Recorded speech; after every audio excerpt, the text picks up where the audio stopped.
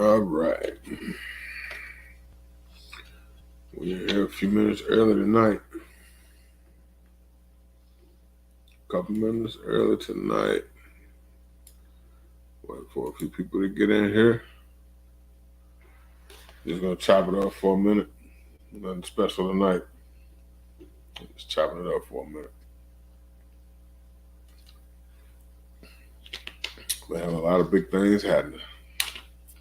A lot of big things happening.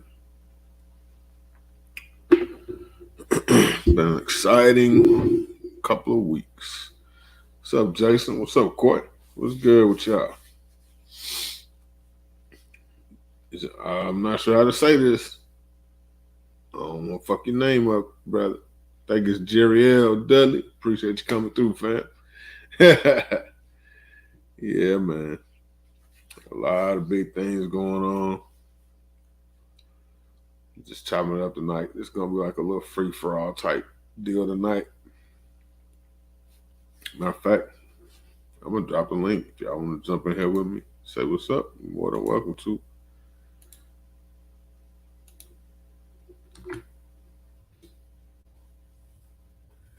It's free for all. Anybody want to come through is welcome. Man, I appreciate you, brother. You know, I do my thing out here, man. Trying to make sure y'all get some good content. Yeah, Sean, I'm mowing the lawn. The weather's actually nice for a change. I feel you, brother. I feel you. I got somebody that I pay to do that. I stay too busy. I ain't got time for it. Plus, I ain't got no more.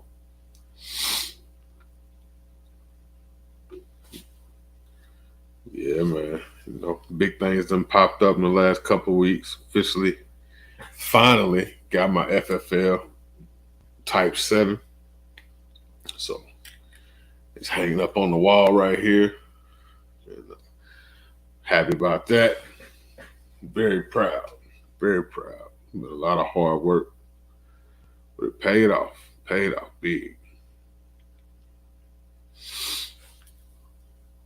Now, been setting up a lot of just trying to get in touch with distributors and set up accounts with distributors. Set up accounts with the people I'm sourcing parts from, getting variances done and shit like that. It's a lot of work, man. I had to set up a lot of accounts with the state, stuff like that. Appreciate you, Jason. Yeah, so it's a lot of work. Appreciate you, Jerry L. I think it's Jerry L. Might be Jarrell. I don't know. I think it's Jerry L though. Yep, that's what I'm banking on. I'm thinking that's what it is. Might just call you Mr. Dudley. But yeah, man. It's a lot of work. Hopefully, the goal was to have a finished production model of one of my guns in Nashville when everybody comes. But depending on how long this variance take, I may not be able to.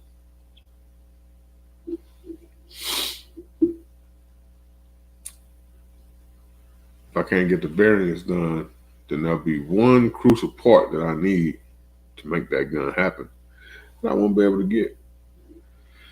So, fingers crossed, fingers crossed.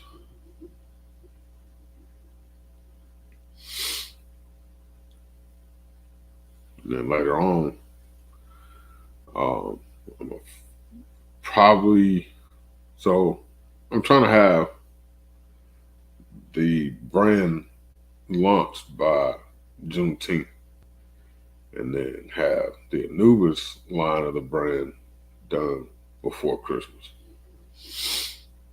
Because the Anubis line is going to be different. It's going to look different.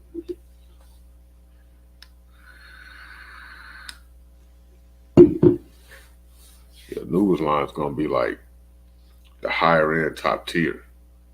This first line that I'm going to release is going to be more the budget friendly. They're going to run probably about 1,100. But the Anubis joints, they're going to be up there a little bit. They're going to be up there. I'm talking about, yeah, price, about 11.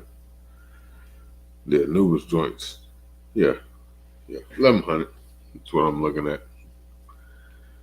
The Anubis joints are gonna be like 17, 16, 17, but they're gonna be totally different from this first batch. Totally different.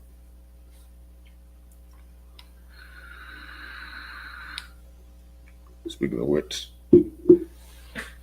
I gotta reach out to somebody about those. And they actually may end up being a little bit more than that because the Anubis line, there's gonna be a black version. You can just get a straight black version. Then there's gonna be a Cerakoted version. I'm not gonna go all crazy and be doing one-off customs and stuff like that because I don't have the capacity to do that. Oh yeah, for sure, Corey. You already know. You already know, fam. You already know.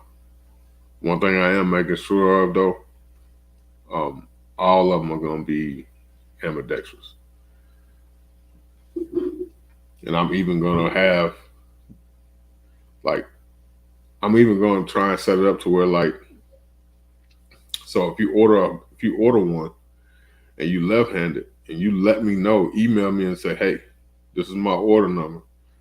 I'm a lefty. I will make sure that you get a lefty upper.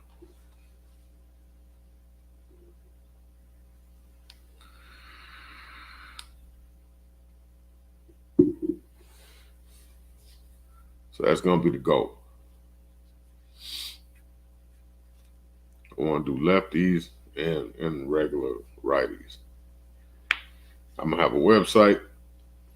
The website's gonna be set up. Working on that now. Working on a lot of stuff right now. I got a lot of pieces moving right now. A lot. Got a lot of moving pieces right now.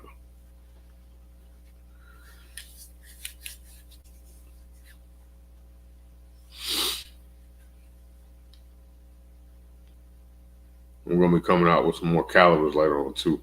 I think I'm gonna do 5 calibers, 5.56, 300 blackout, 224 Valkyrie, 6-part, and 6.5 Grendel. I think them gonna be my 5 calibers. And at some point, I'm gonna throw a PCC in there just to mess with people. I'm gonna do it different. I ain't gonna do what everybody else doing. Man, appreciate you, Coy. I'm working on got a whole lot of moving parts right now, man. Trying to work on boxes and all kind of stuff, man. I didn't know boxes cost that much. Man. What's up, Devil Row? What's good with you, fam? What is good with you, brother?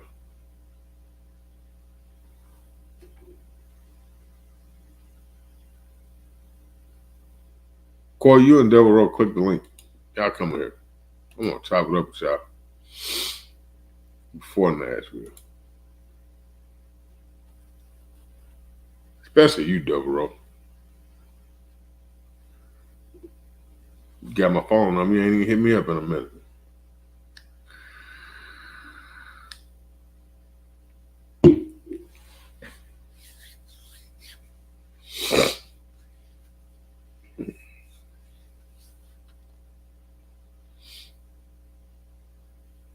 I don't even care about likes tonight or nothing, man. I just jumped on here for a minute. Ain't been too long, got off work. Tired. Just wanted to come in, holler at y'all for a minute. I know y'all done caught some new stuff. Y'all can start copying from me here pretty soon. What's up, Koi Fish? What's up, brother? I am on the road driving, but we good. What's up, brother? Yeah, I see you, man. I see your mirror up there bouncing. What's yes, sir. I'm coming in the middle of the day. up? What's up, Devil Row? Devereaux, what's up, dog? What's up, bro? Man, both y'all, you on the game, ain't you, Devil Row?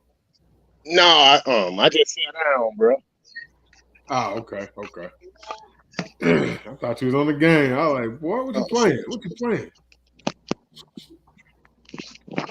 For some reason, I can't hear it. You on your phone? Yeah. Yeah, the phone be tripping sometimes. Hey, No, big on brother. game, bro. Ah, see, look at you. Like only like games I play is like Forza and hunting games. Other than that, I ain't got time for it. Yeah, I be on the Call of Duty, man. Grand Theft I did Auto. that shit in real life. I don't play it. I feel you, man. That's, I feel you. Appreciate your service for sure. no problem, bro. Y'all brothers coming to Nashville, right? Huh? Yes, sir. Both y'all gonna come to Nashville, right? Oh Yeah. yeah, I'll be there. I might have one or two tricks in my bag to bring with me. Ah, shucks. I went out and checked out the farm where we're gonna be at. What's it? It's dope, brother. It's dope, brother. Okay. Yeah, it's definitely dope. Got a lot of steel to shoot out there. Okay. Shit, I ain't shot steel in a while. Yeah. Got steel. Got a 500-yard range out there for us to shoot on and everything. Okay. That's gonna You be bring dope, something bro. Lone Devereaux? Huh? You gonna bring something Lone Devereaux? Oh yeah. So I ain't doing like I did last year, bro. When we went to Houston. Hold on, I can't hear. All right. Shit, when I went to Houston, bro, I took like 11 guns down there. Yeah, see, I might only bring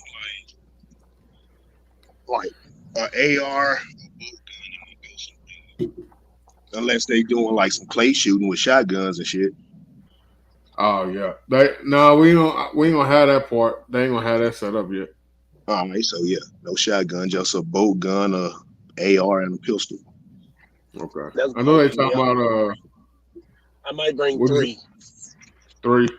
Yeah, I think I'm just gonna bring I'm gonna bring 1, 2, 3, 3, possibly 4. Yeah, I'm gonna say a possible 4th because I got some parts laying around upstairs, Yeah. and they just might magically jump together. You know how that works. Yeah, So, you from Austin, Drill? That's what's up. You coming to are you coming to Nashville, Drill?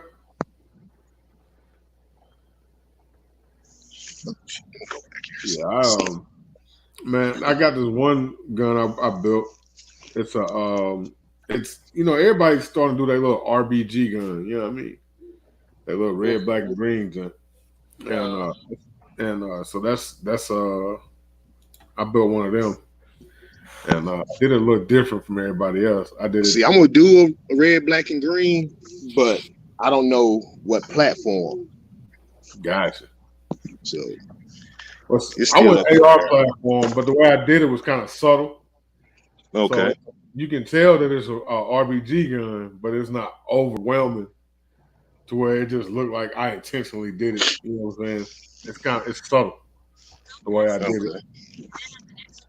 Yeah, and it's got my logo on it too. Okay. Yeah. I'll be looking for it. Oh yeah, it's hard. Then I got this little.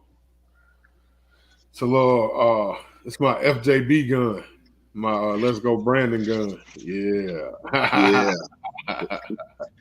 Yeah. So I'm guessing he got one of them triggers in it, huh? No, that one ain't got one of them triggers in it. Okay. Yeah, I ain't playing around with that. You know what I'm saying? I just got in good with the ATF. I ain't trying to piss them off. So right? Yeah, I ain't playing that game, man. If I do one, it's gonna be a Franklin something that I ain't got shit to worry about.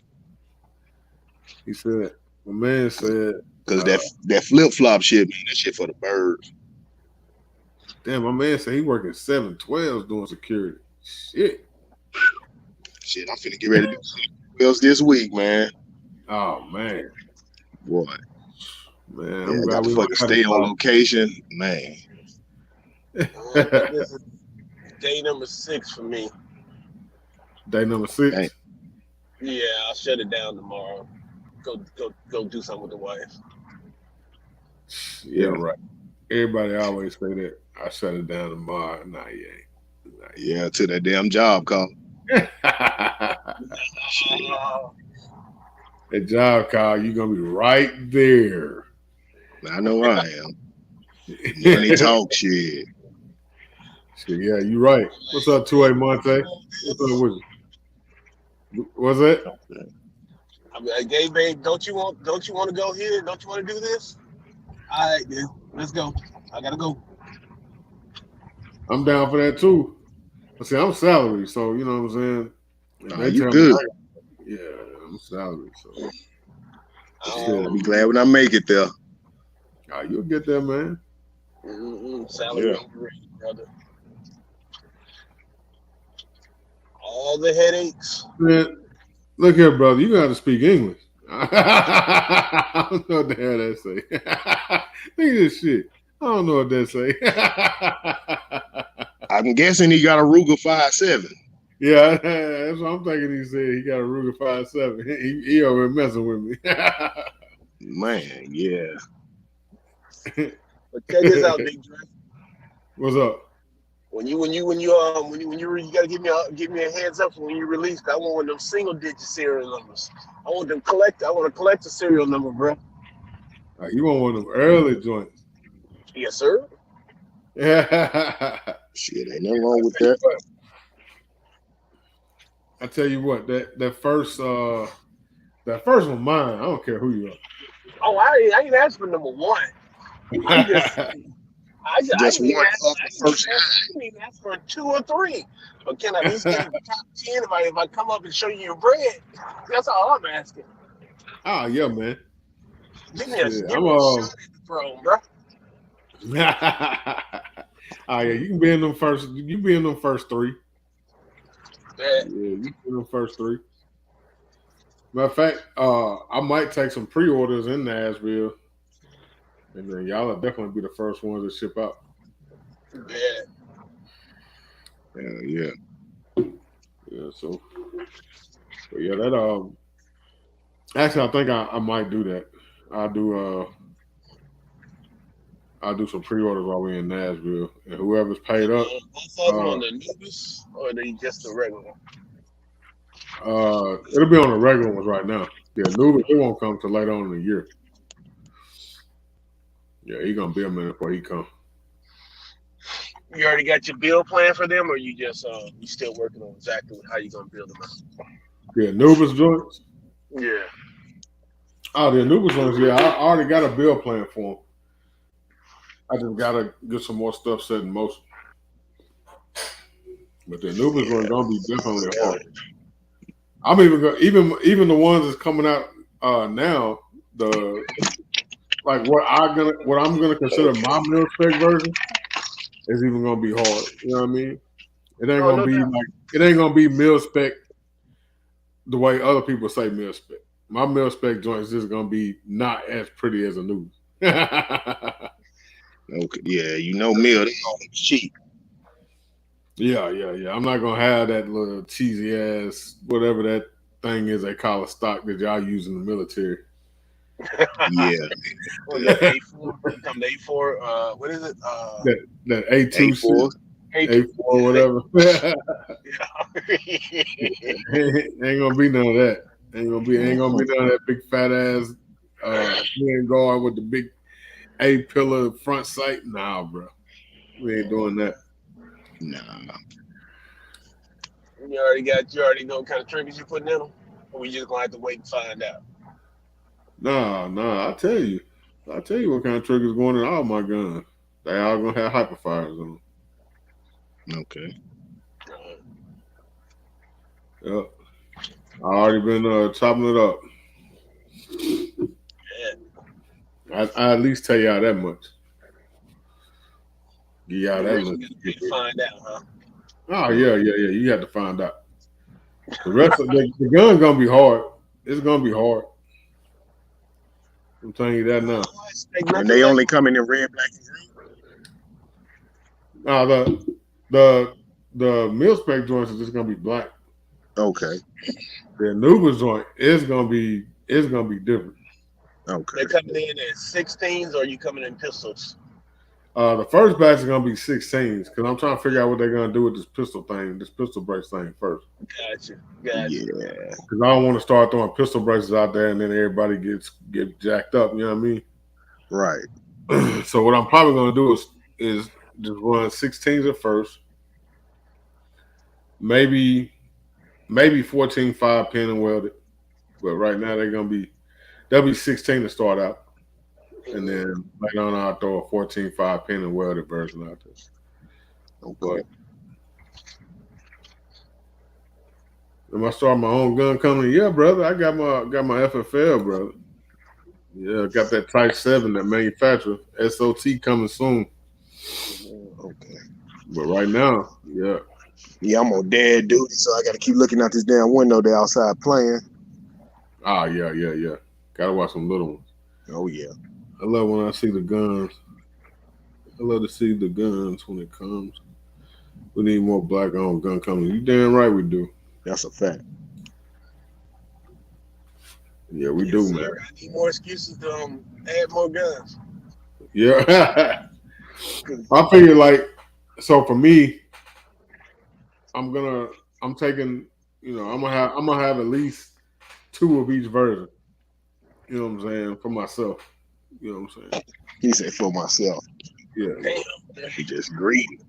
One of every caliber at least. Nah, I ain't gonna say I don't have every caliber, but I guarantee you this. No, I we got the have the first and I have Anubis. I know I have Yeah, man. I gotta have one of every caliber. I cannot build a gun and not have one of each version. What is that? You know what I'm saying? I mean, I can see it. I can't do that. Yeah, I gotta. You know what I'm saying? I appreciate you 2-8. Yeah, man. I can't do it. Everything I build to put out for sale, I gotta own one. You were talking about doing a 6.5 Grindle, right? This dude. Oh, you got to test it. Just go and build you a gun library, man. Oh man, you just don't know, bro. This man, yeah, he said that Grindle, man. See, the 6.5 Grindle is tricky. So I got a 6.5 Grindle. It's sitting right up there. The upper is sitting right up there. And it's a 11 and a half 6.5 Grindle. Matter of What's fact, the farthest you shot with it? Huh? What's the farthest you done shot with it? I ain't never shot it. I can't find no ammo. That's why it's sitting up there. That's what I was going to ask you about. You talking about doing 6.5 Grindle. I like it must be. I was trying to ask you. There must be ammo around you, because I always said I wanted to give me a 6.5 Grindle or do a build like that. But when I started looking for the ammo, I'm like, I'm gonna get a gun I can shoot once every 6 months when I find ammo. Yeah, Right. yeah, it's crazy, man. It's hard though. Like around here, we can't get right now. We can't get any Creedmoor. Can't get no Grindle. I haven't seen 6 ARC in a while. I had 6 ARC got so scarce around here that I just sold my 6 ARC. Oh, damn. That's, I can't hear you. What'd you say, Devereaux? that's the one I was talking to you about shooting coyotes with, right? Yeah. Okay. That joke right there was flip a coyote. Man, I almost hit me on the interstate today. There's a dude on YouTube. He be shooting coyotes. He be hunting coyotes with a 6 ARC. And this dude had a 16-inch 6 ARC. And he was damn near flipping coyotes at 440 yards with that bitch. Yeah, I watched some dude and his wife was out there knocking them down. Yeah, with his little girl. Yeah, and the little chair on side the hill. Yeah. Yep. Damn. Them people ain't fucking around. Boy. Yeah. That's that in Have you ever between shot- rounds. Like stepped up. I haven't what? shot one yet. Man, it's Yoki shot mine, the one I had in Houston last year. And it's like it shoots it's different. It's a different type of shooting experience. It feels kind of weird. You know what I'm saying? It's not like knock you off your feet heavy, but it ain't like 223 soft. You know what I mean? No, I heard it was like it had a little more punch and it was a little bit more flatter than the 223 5.56, right? Yeah, and it's a flat shooter. So like I watched dude shooting a 16-inch AR. He went from 100 to 400 yards, and he only had a 1.5 MOA adjustment between those two shots. Damn. Okay. That's how flat it shoots. You seen that spear? What is it? It shoots a 277, 68 by 6.8 by what is that round? But it's like they I guess they just like stepping it up in between 5.56 and then 7.62 with that round they put in there. It's a 6.8 something. I know what you're talking about. Yeah, Yeah, it's like a new, 277 when they do when they the civilian round or whatever you want to call it, like that 223, whatever you want to call it. Yeah. Yeah. Yeah. I'm interested in trying that new 8.6 Blackout. Oh, tell me about it, because I ain't heard about that one. That's it's supposed to be the big brother of the 300 Blackout. It's supposed to reach out like a Creedmoor or something, but it's like a 300 Blackout. It's perfect for suppressing. Okay. Shit, my 300 Blackout feel like a BB gun. Oh yeah, I love 300 Blackout. I was like, this shit got to be fake. Yeah. No recoil. Like, bro, I can't make this crazy. Yeah, I love 300 Blackout. I built like my suppressor when I bought it. It was specifically bought and purchased around 300 Blackout. Yeah, the one I've been looking at, it is too. Yeah, that's you know what I'm saying. That's my favorite caliber to shoot in a rifle. It's 300 Blackout. Yeah, I remember you said your first Anubis was going to be 300 Blackout. Now the first Anubis was actually going to be 224. Oh, okay. Let me call you back on Baby Climb. All right, bro. Yeah, the original Anubis was going to be 224.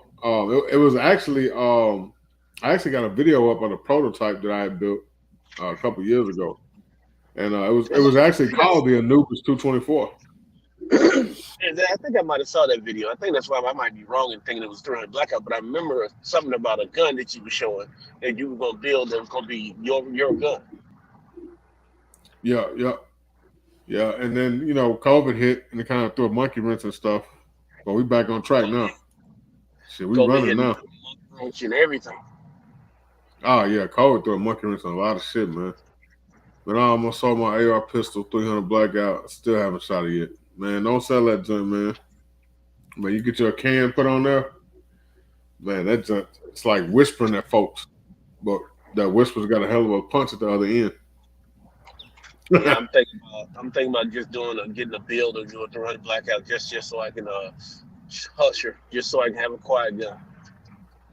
Yeah, that's what I use for my bedside AR is a 300 Blackout pistol. Matter of fact, it's myself too. Oh yeah. Yep. Man, that's it too, man. That thing, it shoots so lovely, man. You know I got one, right? That's right. You do got one. You do got one. It's only like 20 of us that even was fortunate enough to get one. Some days some people just lucky, I guess, bro. Yeah, it ain't too many set twos running around out there.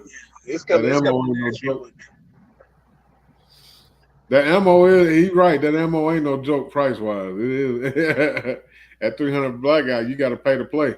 Shit. Yeah, but you can find it. My thing is, you might have to pay to play, but as long as you can find it. The problem is when you're willing to pay, you still can't play. You know what I'm saying? Yeah. I don't mind paying to play as long as I can find the ammo. Because I'm like this: if I build or buy a gun, I know before you even go buy the gun, you should have an idea about what you're looking for as far as to keep this gun running. So you already know what you're in for. Right. Because you're crazy to go buy a gun and don't know how much the ammo gonna cost you. We got it at our store, brother. Man, Monte, click the link. Just jump in here, brother. Man, this is wild. This is a free for all, brother. You can come in here and chop it up with us. Yeah. My partner just got. He just matter of fact, I think he went and picked it up. He got a 338 Lapua. Whew. Now that's some expensive ammo right there. That 330 and the $9 a poor high round. as hell. But like I say, he wasn't. He's you know he's one of my peoples. He's willing to pay. And when the question was, me and he was sitting there. I was like, I said, you got the gun coming? He said, yeah, I got the ammo coming too. The gun beat the ammo here. And we were talking about trying to get out and shoot it this weekend tomorrow or something like that. Man, that little pool, man, that shit high as hell. But you're also talking about somebody with a 50 BG. That's why that type of life he lived. He one of them dudes. Yeah. Yeah, he likes spending $5 I'm around. sorry, 50 MG, and I think he got like 500 API rounds, Rofus rounds and shit. Hmm. Oh, so he's serious with this. Yeah, Yeah. he about that life. Oh shit. Too bad he ain't coming to Nashville. Nah, but he's gonna move with us next year. Wherever we go next year, he's gonna try to show up. So I'm already looking forward to next year. And we ain't even got this one done yet. Because bruh, next year's gonna be bananas. Because think about it. You think about because just like last year, all of us that missed last year was like, damn it, I gotta be there. Oh yeah. It's gonna be multiplied by 10 this year. And what was crazy last year, bro? Last year, dog. It was it was the first one. It was smaller. You know what I'm saying? And size wise, it was smaller. But the way that it grew this year was crazy. Mm-hmm.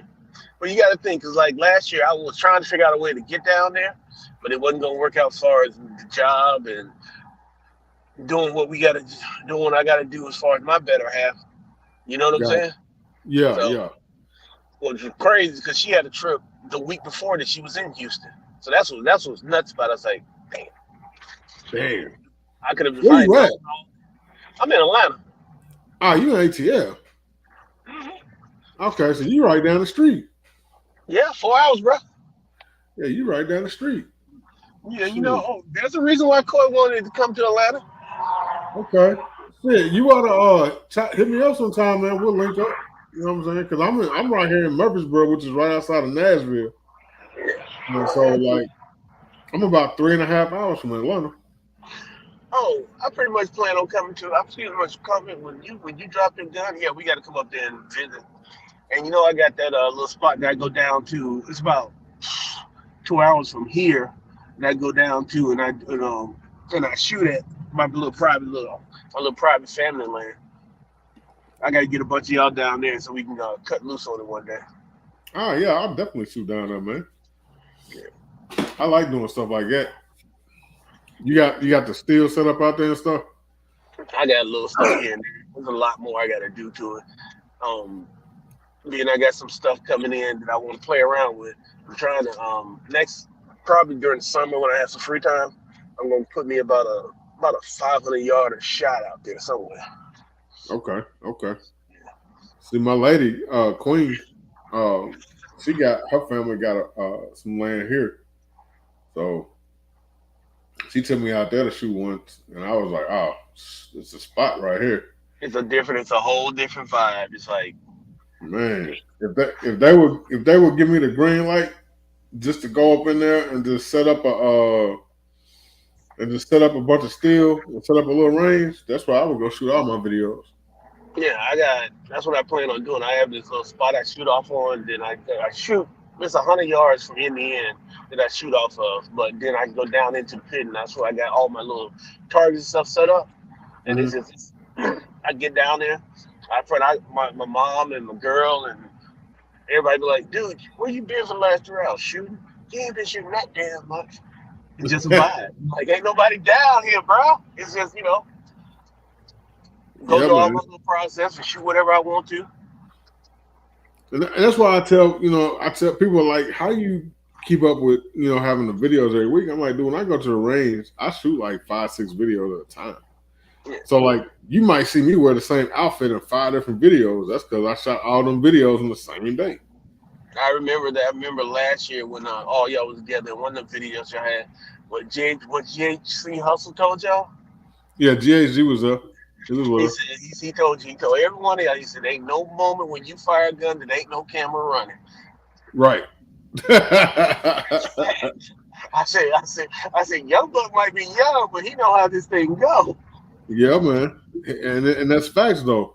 You know what I'm saying? It's like when we was in Houston, there were so many YouTubers there Mm-hmm. that no matter where you went, no matter what you was doing, one of us had our cameras going. Mm-hmm. So As it should be. you know what I'm saying? So like at some points you would see like all of us surrounding whoever was shooting, recording. So a lot of our videos from last year, if you look at them, we all got a lot of the same footage just from different angles. Yeah, I know. I've watched pretty much everybody's videos from last year, and I can pretty much tell you on each channel it was the same shot, but it was the same maybe the same moment, but it was a different vibe because it's from a different person. Right. Just like everybody always say, and it's in the eye of the beholder. That's why it's always so dope with all of y'all. Even though one of y'all might have one of maybe five of y'all might have been there, but still you just can't watch one person's perspective Right. Right. And because everybody else. I Go ahead. still broke out like part of my footage, like in my intro, right there at the end, Hmm. when I was running the FRT joint. You hear Lonzo in the background. Lonzo was the one screaming, "Yeah, man!" I know. Cause that's actually, you know what? That's part of his intro to one of his videos. Yep, yep. Matter of fact, that intro, he had me in the intro for a little while. Me and him was racing Hmm. FRTs. Hmm. The legendary Purple Rain.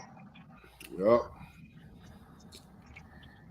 yep, And now man. Purple Rain, I thought about it. I said that's a hood drag car. It give you one good race, then you got to take it to the shop. And that's what happened with Thriller, man. Thriller gave me good little three good runs, and then she shut down. And then I brought it home and I let it sit. It sat for a few months, and then this guy I met was like, "Hey, will you sell me that?" And I'm like, "Yeah, I got rid of that shit." Yeah, because every time I turn around, when it would tell whenever I was getting those FRTs and those basic force reset triggers, they were saying you got to do this to the bolt. You got to get this bolt. Then you got to do this to the buffer. Then you got to, and everybody would keep giving me all these different things that you should do. But then within a few weeks, same person that did this to their gas block come in there talking about some other trick they had to try. I'm like, dude, Yep. it's too much work to keep them things running. Man, it took just to get it going to even get what I got out of it. Took me 6 different spring and buffer combinations. Dang. Yeah, yeah. That shit, man. That shit was a pain in the ass, bro. I said I'll never do one of these funny ass triggers again. I was like, man, fuck them triggers. And then I messed around and bought a head down. It's a well, I didn't buy it. I traded a gun for it. So I had a gun that dude wanted, and so I traded it, and I got the HD9 by Head Down Firearms, and it had the Fostech Echo trigger in it. Uh huh. And what was crazy, so I traded dude my 12.5 inch 224 Valkyrie for it, and I traded him. He took the upper off the 224 and put it on one of his lowers. And he took the upper from that lower and put it on my lower that was on the 224. Brought it to our range up here at work. First round that came out the gun completely exploded and blew the upper into pieces. Right. He took a 224. No, he didn't cross the rounds. He was running some um damn, what ammo was that? Aguila. He was running a Gila 5.56 ammo. And he had swapped the uppers, the 5.56 upper and the 224 upper. He swapped them. Oh, okay. And the first round of that Aguila, he fired through his upper. It exploded. So he fired a 5.56 or a 226. Or No, he fired a 5.56 to a 5.56. oh damn. But it was just weird because he just swapped the uppers, and his upper on his 5.56 exploded. So what they were looking at was the bolt that he was running. I think the bolt that he was running may have been a little bit out of spec or not heavy enough to run that Aguila ammo. But the left side, the whole left side of the upper is completely gone. The whole thing is completely gone. Damn. Like somebody took a Dremel and cut it out and took it off. Why you like And the the bolt, 224 Valkyrie over say a 223? the 224 Valkyrie's got way more range than a 223. Like 224 Valkyrie out of like an 18-inch barrel, it's still supersonic Yeah, at like 1,100 yards. I got you. But you don't shoot far. You already said that. I will shoot far, man. There's not a whole lot of places around here to shoot far like that without having a membership. Got you. Yeah, like around me. So the three ranges I got within an hour drive from me that you can shoot any type of distance. One goes to 300, one goes to 200, and then the other one it'll go out to 500. But to really get some range, I have to go to this place called Strategic Edge, which is about 45 minutes from me. But you have to be a member. It's members only. I think I seen them on some people's. Is that mile shot up there? No, that's at that's uh Dead Zero. Oh, okay. Yeah, Dead Zero. I think they got a mile shot. No, it ain't Dead Zero's got the mile shot. They go out to like 1,200 or 1,000. The mile shot. You talking about from that Palmetto State Armory thing? Yeah. No, that was in South Carolina. That's at the range that shoots at. Oh, okay. They That were was they, a they were that slinging that. event. What was it? 6.5. They were slinging 6.5s out there. I'm not sure. I didn't even get to go do the 1 mile challenge while I was there for that event I because think they were shooting. I I think it was went. a 6.5 Creedmoor they was out there slinging. Okay, yeah, because I went for media day, and then after media day, I went down to Myrtle Beach for a couple of days. So I was in Myrtle Beach when they did the mile challenge. I wanted to do it, but I was in Myrtle Beach. I started to drive back up there just to do it, and I was like, nah, that's 3 hours. Yep. Nah. Just But because you in it was South Carolina don't mean it's all up the street. man, it was actually dope down there, man. That Palmetto State Armory store is dope. Well, I can imagine his home base. Yeah, well, I mean, they got Palmetto State Army stores down there is like Waffle House. They everywhere. Yeah, I mean, I always say I was going to take a ride up to Greenville because there's one in Greenville. It's like Greenville's like about a couple hours from here. Greenville, So, that's the one I did the video on. oh, okay. Yeah, that Palmetto State Army video. That's where I was at, the one in Greenville. Yeah. Yeah, it's a dope store, man. That's why I got the upper for this Let's Go Brandon gun. All right, let me ask you a question. Have you ever tried taking one of their uppers and taking the handguard and everything off of them things? You talking about the ones with the 2-piece hand guards? One of their Palmetto State uppers. But which one though? You talking about the one with the 2-piece hand guards or the one with the regular M-lock hand guard? I want to say M-lock handguard. Yeah, I've never tried to take one apart. Man, The only I PSA have one. gun I have, the only one I have is my KS-47, and then now this gun, and I built the KS-47 myself. Got you. because it was some years ago. I went and got an upper from them, and I was like, I'll just strip it and put everything on it myself that I want. I basically just wanted the barrel nut. You know what I'm saying? Right. And man, I had so much a headache. I said, "The hell with this! I just leave it as is and build everything around the lower." Yeah, I think they didn't improve their quality since then though. They didn't upgrade a lot of stuff because the stuff they had out there at the gathering, I hadn't never really shot none of their guns except for my KS-47, and the stuff they had at the gathering, dude, it was dope. Like it shot really well. I was like, oh okay. And then I shot that what's that pistol, the dagger. Yeah, I did that review video on that, and that actually shot really well too. You know what I'm saying? I like it a lot too. it's what, $299, three But hundred the dagger, dollars.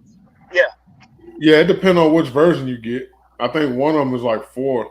It's like four and some change, but that's the one that's got like threaded barrel, suppressor height sights, optic cut, all that. I think from what I'm hearing though, all of the daggers are going to be coming optic cut from here going forward. as most guns. I mean, honestly, manufacturers pretty much. I give it a maybe 2 years. It's gonna come down to most everything's gonna have optic cut on it automatically, unless it's just specific for. You know what I'm Yeah, saying? Weston's already heading in that direction. Yeah, yeah. Weston's already heading in that I'm the dude with. I got what, 4, 5? I'm trying to remember. MMPs. I got all of them in Dre. They basically all the same gun, just different versions over the years. Yeah, The I got 2.0. I got four 4-inch 2.0s. Don't ask me how and why, but it just ended up that damn way. yeah. I got the 2.0, 3.6. I got two of the Shield EZs. One is a 380, one's a 30 Super Carry. I got the 10 mil, and I had the CSX, but I sold it to Scotty 2Ts. You didn't like the CSX? No, I love the gun. I love it. But look at these big ass hands, bro. Oh, I understand.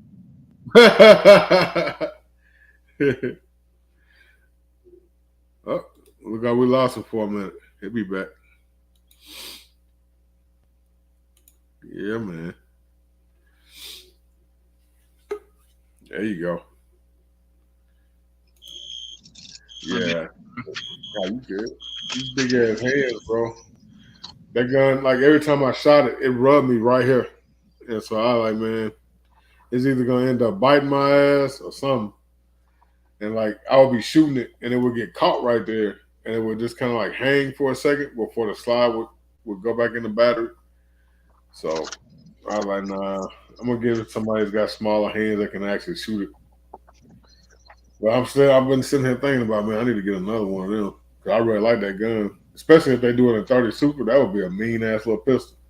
How much bigger? How much smaller is it compared to that? You see, you got 3.5, 3.6 MMP. How much How much smaller is smaller? what? That what's it called? CSX. Oh, that gun tiny, my dude. That gun little as hell. Have you ever seen a Taurus GX4? Yes. It's smaller than that. Oh damn. See, I was thinking it was more like a short, stubby shield as far as the grip on it. You know what I'm saying? Nah, it's about. It was. It was about the size of the GX4, but the slide was made more like a 1911. What's up, Norwood? But it was made more like a 1911. You know what I mean? So like, it was weird. But it was tiny. It was little bitty. Like when I put it in my pocket holster for the GX4, Mm-hmm. it was like loose in there. It wasn't even like a tight fit. Oh damn. Yeah, that's not tiny, man. It's a little bitty. It's a little bitty, but it's a dope ass little gun, man. It shoots real good. Don't have a whole lot of recoil. It's real smooth, man. Once you put that, I put some of that Wilson Combat grease in there, Mm-hmm. and that thing was buttery smooth, man. and the capacity, you figure you get an 11. I think it was 11. It was a 10-round mag and a 12-round mag, I believe, and that little bitty ass gun. And you think if that's 30 super carry, you're gonna add another like 2 rounds to that.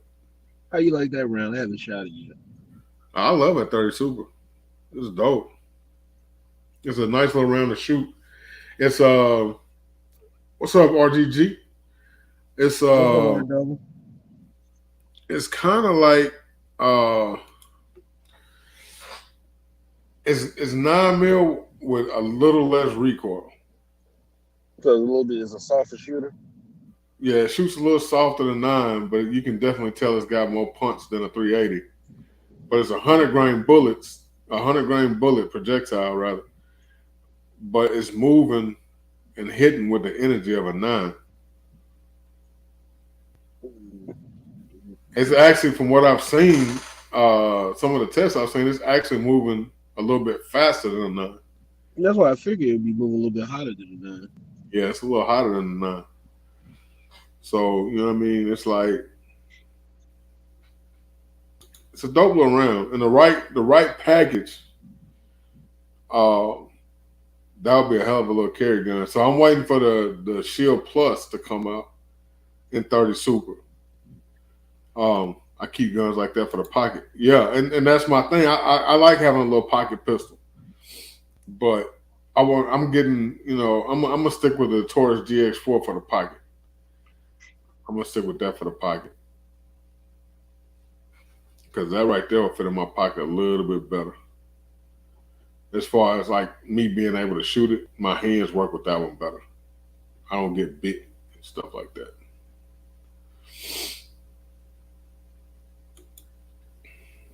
Yeah, man. That's when Bro, I'm touching that screen. Every time I touch it, my damn big ass hands hit the wrong damn thing. But see, this right here, like, there's not much difference in this and 9 mil, man, size wise. It's a little bit skinnier, but it's actually a hair taller than 9 mil. Just a little bit. It's just a little bit taller than 9 mil. So it's kind of like the 5.7 round, kind of more longer little round projectile. I don't know how to describe it. So like you see they side by side. Mm-hmm. And you see the casing is taller on the 30 Super. But the 9 mil is thicker. The 9 mil is thicker than the 30 Super. Get it turn around. So it's like it's thinner. It's a little bit thinner, but it's a little bit taller. But it's slapped though, and it's accurate. It's real accurate. You say it shoot a lot softer too, right? Yeah, it's not a huge difference, but it is a little softer. No, well, I guess it's 380 shorter than 9, but it's still the same diameter. All 380 is a short 9 millimeter. Like a neck down 9. Basically. I mean, in German, it's called 9mm Kurz. The 365 is small. Yeah, the 365 is small, but I don't like shooting the 365 nowhere near as much as I like shooting the GX4 or the CSX. I like both of them. Double gonna fight you over his gun. Huh? Or Double gonna fight you over that damn Sig. I don't care. Shit. Fuck Sig. Sig be using their customers for guinea pigs and shit. Matter of fact, when I was at the gathering, I walked right past the Sig booth. I didn't even stop. Walked right past them. And they had all their new guns out there, but I didn't even want to go over there. I hear people having a lot of problems out of that new 322. Oh yeah? Yeah, there's a dude, he dropped a video, and the title of the video is 322 is full of problems. So, You seen that? You seen that they got the spear. If you got 7 racks, you can get your spear. If you get 7 what? You got 7 racks, you can get you a spear. Man, I'm That not paying 7,000 for nothing from them. that new no, it ain't AR. It's an MCX spear. That's what they call it. Yeah, I think that's ain't that the military gun they built? Yeah, Yeah. That, they're gonna go ahead and release the civilian version. they can release it. I ain't gonna have it. I won't even pay 700 for one of their guns. Damn, so I'm gonna pay 7,000. Damn, bro. Yeah, I'm hard on them, brother. I'm hard on them, man. It's like, and that's why when I do my videos, I only like when companies send me stuff to do videos on, they have to understand up front that if I don't like it, I'm gonna tell you I don't like it. I don't care who get mad. It's my opinion, my experience with it. If you get mad and get butthurt, then I'm sorry you're a fanboy. It's on you. It got nothing to do with me. But that's the way it should be, bro. Yeah, you know what I'm saying? But All right, bro. You did 13? Okay. So, you know what I'm saying? I'm going to give you my personal experience with it and my personal opinions on it. I don't care if you gave it to me or not. I'm going to speak it like it is. So some companies, man, have like sent me stuff and then I bashed it and then now they won't fuck with me no more. Because I'm not going to give you a good review just because you sent it. You're going to have to earn that review. I got a company right now. I've had their products, been testing them out for a couple months now, a few months, about 3 months actually. I got 2 holsters and a belt. And they be hitting me up all the time. What's up with the video? What's up with the video? You gonna get the video. Now after the video, you probably gonna take away the discount code. Oh damn! You probably gonna kick me out your affiliate program, but you gonna get it. Damn, Dre. I'm just being honest, man. You gonna be bloody about it.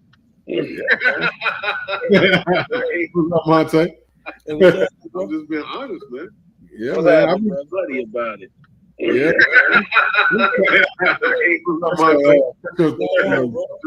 That's your YouTube off, Monte. Hold on. I don't even know how it's going. Oh, I see what you're saying. There you go. You get me? There you go. Yeah, man. When I do review videos on people's products, dude, I'm savage, bro. Like I had this little Chinese company send me a flashlight one time. They was like, "Hey, do a video on this light. It's a great light. You'll love it." Man, I opened the box. I'm like, "Man, this piece of shit, man." And dude, he kept hounding me. I was like, I was gonna be nice and not even do the video. He kept hounding me about it. I was like, okay, here it comes. You gotta think though, man. When you get these reviews, some people gonna go buy it based on what you said. Right. You know what I'm saying? Exactly. So at the end of the day, you want to keep your integrity. You feel me? And when you say something good, when people go get it, they expect that. Right. So hey, being honest, that's the best way though, man. You know what I'm saying? And then, there's certain guns that people get butthurt that I didn't talk shit about. But my personal experience dealing with them firearms, it is what it is. I ain't gonna lie. Like I got the SIG P320 X Care. You know what I'm saying? Like it's pretty straight. Like I ain't, this is my first SIG though. Like, so I ain't buy no other SIGs yet, but that's the first one. But it was pretty straight though. I switched it the lower for the Wilson Combat grip for it. Yeah. I like that one. I ain't gonna lie, I like that gun. But I don't like SIG as a company. So I won't buy nothing from them. Oh man. Hey, cold-blooded. I don't like them as a company. I won't buy nothing from them. I ain't never reached out to them to do no videos, get no products, nothing. Because I don't want nothing to do with them. Man, well, I must have missed something, bro. I might have to do some research or something. Yeah, don't mess with SIG, bro. Man, the defense dad said he wanted a CSX until he shot one. He's gonna check out my video. I like the gun. I love the way the gun shoots. I like everything. I like the design of the gun. I wish it was a little bit bigger. a little bit more bear paw friendly. But other than that, I like it. What's up, Chris? Chris from the 740. Man, y'all go support them brothers, man. The Fans Dad, Chris from the 740. Anybody else that's got channels out here? I'm not sure who all got channels out here. Regular Gun Guy, all them cats, man. I think 2A Monte, you got a channel. Yeah, I got a channel. Go support 2A Monte TV. Yeah, I go support all these cats, man. But yeah, I just can't. I can't go out here and sandbag for these people, man. Like there's some guys out here, you drop them a check, and they'll be like, "Oh yeah, this gun's fantastic." You know what I'm saying? You need to go pick one up, whatever. Say whatever you want. They'll read the whole script. But because they're afraid to go back to a real job, brother. man, right, you get it and it won't even fire. Right, and I'm the type dude. You know what I'm saying? I grew up a grimy hood dude, so I'm like, shit. Fuck it, I'll take my 9 to 5 and keep my integrity. You know what I'm saying? Mm-hmm. If I watch your channel and every single video is a good review on everything you review, then that lets me know it's like, oh, okay, so you pay, they paying you for these videos. They paying you for a good already know. You know what I'm saying? You can pay me and say, hey, I want you to say this, but I'm not gonna say that. you can send me the product and say, hey, I want you to say this, but I'm not gonna say that. Yeah. I'm gonna give my honest review. I don't care what you think about it. If you get mad, you just get mad. If you stop messing, I agree with that. I agree with that, man. Because like I say, man, you ain't trying to, just have anybody going out there spending their money, man, on something that you wouldn't. When you cut that camera off, you ain't gonna touch that again. Right. Exactly. And you know what's funny? You screwing over the people that got you the sponsor. That's what's crazy about it. Exactly. Right. And I'm not with that, man. My man said the trigger felt like a dumpster fire to me compared to the Shield Plus. Yeah, the trigger on that CSX, it's not the world's greatest trigger. You know what I'm saying? It's meant for one thing, to be short and quick for you to be able to get rounds down range. To be fair, that Shield Plus he talking about, the new Shield trigger. Yeah, that might be the best Smith & Wesson trigger they ever done.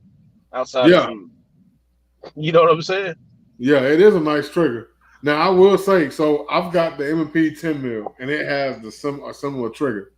It's still not. It don't feel the same, do it? And I will say that the 10 mil trigger, and I said it in my video, which y'all probably have. I don't know if it dropped yet or not. The 10 mil, I think you did it.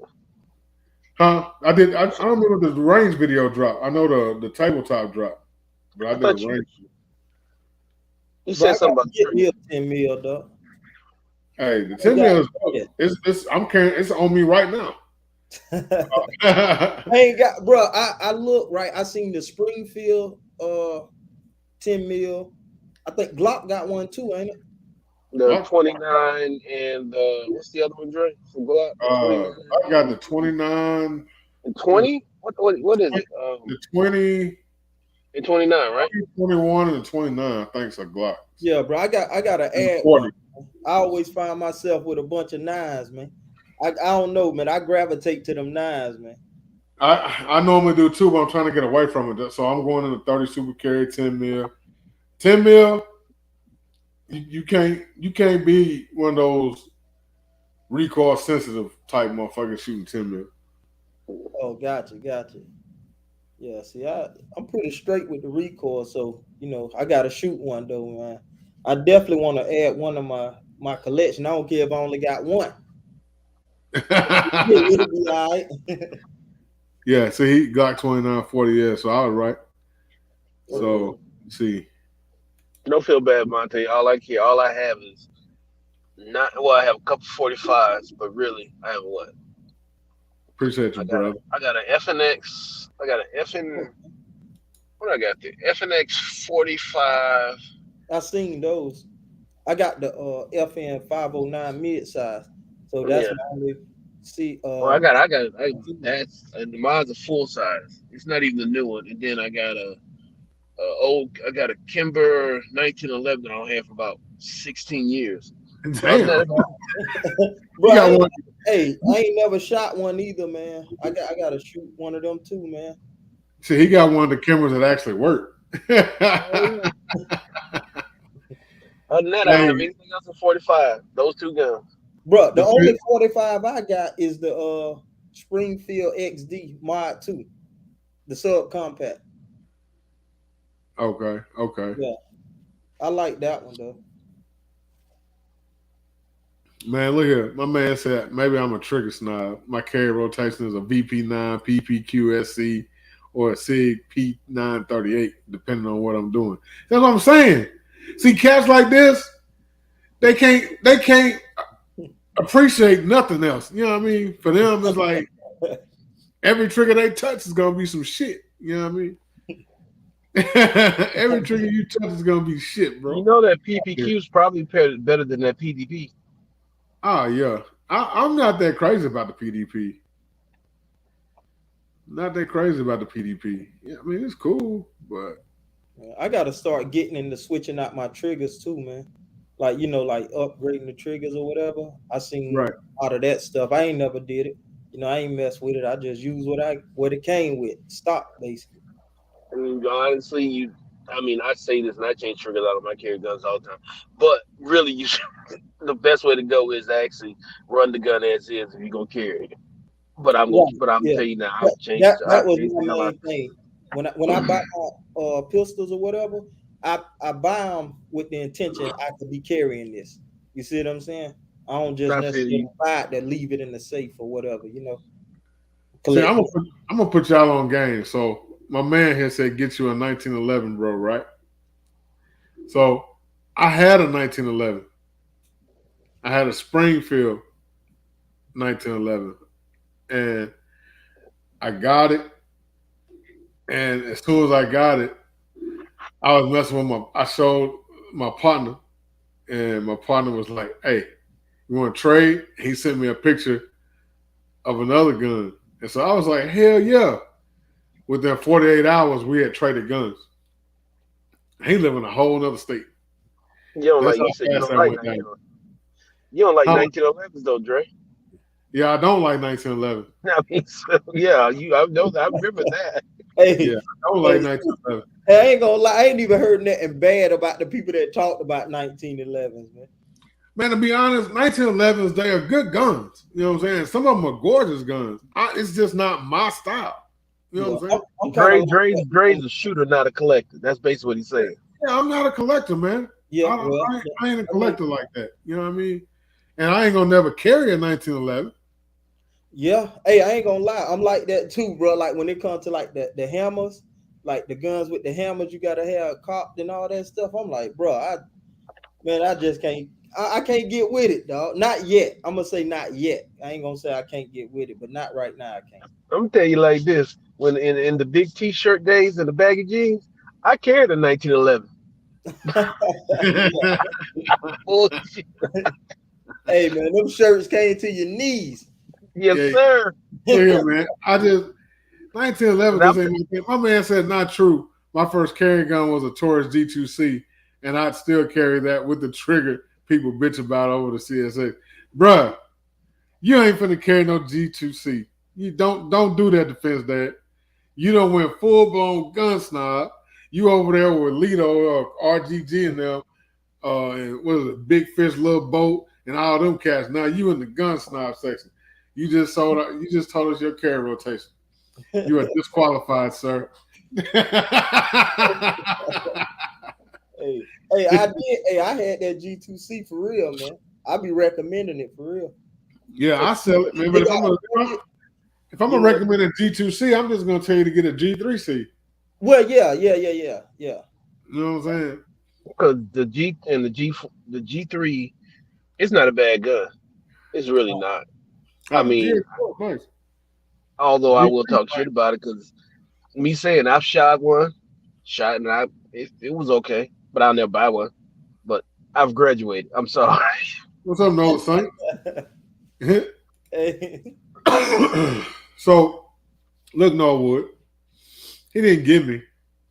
he sent me a picture of something I was wanting, something that I couldn't get my hands on. And you know what? It's right here on my hip. I traded my 1911 to Big Zach for this Smith & Wesson 10 mil. Fat guy with guns. And then he used that 1911 to get the white cannon. Hey, he loves mechanics though. Yeah, he the king of mechanics, man. Yeah. I got one of them too. Yeah, man. And to be honest, I sold my cannon. What? Yeah.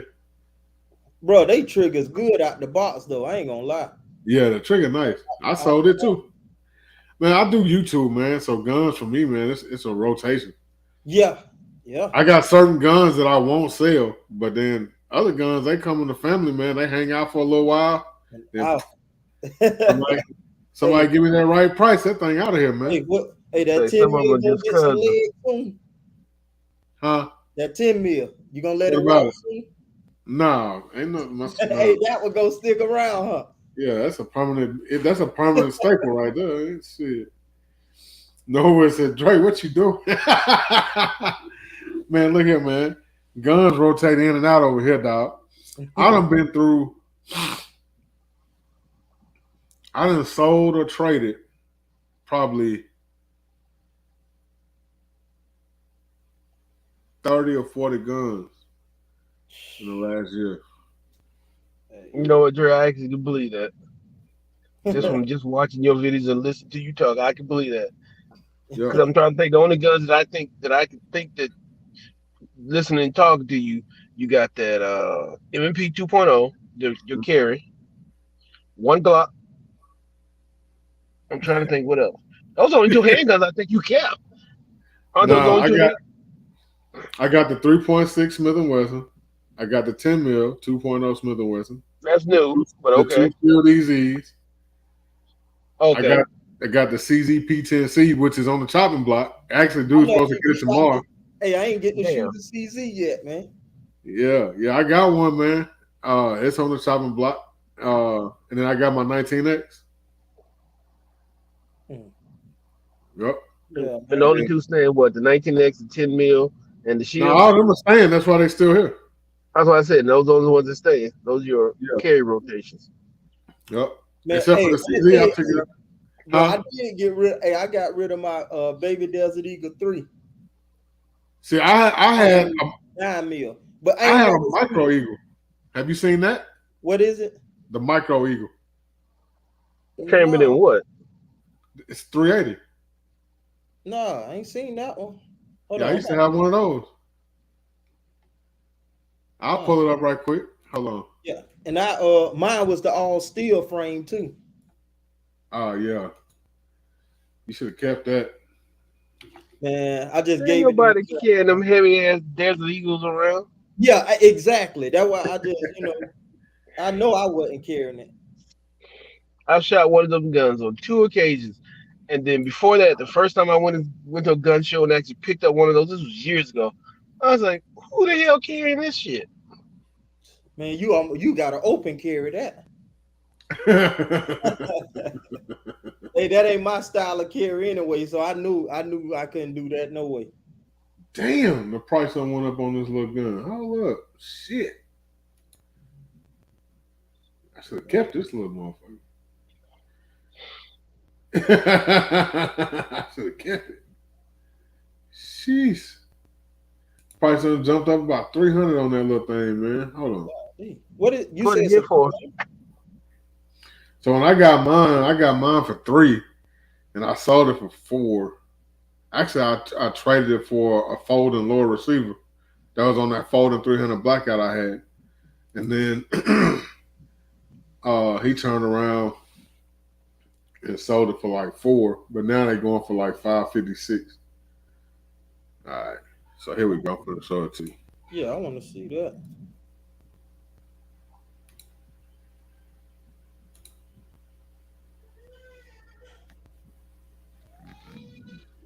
That's the Micro Eagle 380. It looked Oh, like something. It looked like a that look crazy. Yeah, man. And it actually says Desert Eagle on the other side. Man. Yeah, that's it right there. Yeah, but that's straight for the pocket. Oh yeah. It's straight. It's a straight little pocket carry. That Joker, it's smaller than the CSX. That Joker, tiny right there. I was scared to shoot it because I knew I was going to chew my hand up shooting it. It was so tiny. Man. is it snappy or is it just small? It's snappy as hell, and they don't have nothing to protect nothing. Like if your meat in the way, your meat just in the way. Oh damn. And when I gripped it, like because my hand's so big, when I was gripping it, all around up in here. Let me see. All this right here, Mm-hmm. I had hand all up in here. Yeah, nah, man. I can't carry nothing like that, bro. So Yeah, it just chewed. You just chewed your hands up. yeah. So I like, nah, you got to go, little homie. You out. What Man. what the uncle say on that dance movie with Chris Brown and them? Oh, 3 strikes, you out. That joke was out of here. Stomp the guard. That's what it was. Hey, forget that, bro. Hey, that never would have entered the collection. I had to, man, just because it was unique. You know what I'm saying? Yeah. I had to. Man, I gotta try that CZ, man. I gotta try to find one to shoot on, man. Let me see. My man said we won a Canik Mete on RGG donation Friday. Ah, yeah. That's what I had, that Canik Mete. I love the gun, man, but it just wasn't for me, man.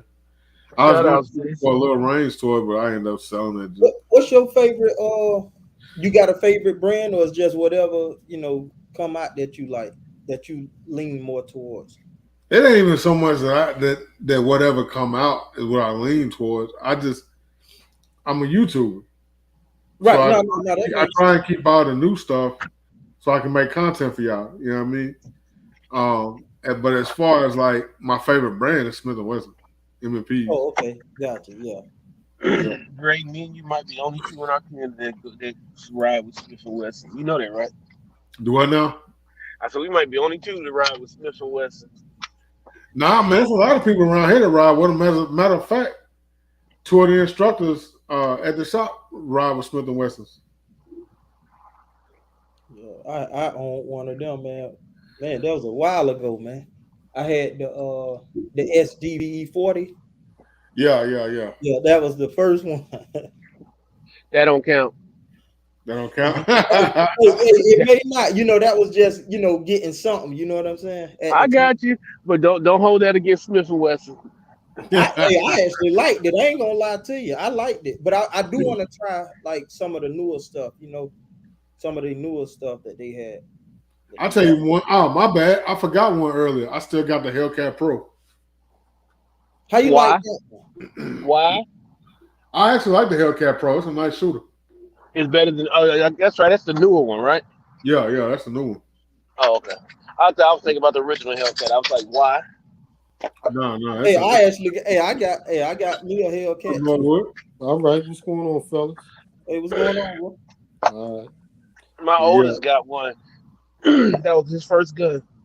Yeah.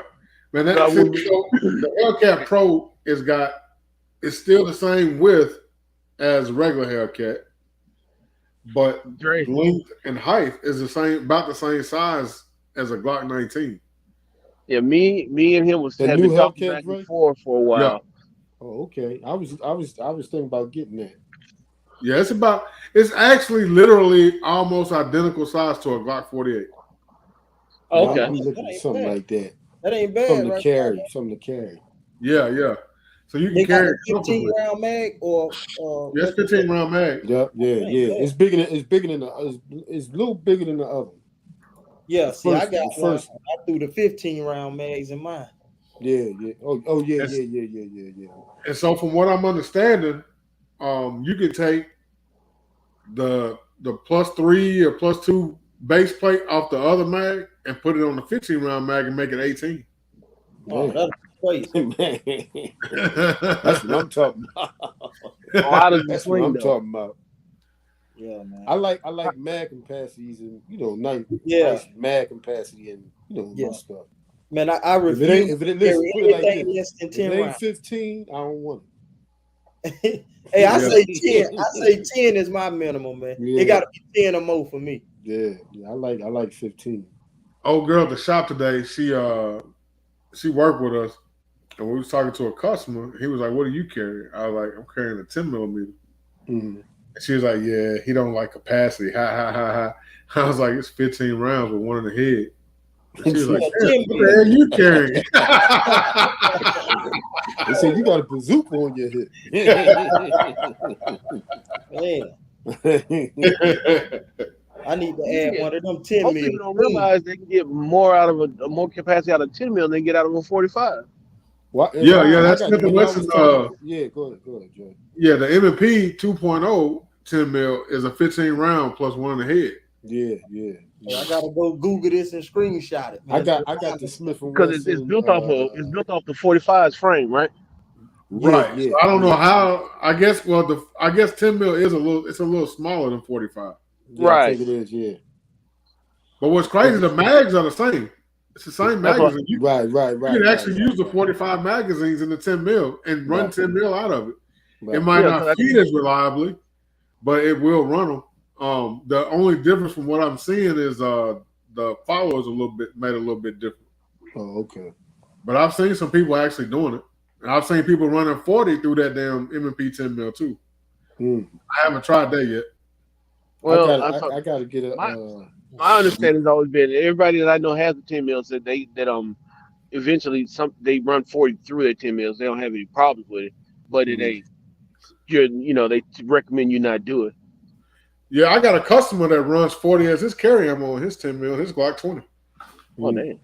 So is the 10 mil is it full size? Yeah, well, is it a full size fire? It can be. It can be. The Springfield, I think don't they got a compact version of the 10 mil? Oh yeah, they do. Yeah. The XD. The XD. Well, mine is considered a compact version, but it's full size. Yeah.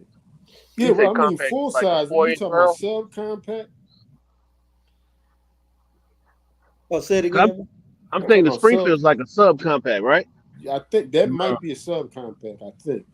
Yeah, the Springfield's a subcompact. Yeah. That's what I'm talking about, man. I like how that look. Yeah, big ass bullet. Yeah, that's it. See, they big. They big like the.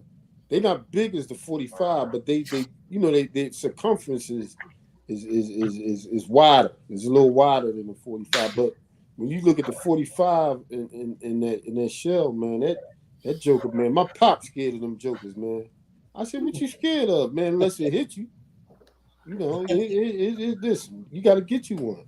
I got the one, the MMP 2.0 and 45, but I don't shoot it no more because I got to change the trigger out on it. The trigger is trash, man. Which MMP? Apex trigger and put it in there. And them Apex triggers in the M&P, man, they changed the whole damn gun, bro. It's like shooting a completely different gun. Yeah. That trigger it come with, man. I'm shooting. I'm like, wait a minute, because when I first got it, I didn't care. When I first got it, I didn't care. I wanted it. I got Apex. I got Apex triggers in 2 of my 3 compacts. But I mean, with that 45, man, I need it for that, but I wanted to get another one for my backup for my FN, and that's cool. I'm not worried. That trigger in that 45 and that M&P is, man, I swear, I wanted to get rid of it. You want to get rid of it? Like, man, I'll go to the range. I said, this something don't feel right, man. I was talking to my wife. I said, man, this thing feel like I got a 14-pound trigger in it, man. Damn. Well, yeah, is it 1.0? But see, the trigger in the 10 mil is different. The trigger in the 10 mil Smith & Wesson 2.0 is like the trigger that's in the Shield Plus. Oh, okay. And it's a flatty, right? That's new. That's new though, Dre. That's right. An all around new gun though. Yeah. It's got that flat face. Cause that's why I ended up with a new 2.0 compact because it came out with the flatties. Yeah. Yeah. I like that, man. I got to change that, man. I don't put it back in the box and everything. I don't touch it until I get that Apex trigger, man.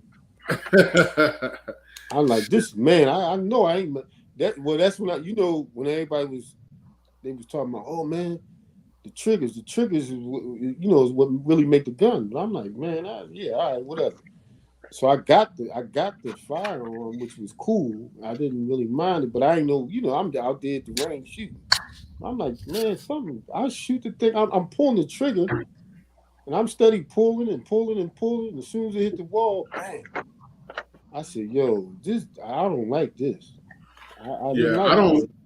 I don't like the stock M&P triggers on the original 2.0s, but they're supposed to be starting to transition to this trigger. They did. I seen the new 45, like y'all was talking about the 10 mil, and that Smith and Wesson. That new 45 is like that too. Like the new 10 mil. It has a new trigger on it. Yeah. I hope all of them start coming optic cut. Some of them do. Yeah, some of them do. But that needs to be the standard. You know what I'm saying? Because I'm starting to get into the optics now. So that's something I want to continue doing. If somebody needed, man, I got some shotgun ammo over here. I don't need it. I don't got that shotgun no more. I got rid of it. Yeah, Dre. Of course. Of course. You make it seem like you ain't got nothing, man. I still got plenty of stuff. I mean, I know you do, but I'm saying. No, tell him to show you his workbench. You'll see. Dre said, hey, this is a fire, so I'm getting rid of everything. What is 12 gauge? 12 gauge. Oh yeah. Yeah, so I might get. What is that black aces? Yeah, some black aces, black aces, and I forgot what this other one is. It's tactical home defense rounds. It's Brinky. Oh, okay. The Brinky or whatever. Yeah, it's slugs, man. Oh yeah. You got rid of the shotgun. I thought everybody would at least have one. Everything, man. It don't last long. And it's funny because I sold it to the store I work at, and it's been sitting there for a few weeks. And this old dude came in and bought it tonight. Oh yeah. And I was thinking about buying it back too. What shotgun was that, Dre? I had that Black Aces Pro. Oh, okay. The wood stock. Yeah, man. I told y'all, man, like, for me, guns are, you know what I'm saying? I got my collection that's for me. You know what I'm saying? Right. Everything else is for y'all. You know what I mean? Once I get my videos out of it, I might hold on to it for a little while, and it's out of here, man. Yeah, but see, Dre, you don't do a lot of well, you do pistols, but you build a lot of your stuff though, right? Yeah, my ARs, I build my ARs. Even like my head downs, right? I built them except for one. Mm-hmm. They gave me one, right? But I built the rest. I gotta get into that too, man. I want to build one too. I want to build me one, man. Yeah, I want to build one too. I want to build one. So I'm the opposite. I won't build another gun. You know why? Between Billy and Dre, and y'all keep on. Yeah. I ain't gotta build no more guns. Yeah. That's all you had to say. That's all you had to say. Look, they don't stop building. No. They don't. Why? I ain't gotta go. Look, Corey. Every time you see him, is what they call that what they call that unboxing. Pretty much. They always got an unboxing. Yeah, man. So if y'all notice, I do an unboxing. Yeah. I usually do a range follow-up video, and then a lot of times I'll do a final thoughts video. Right. You know what's fun, like especially with ARs, building rifles. If you ever pay attention, I can't think of one AR that Dre did build himself or built or put together 80% of it. And I'm like, okay, you reviewing who gun? That's why I don't. That's why I really don't do rifle videos because I build all mine. So it's like you got your hey, 7. Hey man, you could give somebody the game, bro. Hey man, you want to look how to build something? You know, see, You ain't been doing that on YouTube. I thought about doing a build video. oh well, yeah. You ain't YouTube gonna. ain't got that ride, so I'm gonna have to do it on one of the Yeah, other I'm about to say you ain't doing it. Yeah. YouTube ain't gonna let that ride, bro. They're gonna shut that video down immediately. Hey, look, You can catch some. You can catch some of them old videos from a couple years ago. That's it. Yeah. They cut. Yeah. They cut. They'll cut my head off. YouTube's like, oh, you don't went fucking crazy. They said, "What are you putting together, car?" You start with the little pieces. Like, wait a minute. Let's wait till he get almost halfway, and then you be done. But they look at the video, say, "Wait a minute, this dude done built a gun on no, we got to shut it down." You gonna click that link. Video no longer available. That's what's gonna happen.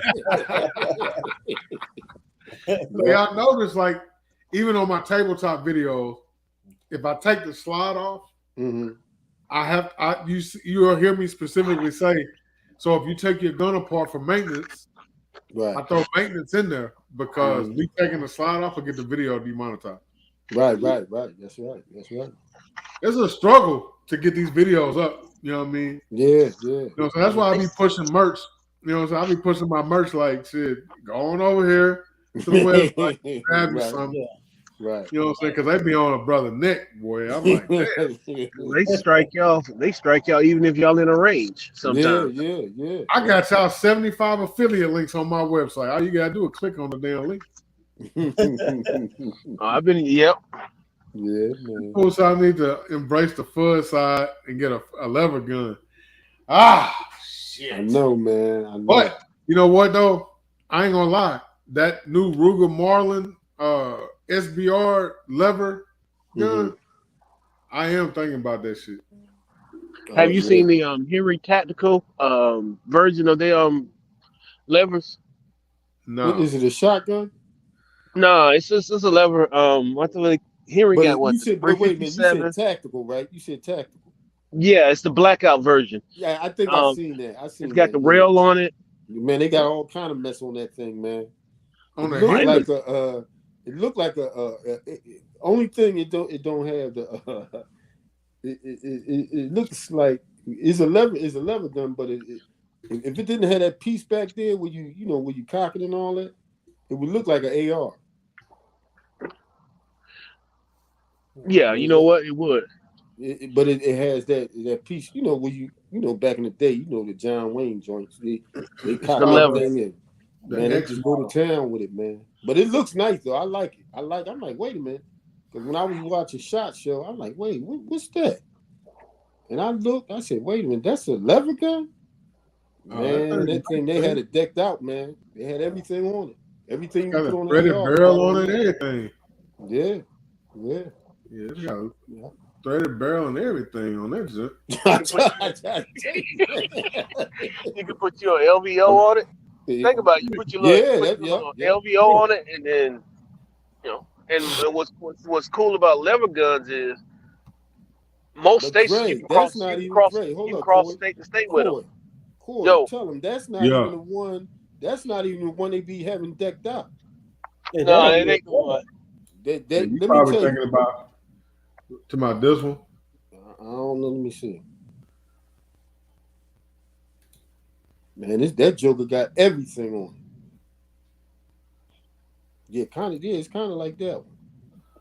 It's got the rail for the light on the bottom and everything. They got it. Look, no, they keep bringing it back to this one. When you see this Joker, man, you be like, man, you be wanting to get it. Is that something that they did to it? Well, they put the stock on it. They put the tactical stock on it. They put the tactical. But it's no wood. I don't think there's no wood on it. Is it, Corey? No, it's all tactical. Yeah, that plastic or polymer, whatever it is.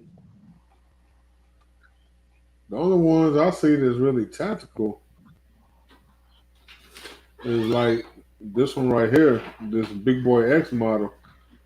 You ever I mean, see it? Watch. You said you was at SHOT Show, right, Dre?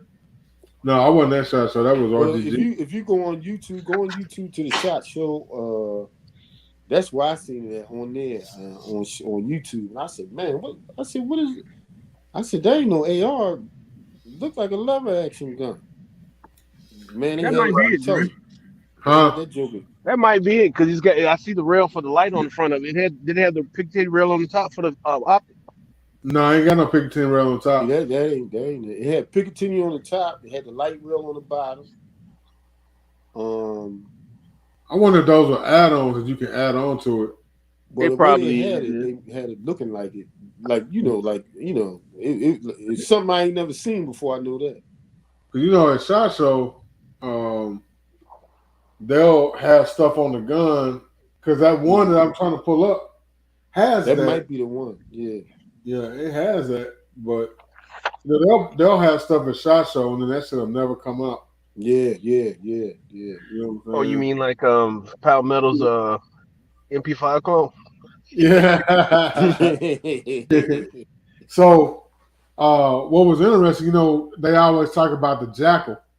Uh-huh. Well, they basically went back and reworked the Jackal. They had it at the gathering, but for whatever reason, they didn't break it out at Media Day. They didn't break it out till like that Saturday. Well, that's one of them. You got to put a special out for that one. Yeah, everybody got to come see that one. Yeah. So I didn't get to see it either.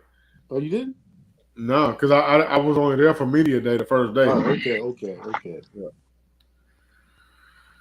Then me and Queen we went down to what's it called, Myrtle Beach. You was down this way, Dre. Do I know? Yeah. Yeah, I don't live too far from there. You should. I didn't know that's where you was at. Yeah, I'm in North Carolina, but I'm about an hour away from there. See, the fence dad said the one that you talking about is modified. Oh, okay. That joker look nice. I know that. Yeah, I will agree with you. Lever actions do have a smooth action, and when you suppress a lever gun, oh my god. So what you think about suppressors, man? Because I gotta buy. I think Corey said he got a FNX. I got a Sandman S, Dead Air Sandman S. I need to get me maybe two of them. One for 300 blackout, but they said you can get a 30 cal. I got mine's a 30 cal. That way it'll run multiple calibers. Right, I'm not buying no more suppressors until I get my SOT. Okay, yeah. How long? I was going to ask you how long before you get your SOT. I'm gonna go ahead and submit the application here real soon, but I won't. I'm gonna submit it for the next year, so I won't have SOT until like July. But I'm not buying no more suppressors until I get it. That way, I can have it just shipped straight to my house, and I can do yeah. You know what I'm saying? So right now you just got your Type 7, right? Huh? Right now you just got your Type 7, right? Yeah. Okay. Yeah, so I still can't build NFA items and stuff yet. Cause I get my SOT, like machine guns and stuff like that. Oh yeah. Man, I still gotta check that website too, man, because I want to get my FFL. Oh man, look, man. If you want to get your FFL, I got links to FFL Elite. Click on that link and go ahead and buy the class. Yeah. Follow it. You know what I'm saying? Follow it to the letter. What he tell you to do, because that's what I did. And shit, I got mine on the first try. You know what's sad about it? I got FFL Elite. I still ain't went through the course. Man, look, it's like the best thing I can tell you is everything he's going to tell you in the course that you're going to have to do, like dealing with the codes and all that stuff. Do everything he tell you you're going to have to do before you ever submit the application. Gotcha. Oh, gotcha. If you do that, see, with me working in a gun store, already knowing all this stuff, Yeah. By the time he came to my house and he sat down, he's like, "This ain't gonna take long because I ain't got to go over much with you. You already know this stuff." Right. They said the interview is usually they schedule it for like 2 or 3 hours. Mm-hmm. He was here an hour and 5 minutes. Mm. Oh, that's straight. And they always talk about the pre and post interview. I never had a post because I already knew everything and I already had everything ready when they came. When he came, literally when he came, all I basically did was show him my lease agreement, and he went through the paperwork that he brought for me. Mm-hmm. Oh, that's it. Other than that, he didn't. That was it. Yeah, man, I gotta do that, bro. I ain't gonna lie. I want to do it, man, but and what I picked up from him, and just talking to him, he don't. They don't necessarily agree with all these weird laws. Right. They're just doing their job, and yeah. guy. Mm-hmm. He was basically here to make sure I understood what I was going to be doing going into this to keep me from getting in trouble. Right. And he's like, if you got any questions, feel free to ask. So I asked him a couple of questions that I had on my mind. Right. And he literally, within 24 hours, responded back in email with documents explaining everything and breaking it down because he wasn't sure about the answer himself. And he went and got clarification and he emailed it to me. He's quick with it, dude.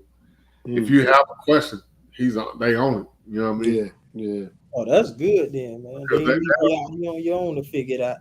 Yeah. You're not out here by yourself to try and figure stuff out. They right there. Right. You know what I'm saying? If you got a question, just hit up your field agent. He got you. And how much the transfers or what do you got to do just to maintain it from year to year? Because I know you just can't have it and keep it. I think Jay said it was 200 or something like that. Might have been more than that, a little more than that. No, so for a Type 7 is 200.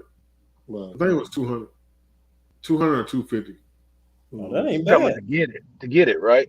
No, it was 150. It was 150. Yeah, that's right, 150. Yeah. It was 150. Well, like once you get it, don't you got to at least do so many transfers or transactions or something under your? I've always heard that, but I've never. He didn't say anything about it. Oh, okay. So if he ain't say nothing about it, I wouldn't. I wouldn't. But what they're really wanting to know is, are you trying to do this for yourself? Yeah, right. Or are you a legitimate business? Right. So for me, I'm doing mine as a legitimate business. Yeah. Right. So I have my I have my LLC set up. I have my tax ID number and stuff set up. I had I had the all that stuff ready for them. You know what I'm saying? My business license is on the way. Right. I got all that stuff. You know what I'm saying? And so, that's good to have before doing the application. Do everything you can do before. Gotcha. Like literally when he came here, the only thing I had to do was update my address on my LLC, but it was time for me to file my new report anyway. Right. Gotcha. So I just filed my new report. Right. That's right. You know what I'm saying? Man. So it was time for me to file the new report anyway. Right. So just make sure you just do what the course tells you to do. The course is going to walk you through everything step by step. I mean, he basically going to do everything, but you know what I'm saying, give you a kiss on the cheek at the end. He gonna babysit you all the way through. If you follow the course, he's literally put so much game in the course that if you don't get your FFL, it's because you weren't paying attention and you fucked up.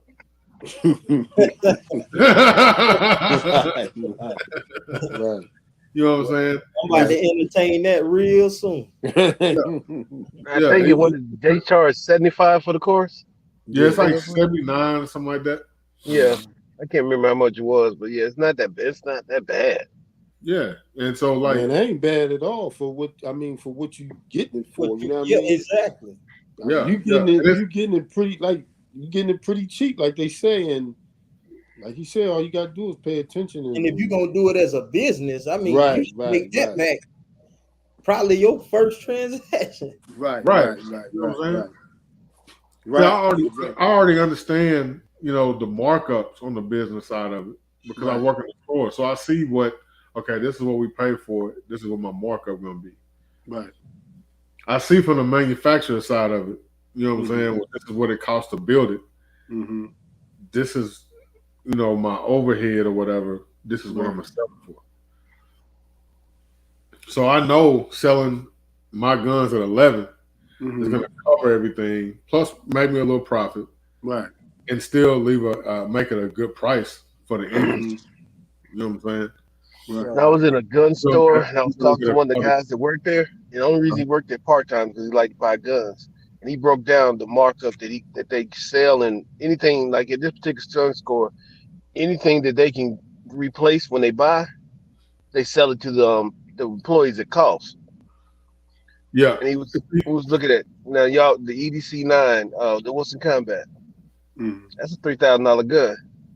He's like, I walk out here with about 23, 24. I was like, God damn.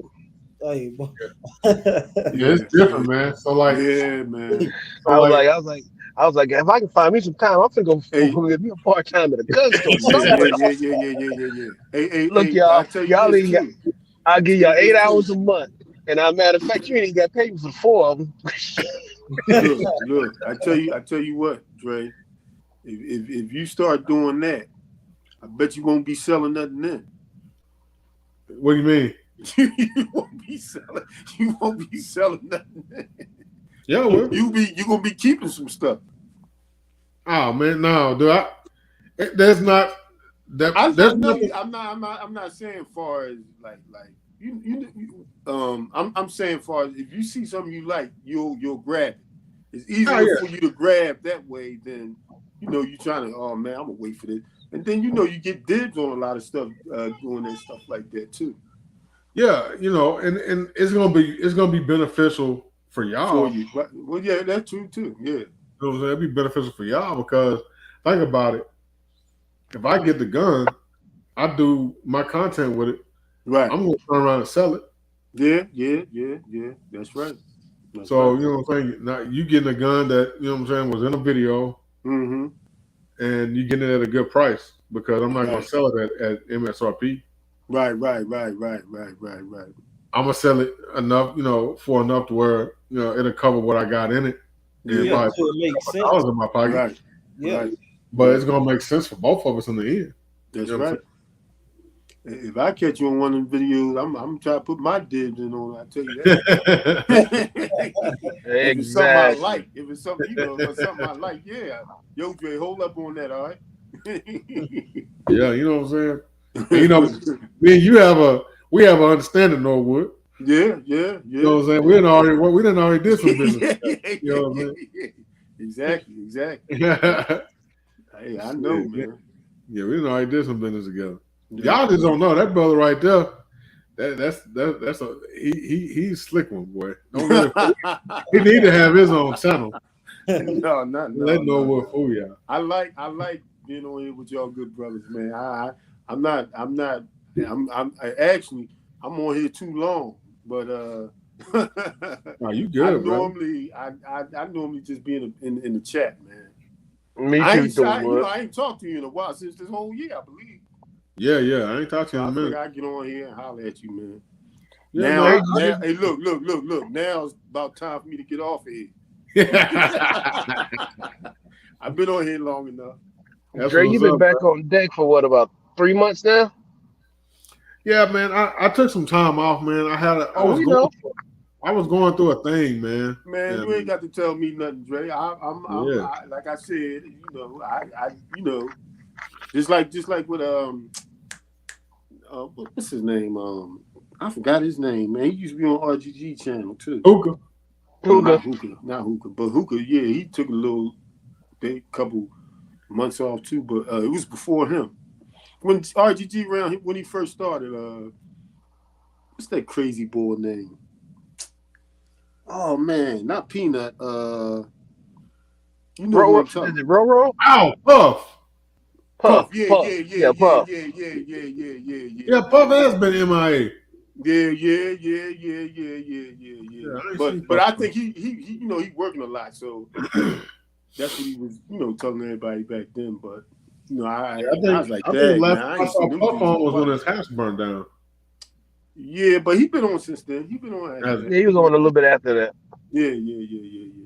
Yeah, man. I just, you know what I'm saying? I just took some time off, recalibrate and see, Right. even though I had videos posting, I recorded so many videos in October that I had videos running. Those videos that were running all that time, Right. I wasn't even recording right then. Them videos, I had Just videos sit. for like 4 months out. Yeah. Hey, that's why it's good. Hey, when you out there, go ahead and get that footage. Just go ahead. Yeah. That's right. Yeah, like right now, I don't have I to don't have to record record videos videos after the nav. Somebody, Well, y'all go ahead, man. Y'all go ahead and have a good night, man. all right, brother. Be good, no Y'all worries. have a good one. All right. But yeah, I want to have to. It's one of y'all. Mine is Paul. Must be Coy.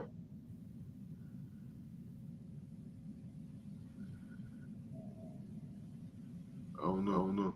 I don't know. Can you hear echo? Yeah. Yeah, it's somebody. No, that mine. YouTube over. Yeah, you get me? It was Coy. Oh. Yeah, but man, bro, I gotta check out that 10 mil you just told me about, bro. I ain't gonna lie. Hey, I done screenshot it. I done went to Google, screenshot it, everything. Yeah, that thing fire, man. That thing fire. But yeah, man. What's up, Coy? What's up? Me and technology be fighting. But yeah, I like right now. I won't record another video until after the Nashville event. The only thing I got to record is videos for the Wednesday nights for the reaction. Man, I ain't even gonna get to go there, man. I ain't Oh, gonna you ain't gonna make it? Nah, man. Oh, we got you covered, brother. It'll be plenty of footage for you to enjoy. Man, that would have been dope if I could have made it out there. Where you at, Monte? I'm in Georgia. Where at? Down by Savannah. Oh, it's beautiful down there. Yeah, I'm down by Savannah way. You know, y'all got a down there in Tybee Island. Yeah, Tybee Island over that way too. Yeah. You know, Tybee has a nuclear warhead off in the water right down there. Hey, man. Hey, ain't nothing I could do about it, though. Yeah, that joker. I watched a video about that the other day. They said it was the plane that was carrying it collided with a passenger plane, a commercial airliner, and it dropped the warhead in the water over there, about close to Tybee Island. Yeah. And it dropped all the way to the bottom, and they said they believe it's buried under like 15, 20 feet of stuff. But it's never been recovered. Long as it stay where it's at. Yeah, man. Yeah. I'm like, damn. I said, maybe that's why Tybee Island stink down there. I like Jekyll Island, though. Jekyll Island pretty. Yeah. Going over that big ass bridge. That bridge, yeah. That bridge right there. Down by it ain't far from River Street. Yeah. I've been down there, man. I went to Jekyll Island, went during the day, and then went back at night. And I went to go down the steps to go down on the beach on the one part. Yeah. And I walked down like 2 steps, and I was like, man, something look weird. And I'm looking, I'm like, what the fuck? And so I backed up. I was like, hold up. So I found a little rock, and I went back over there and tossed the rock, and it went bloop, like 2 steps down from where I was standing. Oh, man. The water had come all the way up from high tide, all the way up, completely covered the beach. Came all the way up the steps going into the parking lot. I was like, holy shit. Yeah. Hey, I ain't go out there at that time, and hopefully I don't never have to. Man, if you go out there at night, I thought it'd be cool. Go down to the beach at night, you know what I'm saying? But we found another access point. I'm from Florida, so we done did that a million times. It's different on Jekyll Island. Yeah, exactly. It's different. So, like, we found another access point where we could get down to the beach. Yeah. And the water wasn't all the way up like that on that part. Yeah. But I was walking, and like the moon was a full moon, and you walking, and because of the way the moon's hitting the water, it blends in with the sand, so you can't tell where the beach stopped and the water started. Yeah. And I can't swim. Oh, bro. So my ass, I'm out there paranoid, bro. Because I'm like, I can't see where the water is. Life vest.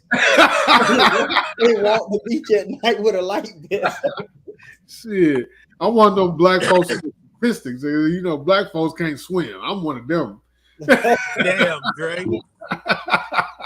I swim like a boulder, my guy. Oh, man. Straight to the bro, hey, I sure hope you carry a life vest or something in your vehicle, man. Hey. When I go to the beach, if you'll notice, when I was in South Carolina, when we was in Myrtle Beach, you notice all the videos or pictures I took of me on the beach, the water was like way out. Yeah, I walked down to the water, and if the water's like the tide, the waves would come in, and the water would be coming towards me, I'll be walking backwards, looking at the water.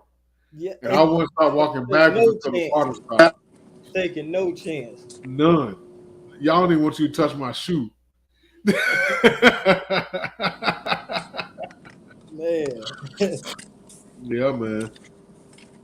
But yes, you know, 2022, man. I'm finna act the fool this year. Hey, that's good. Hey, matter of fact, my goal for this year is gonna be to attain that FFL, man. I need y'all to start some channels. We need some more channels out here. Yeah, like, you know, I started mine, man. I've been going in here recently, man, because for a minute I had started my channel, but then I took like 6 months off. I finished college. You know what I'm saying? Congrats. So I had to focus on that part by itself, you know, because it was too much recording and doing papers and all this stuff, man. I was like, hold up. But then as of recently, you know, I've been dropping videos within these last 2 weeks, 3 weeks. I've been just dropping. I just uploaded a video today. I just uploaded another video here today. I'm gonna have to go check it out. Cause see what I do every night before I go to bed. I find a channel, and I just put it on that channel and just let it play. Oh, that's dope though, man. Like, and that's why I try to interact with the people that, you know, I see got the 2A channels and stuff like that, man. Because we, like you say, we need more people. You know what I'm saying? We definitely need more FFLs out here. That's for sure. Oh, for sure. That's why I'm trying to be one. Now, see, here in my area, I made history, and don't nobody really know it. Oh man, I'm the first black Type 7 in my area. Oh damn, Dre! Wow, congrats! Yeah, congrats on that, bro, for sure. Ain't no more Type 7 manufacturers that look like us. Not here, bro. And you know what, man? It really ain't. I don't even know if it's that many. Period. It's not that many. Period. But here, nah, bro. They don't get down. They ain't that many. And here in my where I live at, directly in my county, I don't even know of any black FFLs. Bro, I'm gonna be honest, man. I think it's the lack of knowing too, like the lack of education and knowledge about it. I think that play a part too, like not knowing where to go. Like obviously, you know, on the link you got, you know, we got the information on that, but just randomly every day, people ain't talking about that. Right. See, I kind of had a cheat code. You know, I had Jay, and I had his course. So I was calling Jay. I was calling Will, Billy, Red Phoenix Defense. Yeah, I seen him too. Yep. I was calling them, you know, all the time, talking to them. I had K Fox or Ampu Tactical. Who else? I had the guy I worked for at the store. You know what I'm saying? I had all kind of support around me. Yeah, that helped. The main thing that helped me, you know what I'm saying, was FFL Elite. That right there. I sat down. It took a couple of days, 2 or 3 days, because this is long as hell. Yeah. It's like 2-3 days worth of material. But it's worth it, bro. Like I mean, but it's worth it done 3 days versus you may be the biggest thing popping in your city once it get going. And see, a lot of people, man, like It's enough. I feel like there's enough money out here for all of us. Yeah, I agree with that. That's my mentality for real though. I feel Like like there's enough money here. I don't just hold that type of information, man. Yeah, and see, I ain't out here trying to like take money from you or take money from this person. I think there's enough money out here for all of us. Right. You know what I'm saying? So I agree, man. I agree, man. And then like dog, like millions and millions of firearms are here in America, man. oh yeah. There's plenty, man. Oh yeah. Plenty room for everybody. You know, I know predominantly the demographic that's gonna support me is gonna look like us. Yeah. You know what I'm saying? So But there's a need for that. You see what I'm saying? yeah. There's a need for that, bro. Like sometimes it's what they call it. Like pretty much you need to see yourself. You know what I'm saying? Sometimes you need to see yourself. You feel me? So, and I think maybe that'll open up more doors too. Cause like I say, I'm gonna do it, and then I know a lot of people that I know that's in the firearms too. They don't even have channels, but I'm working on trying to get them starting their own channels. But they in the firearms like heavy. And see, this being an FFL too, that opens some more doors on that aspect too. Because I can reach out to a company now, but hey, I want to do a video on your gun. Just send it to me, and I'll send it right back to you because they can ship it straight to me. Yeah. I ain't even think of that part. Yeah. Send me the gun. I know you got a T&E gun. Go ahead and send it to me. I'll do a video. I'll shoot it right back to you. Because believe it or not, a lot of them guns you see those big time majority YouTubers use. They are using the same gun. It's just getting passed around week to week. Yep. But you know what? That makes sense, bro. You know how much content if you getting that type of every day, somebody sending you something else. Like you know how much content you can make. And see, a lot of those guys have the guns before it's ever released. Mm-hmm. Yeah, I seen that too. It's already been passed around, like the PSA dagger. Man, that gun, it went from guns and gear to suits to Hank Strange to tactical toolbox, and it just kept going and going and going. And it was at like by the time tactical toolbox got it, it already had like 5,000-6,000 rounds to it. Oh, and then they can and they just wait to the release date to run their video. Man, like, my homeboy told me about that PSA dagger. I ain't even seen it at the time. He told me probably about a month ago. And I was like, what? He was like, bro, this thing got like optic ready. Like, you know, like he was naming the different stuff. Like, for how much? Like he was like, you know, it was like $400 or something.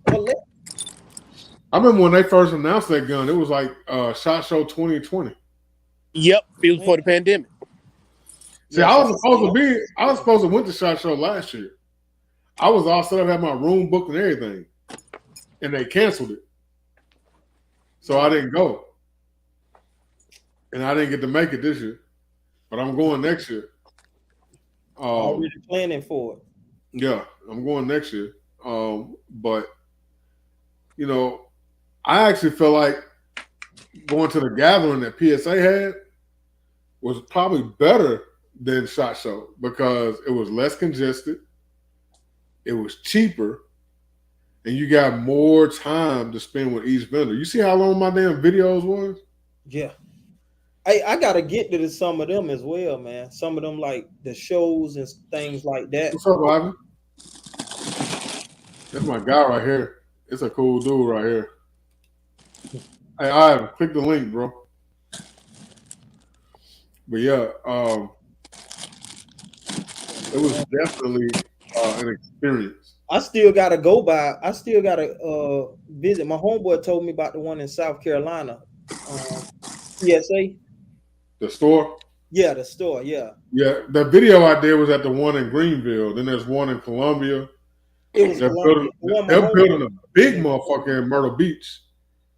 Man, yeah, bro, that's why I say I gotta start going because I think they got one in Savannah too. Oh, okay. But you know, so I'm gonna have to go just check. So you know, I do a little video or something, you know, just to get some content. Man, if you can get, you need to chop it up with me, man, because I can put you on some stuff. Yeah, hey, for That'll sure. help you out. You know what I'm saying? Hey, we definitely could do that, bro. You got an email inside your link, like your bio or anything? Yeah, matter of fact, I'll drop it right now. What's up, Bob? What up, though? What y'all doing, man? Hey, what's Man, going on, chilling, bro? brother. What's good with you? Man, I'm out here being a fat boy. You see that right now? Yeah. That's just the salad coming, man. I'm hungry as hell. I got hungry. Late night cravings, man. What up to a Monte TV? Hey, what's happening, bro? How you doing? Nothing much, chilling.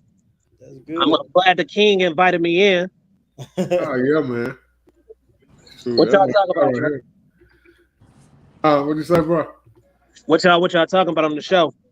Man, we just chopping it up. You know what I'm saying? Like just a free for all. Just chopping it up. That's what's up. Man, I really like that Palmetto State that get together. That was good, bro. Oh yeah, man. Going again next year too. Yeah, that was lit. I like that content. That was some really good content, bro. Yeah, man. You need to try and get down there next time. Well, Sid came down here today to Nashville at Nashville Armory. So I went down there and I talked with those guys, but they was weird acting, bro. Yeah, you know what? Add fuel to the fire. They was weird acting, bro. No love on your line. Hey, I told you, man. Sid is funny, man.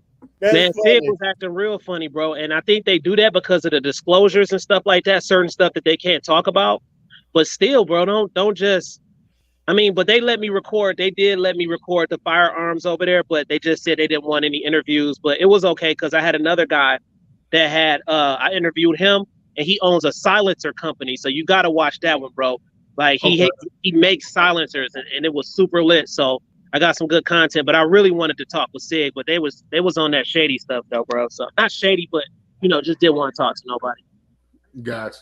Yeah, they actually shut down their booth early at the gathering. Really? On media day, they shut down kind of early.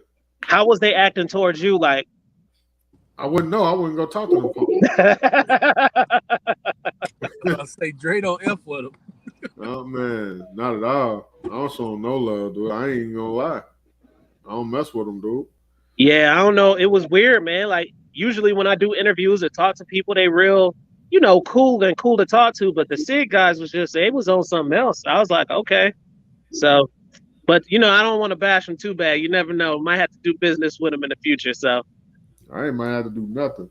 Hey, that's why I started laughing, bro, because it's so funny that you came in with that story because Big Dre had a situation already like 30 minutes ago. So that's why I started laughing. I'm like, bro, like, oh, y'all was talking about it? Yeah. Oh, that's crazy. Yeah. So when you came in with your story, you feel me? Like it's like, dang, bro, I don't know, bro. He wasn't even on here. Yeah, it was weird, man. It was quite strange. So I was like, well, all right. So I just moved on to the next table. You know what I'm saying, y'all? I moved on to the next person I can talk to and get some good information for the subscribers. It's not about me. It's about the subscribers and giving them the information that they need. You know what I'm saying? Yeah, definitely. I don't feel like nobody need information on them. Just being 100. I don't like the way they treat their customers, so I don't show them no love. Bro, hey, I bought one Sig so far, brother. I tell you what, with this type of interaction that's going on, I don't know, man. I got to do some more research, bro. Hey, now y'all need to go check out his channel. I'm Not From This Planet. This long ass name. I'm Not From This Planet. .com. Yeah, long ass name. He be doing the car content and gun content. He got a mean ass little Mopar thing. You know what I mean? Yeah. Technology, cars, and guns. I got the iPhone 13 Pro Max. Beast, y'all. Beast. I got that too. I got a review coming, a hot review coming on that one right there. That's gonna be a good one. I want that to be a real good review though. Yeah, so I got some stuff coming, y'all. I got some stuff. Y'all rich. I gotta always stay working like Dre. Dre be working like that work rate like Floyd Mayweather, man. That work rate, I gotta keep up. Shit. You know, I record my videos on this. Oh yeah. You know my tabletop reviews, Dre. I always use my phone. I never use my GoPro. So I use my GoPro when I'm outside, and when I'm out in the elements, I use my GoPro. But my tabletop reviews, I always use my phone, bro. I just got my GoPro about a month ago, and I've been going crazy with it. Bro, listen, Monte TV. The GoPro is the way to go. Until you get that bag up to get the big Sony $2,000, $3,000, the GoPro is the best way to go, bro. Man, dog, I'm talking about clear, bro. Like clear. Yeah. This right here will change your life. What's that, Dre? What's that DJI Oh, that's gimbal I know what that is. That's the stabilizer for your phone or your GoPro. Yeah, yeah, man. Hey, y'all don't get mad at me, but watch this though. Look at it. He not gonna play around with that plate. Hey, you know what I had last night, bro? We went through Axes last night at the Axe Throwing place. What's that? The Axe Throwing place in Murfreesboro. Oh, right yeah. The one that's got the little Sonata Empanada spot in it. Yeah. And I got them. They were barbecue, pulled pork, and cornbread empanada. Fire. I bet Fire, you.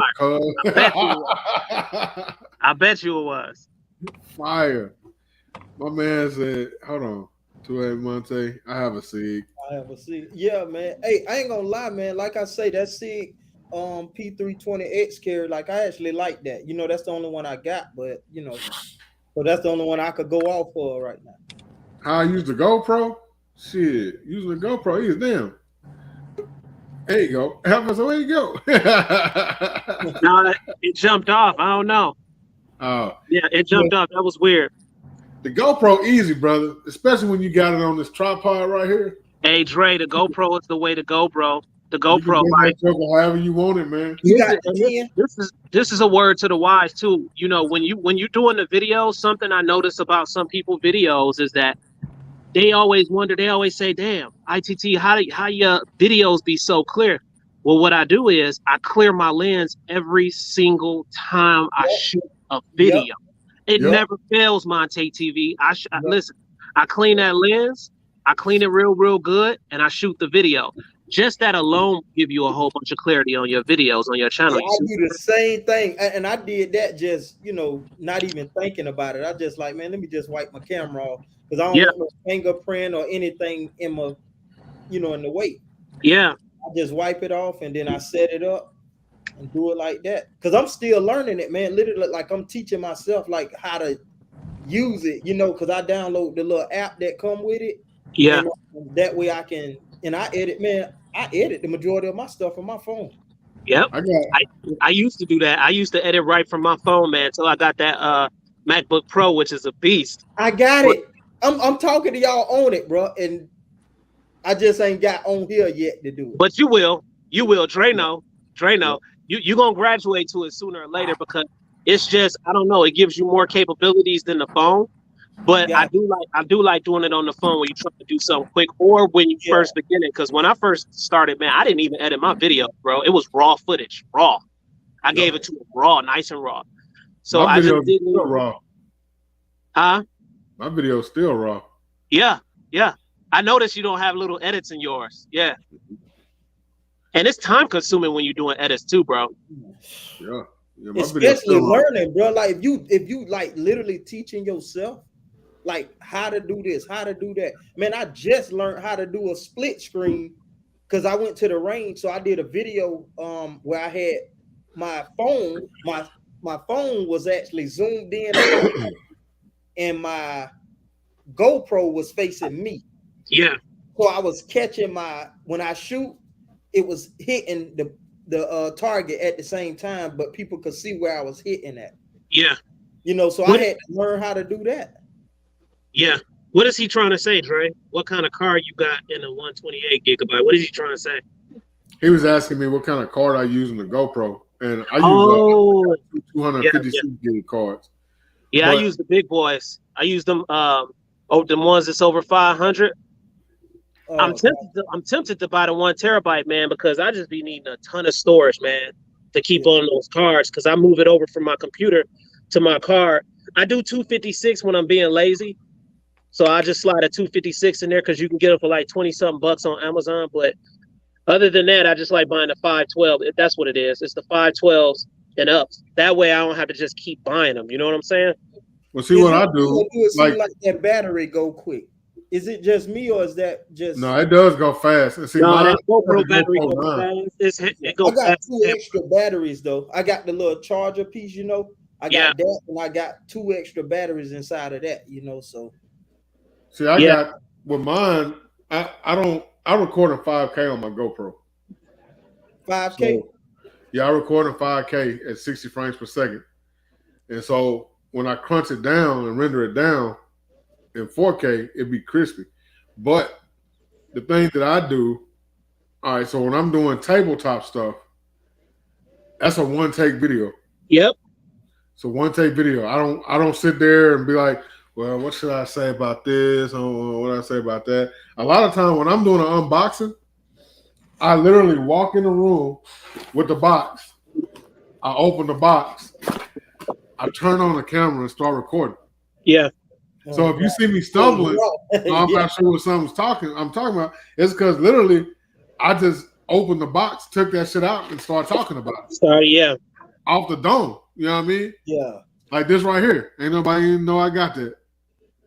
What's that, Dre? I can't see it. That's that helmet light.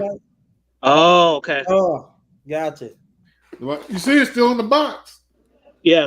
I ain't even took it out the box and did the video on it. Yeah. Don't nobody know I got this yet either. That's nice. I like that. You know what I'm saying? It's still in the box. Yeah. It be like that sometimes, man. But you know what? That's the beauty, man, that's the beauty about just creating your own content. You gonna come up, you know what I'm saying? Dre and Monte, you gonna come up with your own way of putting your videos together, and that's what make your channel unique.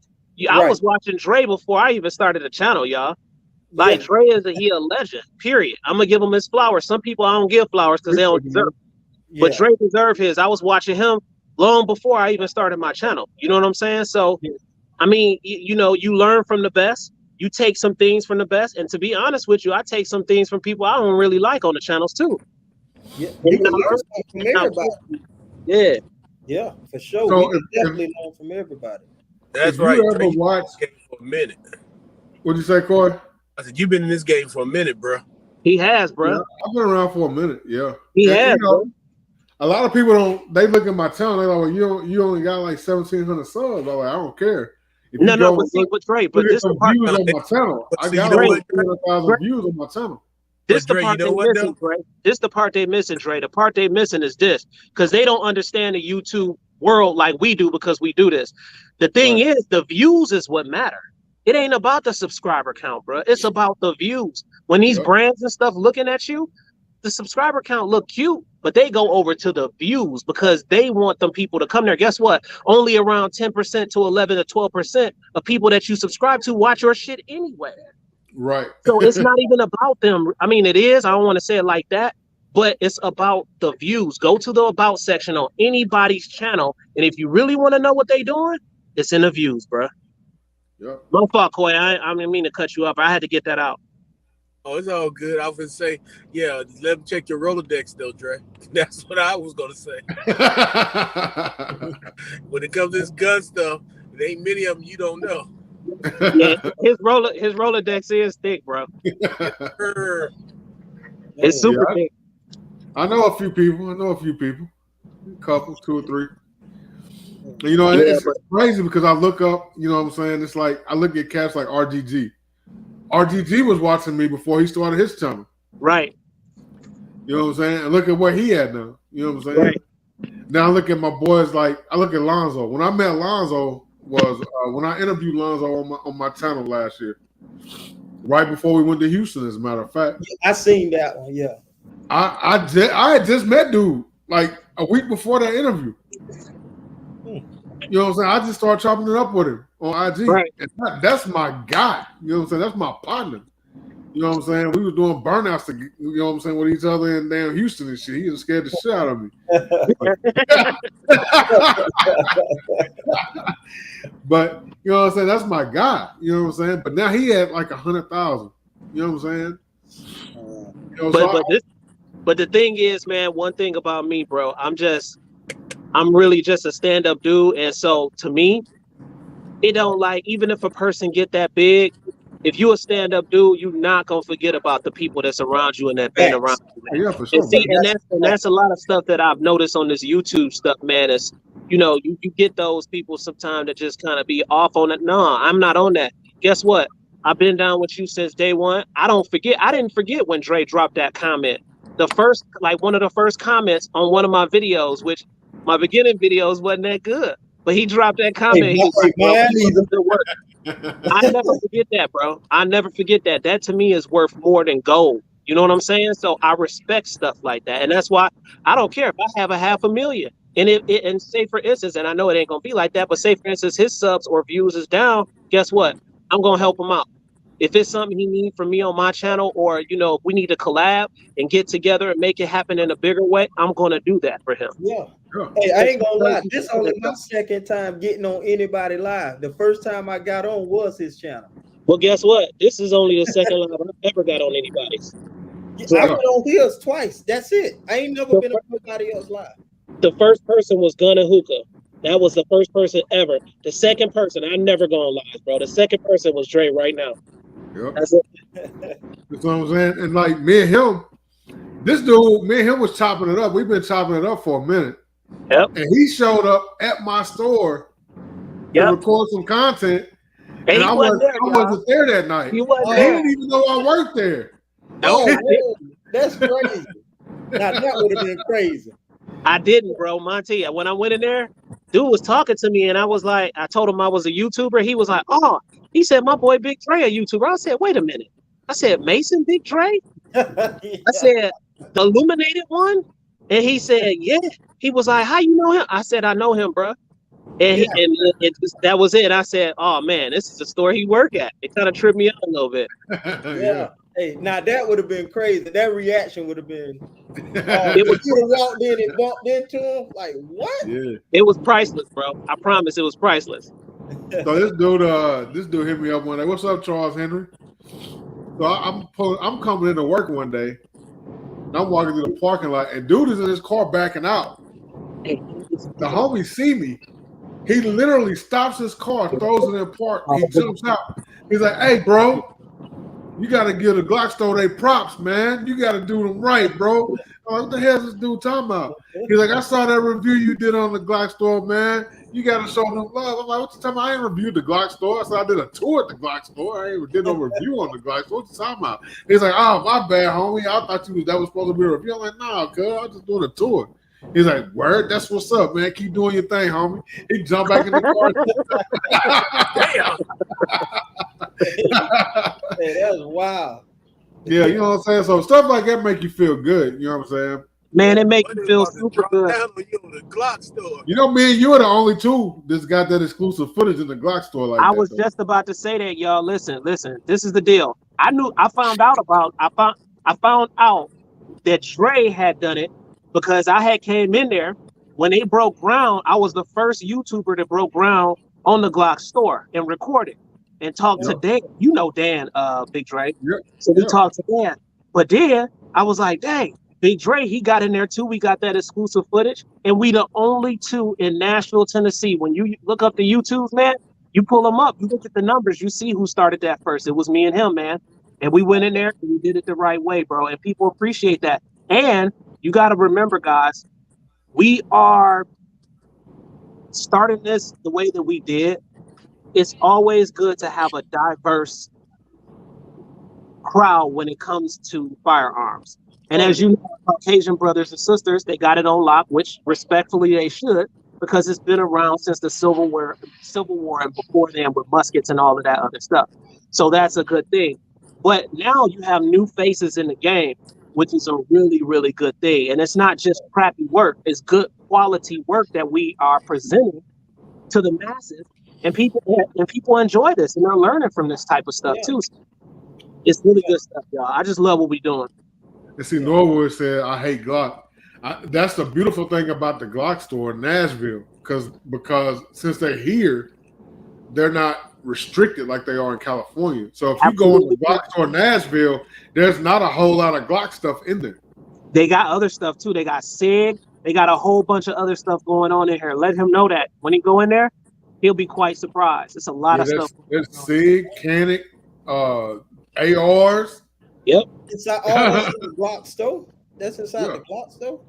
Yeah, they bro. Got ARs in there and everything, brother. They got everything. That's crazy. Matter of fact, the lower that was on that 224 Valkyrie that I just traded the old boy came from the Glock store. Man, hey, when I make my way up that direction, man, I'm gonna have to go by there, man. Yeah, bro, it's a nice store. I'm not gonna lie. And then the shooting range is different, and I like that. They put a different twist on it, man. They put a different twist on it. It's not your traditional downrange shooting. It's actually a 360 room. Like, you can work. Your work rate can be good up in there. You can work, move, be mobile, and get stuff on target, man. It's nice. When you go to the Glock store, you're not going there to stand there and shoot at paper. You're going there to do work. That's right. When you pay that $80 for that hour, you got the range to yourself. Yep. You and an instructor in the room doing work. Yep. Y'all ain't just standing in there just. Yeah. And you know what's I prefer outdoor ranges to do a light out situation too. So you can turn the lights out and let it rain in there with your tactical light. That's real life situation, y'all. Yeah. You know what I'm saying? So as a matter of fact, we went up there to do a presentation for Head Down.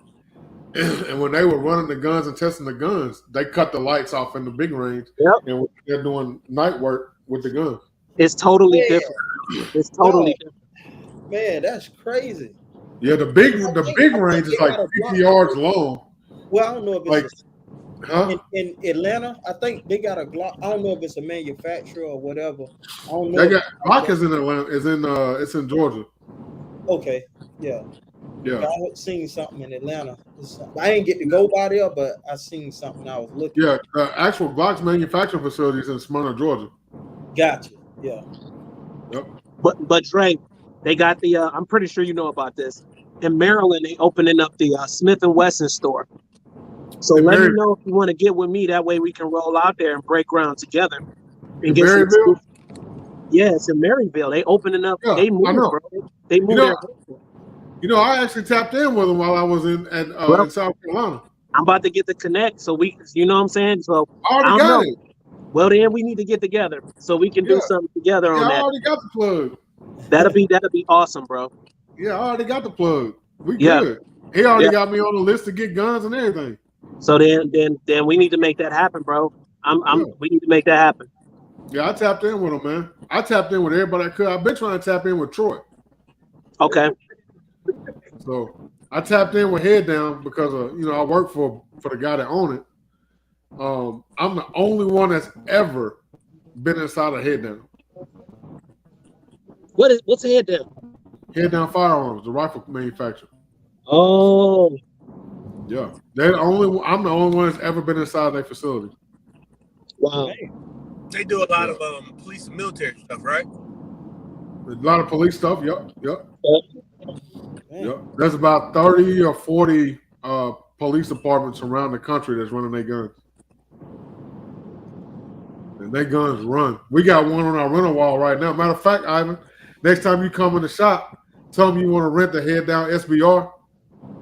The Head Down SBR, it's been on the wall. It's got probably 4,000 to 5,000 rounds through it.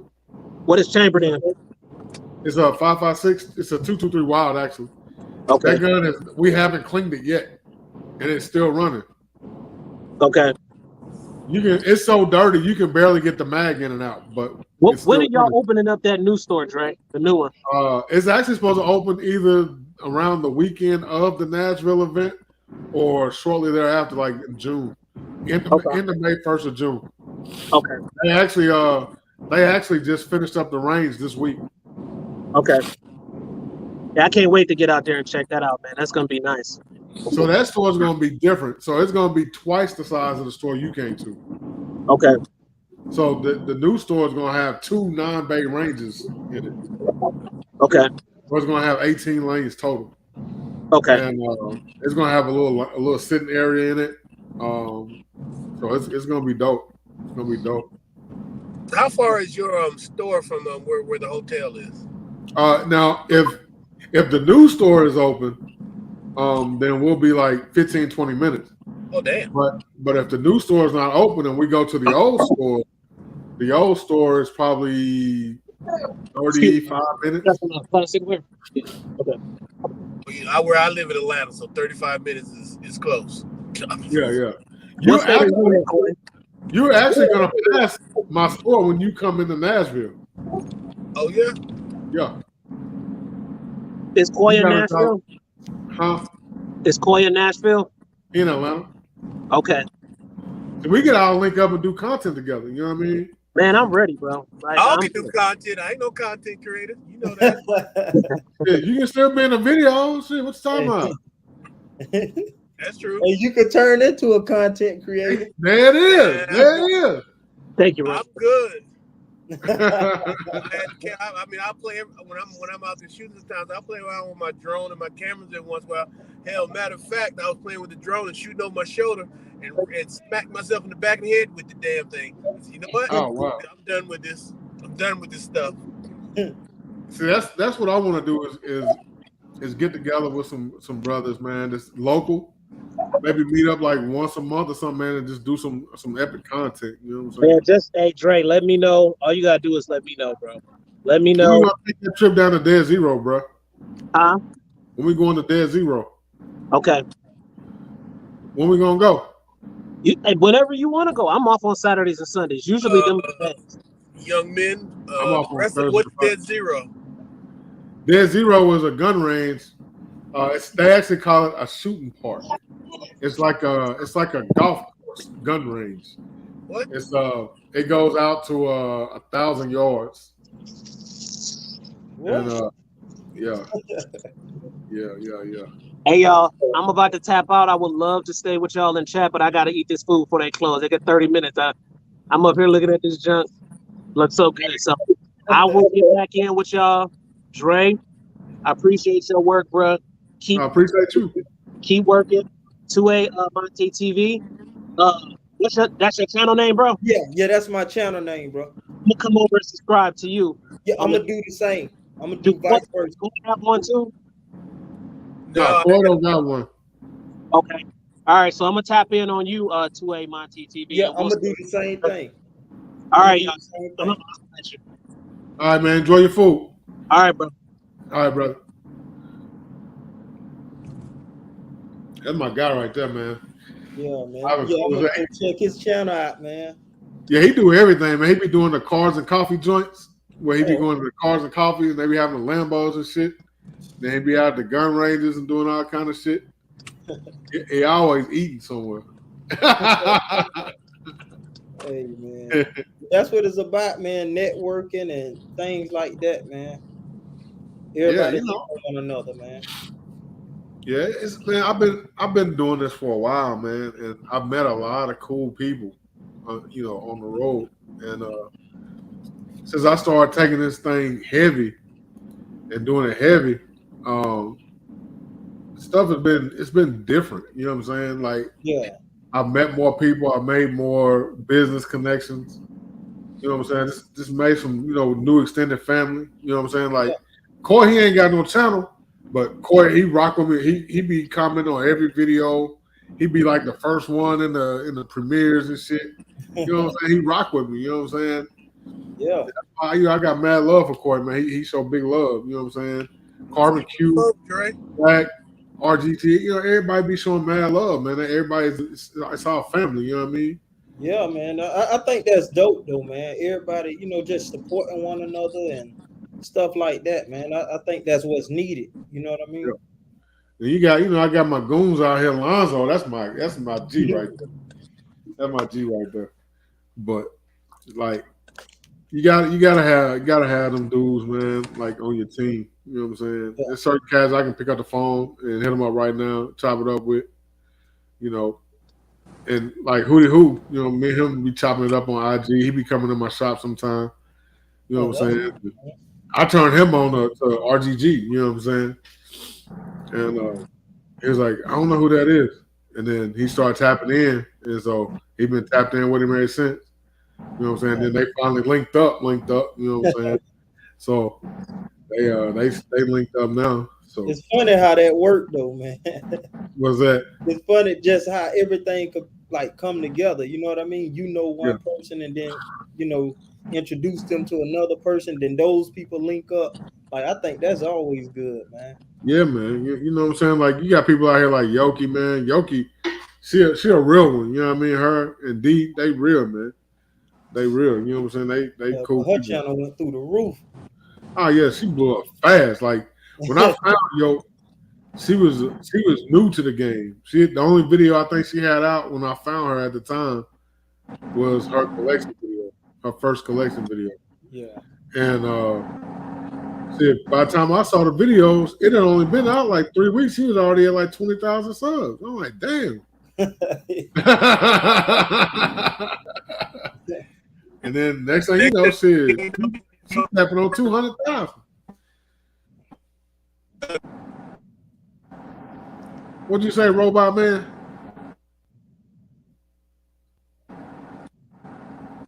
You cutting in and out, boy. What'd you say? I said, next thing you know, you see Yo stabbing a hog and every damn thing else. Oh, yeah.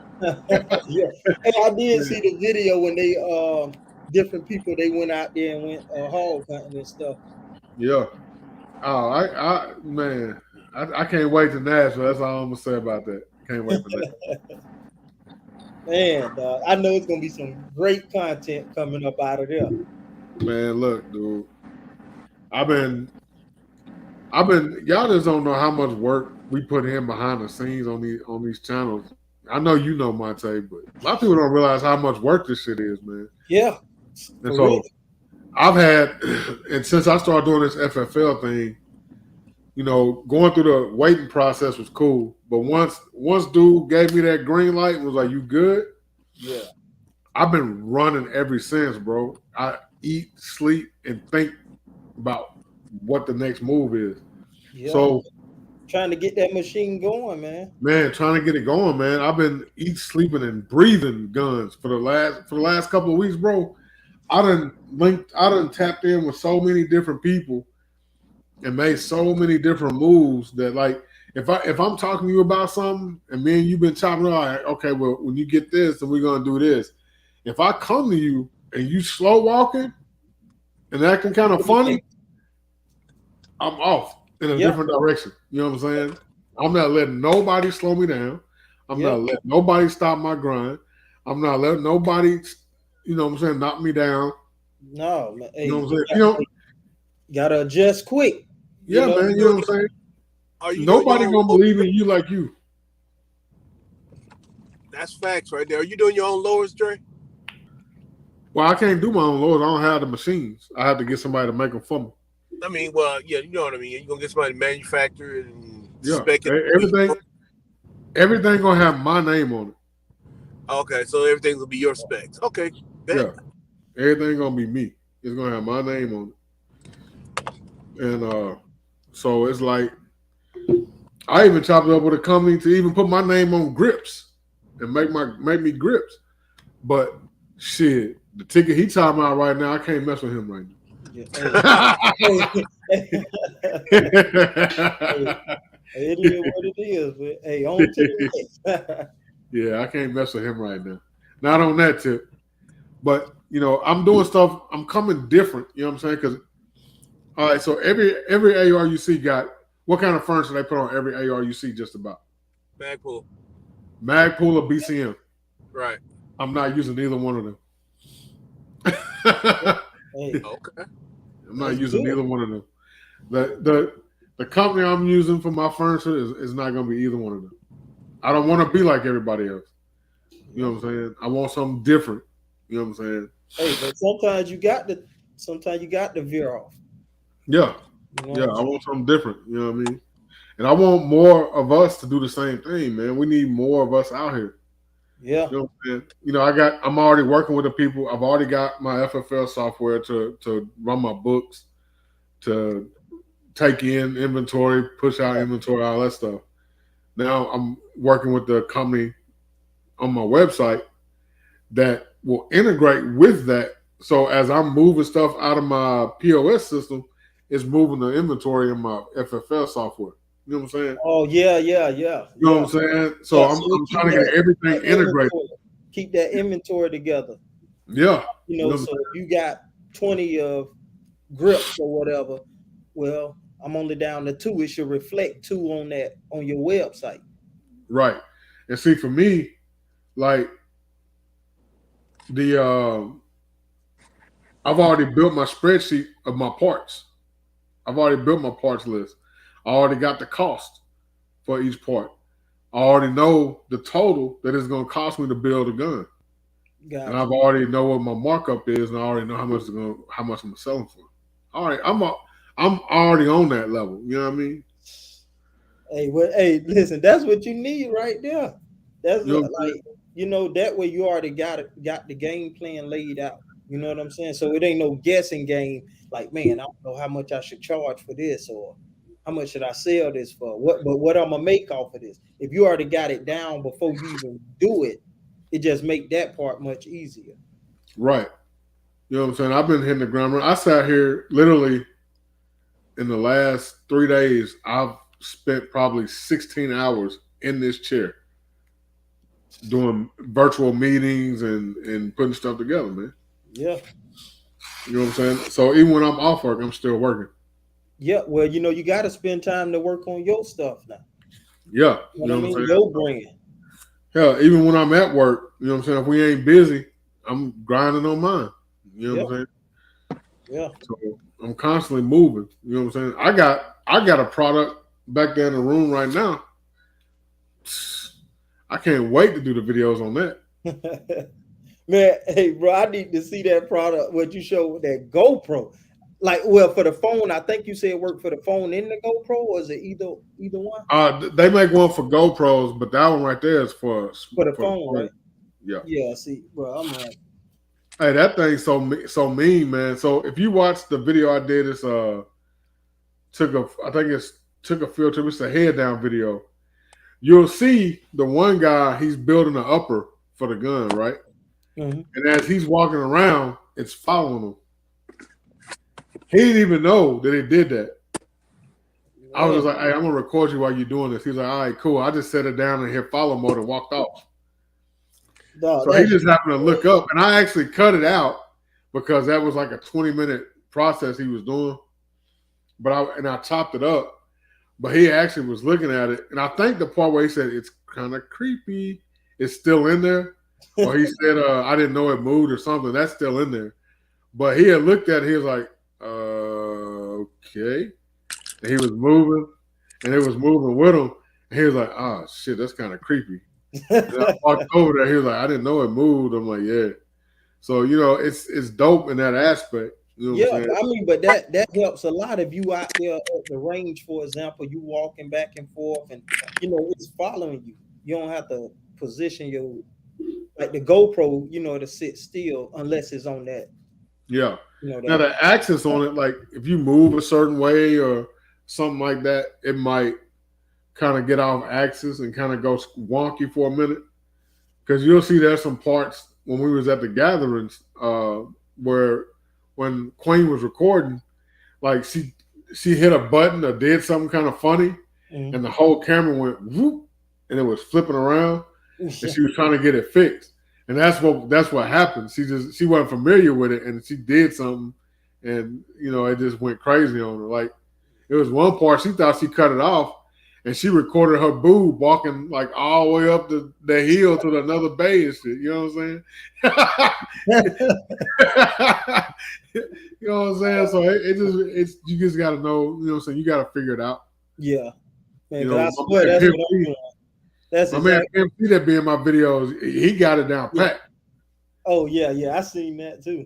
I seen Yeah. that, man. I tell you, man, I'm learning this GoPro, man. It's like I'm when I say very basic knowledge on it, like, hey, but by me connecting that app on my phone, getting the app on my phone, and doing all that. So now that I know how to do that, man, I make the best of what I know how to do.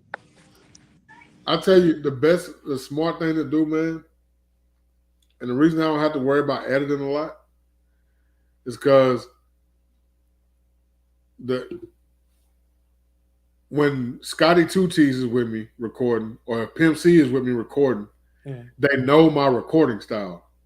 Yeah. They know what I'm gonna keep and what I'm not gonna keep.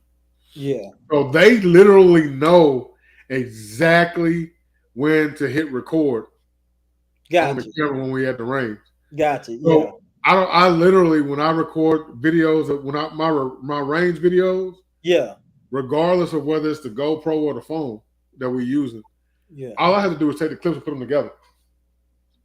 Oh, gotcha. Type of transition in there, because they know, okay, he's about, when they see me pick up the gun and move, they just know I move a certain way. Yeah. Record. Gotcha. Right? Yeah. He turned and did this off. And so I don't have to do no cutting. Oh, yeah. I can just snap the clips together. Yeah. See, I be recording myself, man. I set my GoPro up and I set my phone up. You see what I'm saying? So I have them like recording me from like different angles, and then when I do my edit, I bring them together. See, I don't have to do none. I don't do none of that. Yeah. When, like I said, when I do tabletop videos, that is a one take video. Sat down, hit record, did the video, cut it off, drop the intro, drop an outro, drop some music, Done. upload. Yeah. You know what I'm saying? And that's just how I record. Yeah. Man, you know, but that's just something I've learned by doing it for a while. Like, why record all this extra shit you got to cut out? Yeah, man. And I just started learning about those shorts, like the short videos. So I just learned about that, man. I put up, I think this was like my second short I did the other day, and it got like 1.3K views. I'll tell you who helped me on my channel. Clovertac. Clovertac? Yeah, Clovertac. Yeah, I'm gonna have to look them up. So the reason that Clovertac does a thing where he'll go through and he'll just pick random channels and he'll review their channels. Him and his partners will review the channel. Clovertac, okay. So they review my channel, and a lot of stuff he was looking at, he was like, well, he's already kind of hip to some stuff. You know what I'm saying? Yeah. And so he could tell, okay, he knows something. But there were certain things he was saying I was missing. And at the time, it was missing, like the community tab. I didn't have a community tab at the time. Well, he didn't realize at the time that you had to have a certain number of subscribers for that to show up. So I couldn't use the community tab. Yeah, because I'm like, I don't even know what that is. So, yeah. But a lot of that stuff start becoming available at 1,000 subscribers, right? Well, they recently made a change where you get the community tab at 500. Oh. So when I got the community tab, it was 1,000. You know what I'm saying? Yeah. So they didn't realize a lot of that stuff, that it was, I didn't have access to it. Gotcha. But now if you look at my channel, you know what I'm saying, I'm wide open now. Oh, that's man. Because I modeled my channel after a tech YouTuber, not after a gun YouTuber. Gotcha. Yeah, that makes sense though. Yeah, if you notice my channel, you ever watch Flossie Carter? Watch Flossie Carter on YouTube. Man, I'm gonna have to. Hey, bro, what I tell you? Hold on. Flossie channel is huge, bro. Hold on. Yeah, Flossie channel is huge. If Flossie Carter, FLOSSY. Right up too. Okay, gotcha. So, Corey, you watch Flossie's channel. Does my videos, like especially my earlier videos when I used to do the tabletop face with the camera facing down at the table? Yeah. Does it not remind you of Floss's videos? It does. Straight raw. Man. Straight raw and grimy. And catch one of his lives. Floss be having like thousands of people's in his life. I'm like, how the hell you manage this crap? Oh yeah, but you know what I'm saying. That's where I got the whole mindset. You know what I'm saying? Because I used to watch videos. I'm like, okay, well, somebody pay you, you got to speak nice about their shit. And this was like before I really got into YouTube into it like that. Yeah. And I watched one of his videos one day, and he was talking about a certain phone company or whatever. Was like, you know what I'm saying? He was talking ratchet about our phone or whatever. He was like, man, fuck that shit. You know what I'm saying? I'm gonna say what I want to say. I don't care if I bought it or you give it to me. You know what I'm saying? I'm gonna keep it 100. And he keep it 100. Like Samsung be throwing them damn phones, Man. and he be like, you know what, Samsung, this phone's dope, but you need to fix this. You know what I'm saying? You tripping, you bugging. You know what I'm saying? So, you know what I'm saying? And he just keep it raw. And you know what I'm saying? I'm like, man, fuck that. I'm just gonna be myself. You know what I'm saying? And just keep it's it grimy. easier that way, man. Like it just flows naturally, all that when you could be yourself. You know what I'm saying? Like versus trying to put on this front on camera, but the reality, like I said earlier, now you probably done threw away the item that you got. You really don't care for it. Yeah. Most of the time I'll just give it away. You know what I'm saying? If it's something I don't really want, I just give it away. You know what I'm saying? I don't care about this stuff like that. You know what I'm saying? Like all this stuff. What's up, Shauna? Shanna? I'm not sure how she pronounced it yet. Shauna or Shanna? Miss Ewing. Yeah, hey, you can't go wrong with that. But you know what I'm saying? Like, I just rather be myself. I'd rather have 2,000 subscribers and be myself. Right. Than have 200,000 and be fake about this shit. You know what I'm saying? Yeah. And this is what it she is. said second way. Shanna? Okay. So yeah, I don't know, man. I can't be fake like that, bro. Yeah. No, I understand that, man. And hopefully the companies respect that too. Yeah, I mean the ones I work with do. That's why I rock with Streamlight so heavy. I ain't bought a Streamlight. I was already rocking with them before they ever sponsored my channel. Man. So then they sponsor me. You know what I'm saying? And so they like said I can drop a video and be like, hey, this light's dope, but they need to fix this, change this feature. This shit whack. Yeah. You know what I'm saying? And they'll be like, all right, cool. You know what I'm saying? Man, they don't be tripping. Man, that's dope right there, bro. You know what I'm saying? But you got some companies like you speak bad about their product or say something negative, they through messing with you. Yeah, man. And I don't want to work with people like that. Right. Because if you believe in your shit, you'll take the criticism. Right. And bam. If you really believe in your shit, then what I say don't bother you. You know what I'm saying? You're gonna just take what I said and be like, okay, well maybe we need to change this. You know what I'm saying? Right. But if you don't have faith in your shit, right? You ask me to give you a good review, that means that lets me know you don't think your product is good yourself. Yeah, you just want to see what I say. You know what I'm saying? So it's like they don't want to hear what you say. They just want to. They want you to just put it out in front of some more customers. Right. Well, yeah, you know that 100%. Right. And so I'll put it out there. That don't mean they're gonna, you know what I'm saying? They're gonna like what I got to say about the product, but I'm gonna put it out there. You know what I'm saying? If people get mad at me about guns, they like, you know what I'm saying? They get mad at me because I don't feel the same way they feel about. What's up, Hot tub? What's happening, bro? But they feel like because they love a gun, I should love that gun too. Man, fuck that. If that gun, if I don't like it, I don't like it. Hey, simple as that. Yeah, man. Simple as that. You can't get butthurt because you're a fanboy and I'm not. Right. I ain't gonna lie. It's a lot of that. It's a lot of that too, man. What's that? Like them fanboys. Hey, you get that one brand, they like everything else don't matter. Yeah. Strictly this brand. Yeah. Bro, I be all over, bro. I get something from here over here. Man, people say that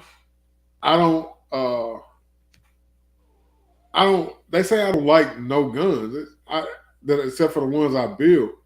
I know I like the ones I build because I built it. Yeah, I was gonna what's say in it. that's I kind know of how it run. You know what I'm yeah, saying? But that don't mean I don't like other stuff. You know what I'm right, saying? Yeah, I'm going. That's why, like when I drop my stuff, I'm right. not gonna do no videos on my shit. Oh, I see what you're saying. Hold on, bro. I'll Let do me. an I'm introduction gonna check video. with the baby real quick. All right, that's what's up. Yeah, I'm gonna do an introduction video, but as far as like reviews and stuff like that, I'm gonna let other YouTubers do that. I'm not gonna do it. I'm gonna build one and pass it around, and that thing gonna go through the puppy mill. Yeah, I might let you come test it out, Court. No doubt. There you go. I You must made be it- getting out work. Yeah, I just made it into the house. Yeah. That was a long ass ride, brother. I had to get back. I had to drive 40 minutes to get to the office, then turn around and drive another 30 back to the house. Damn. Yeah, I don't miss them days at all. Shit, we might hopefully here in the next year or two. I want to have 2 stores. One of the stores is going to be a partnership with somebody in your area. That's all. Atlanta? Yeah. Yep. And that's all I'm saying. You know me and Hot Tub and $2 hold you down. Oh yeah, $2. That's my guy right there, man. That damn drip sauce and them season be fire, Bruh. man. Who you telling? That should be fire. Yeah, And man, we've been here almost 3 hours. my mom, I gave her some just gave her some so she could use it. Uh Came back and said, "Yeah, I need a case of that." I said, "A case of what? All of them." I said, "All right, you got it, Mom." Hey, that stuff, man. I brought when I got some of that sauce. My daughter, we was eating, and she took some of that sauce and put it on her food. She looked at me. I was like, "What?" She's like, "Oh, that's fire. We gotta get some more of that." Yeah, Shannon, you need to try it for real, for real. You need to order some, man. Shannon, you and Jason, y'all coming to Nashville, aren't you? They live on the island, you know what I'm saying? They live on the island. Yeah, they on their own island. Yeah, they on a little island, you know. Shit. Man, I don't know, dude. Did you see Jason when he was on that prepping video? Man, so I came in late when on that live. Bruh. So, and I had never seen Jason. So I didn't know who it was. And I was like, who's a little crazy white dude? and then so eventually they said his name. I was like, oh, this is Jason Ewing, okay. But I didn't know who he was at first because I had never seen him, so I wasn't sure who he was. I was like, oh my God, Jason, that's my dude. I don't care what nobody say. She said he a big cray. Yeah, man. Jason's a trip. Damn, I hate y'all can't make it. Said they can't make it this year. Yeah, I think Jason Shannon said it's too far. Where y'all at? Jason and Shannon? Washington State, right? Washington State? Washington State. Okay. Hey, I used to live in Washington State. Well, I was stationed up there. I bet you was high as hell all the time.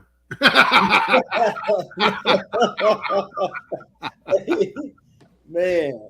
God, Shit. It's different over there, man. Yeah, I already know. So everybody, I be having people like, man, why don't you come out to Cali? I'm like, hell no. Yeah, man. But I ain't gonna lie, man. It's nice. It looked nice over there. Hey, I went from South Florida way over there. You can down there. So I had a partner get killed in overtime Miami over some stupid shit when we was younger, when we was teenagers. Dude shot him. I'm talking about he got shot for the most stupid shit I've ever heard in my life. That man got shot because he asked dude to stop changing the TV channel. The hell? That ain't unheard of. Yeah, they used to hang out over dude over one of his partners' house. And this new dude came through with one of their dudes and they didn't know the dude.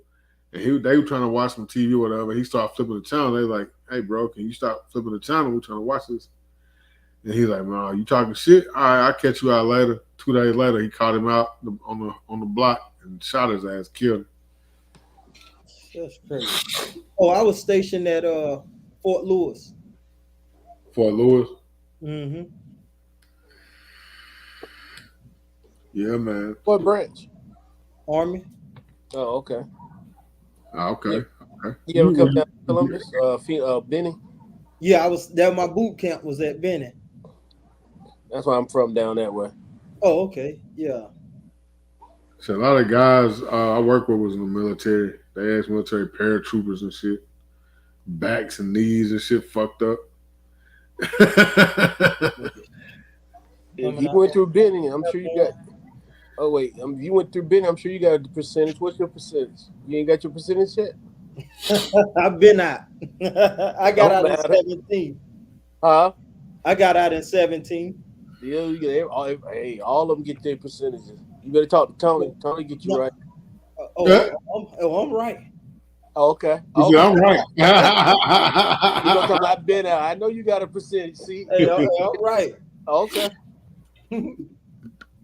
Military ages you at least a decade. Shit, I believe it. Everybody I know that was in the military, except for a couple of them, is fucked up. I'm like, man, mad props to y'all, man. My boy, I got a partner, man, that I used to work with, and this dude, every month, I was a team lead, he was on my team, and at least once a month, he was like, hey, bro, I got a VA appointment. I'm like, didn't you just have a VA appointment, dude? Like, you was just at the VA, bro. Like, the hell you going up there for now? He's like, oh, my sleep apnea, man. My sleep apnea. I'm like, dog, you ain't got sleep apnea. He's like, I know.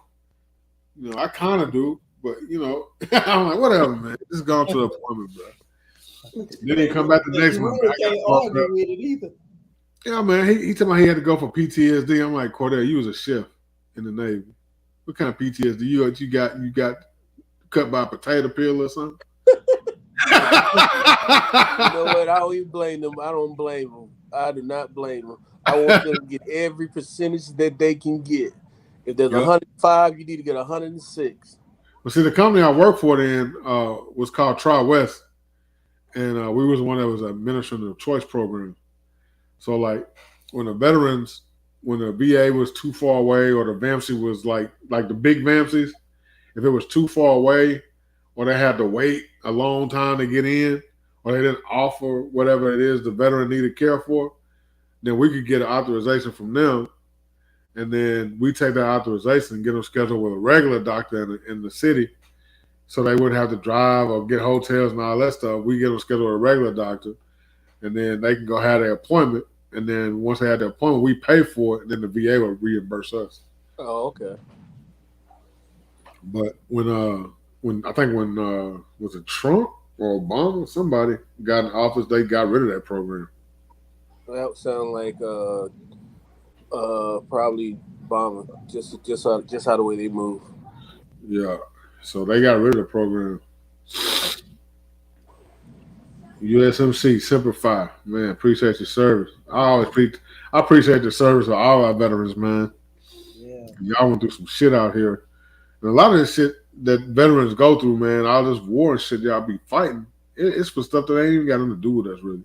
Exactly. They just using y'all for the send-out boys, for the goons. And then when they get back here and they want to treat them like shit. Treat you like shit. We got all these veterans out here homeless, and they over here sending billions of dollars over to other countries and shit. You know what I'm saying? Take care of your veterans here. Take care of your homeless here. You know what I'm saying? Y'all treat them like shit, like they didn't do nothing. But I ain't gonna lie, though, you got programs and stuff now, that help try to prepare you for when you transition back to a civilian. You know what I'm saying? But you know how that can go. Hey, you so ready to get your paperwork and be done, they ain't paying no attention for real. Yeah, man. I got a large brother, man. It's an older guy. He was in Vietnam, and he got affected with Agent Orange. And so he's got, what's the name of that damn disease? when your skin lights up, it like bleaches out your skin. Yeah. Vitiligo. Yeah, so he got that. He got 3 different types of cancer. What's up, bro? What's He's going on, everybody? So he's still kicking, right? So about 3 years ago, the VA, they had already told him, well, your life expectancy is like 7 years. So they put like a date on there, like we expect him to be dead by this date. And so he's getting full max benefits. So he didn't pass by the time that they put on his stuff. So they took like $600, $800 of his money every month. And he was like, hold up, what the hell you doing? They're like, well, you gotta live the life expectancy we had on you, so we cut your benefits. And so he literally had to get a lawyer and go fight these fools to get his money back because he didn't die when they wanted him to. They'll do that, man. I think they did that. Unkut was saying that they did that to him. They cut his benefits at one point. Yeah, that's crazy, man. Man, I'm going through this shit right now. You know how many mental health appointments I have every 2 weeks? That's crazy, man. You damn why they putting y'all through this though? I mean, y'all went out here, did all this work for them. You know what I'm saying? And now they treat y'all like y'all some doggone stepkids or something. Man, they don't want to pay you for that. They damage you and then don't want to pay you for the damage that they caused to you. Yeah. And they dull knives, brother. They ain't sharp no more. What they need? Oh, yeah. Yeah. Yeah, that's facts. That had already broke you up, busted you up. It's kind of like working for Nissan. Nissan run your ass in the ground for 10 years, and they be like, oh, you know what? Here go 100,000, man. Just go somewhere and just die. That is all companies, bro. Yeah. Oh, Nissan, they remind me so much of the military, bro. If you mess around, say you working on the line, a car come down the line, smack you in the head. Now you out on workman's comp. When you come back, man, you better not even sip your water wrong. They gonna be trying to fire your ass. Mm-hmm. You file a workman's comp claim on you, your ass has got a bullseye on your back. Man, most of these companies, bro, once they done with you, they don't have no more use for you. You up out of there, bro. You know the game. They all looking for the next younger model. Exactly. Oh yeah, man.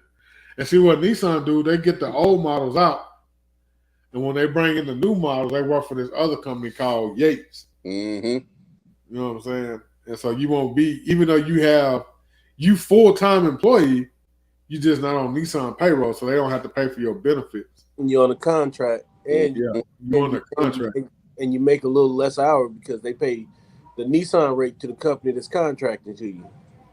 Well, actually, even working for Yates, you still do. I think top out like 27. But what is Yates getting? Exactly. Yeah, Yates probably getting like 37, 47.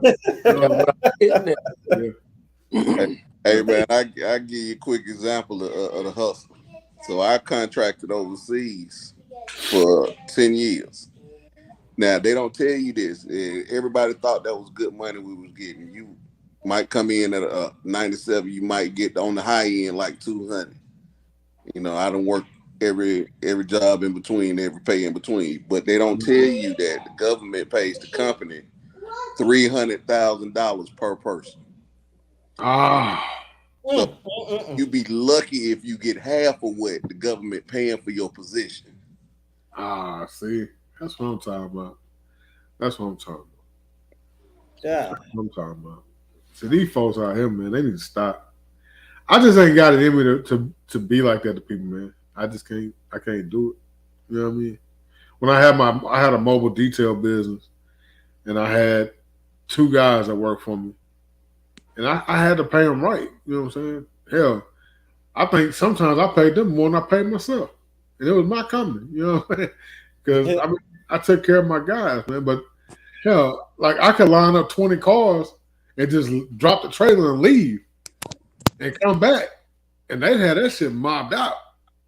Done pulled up something else.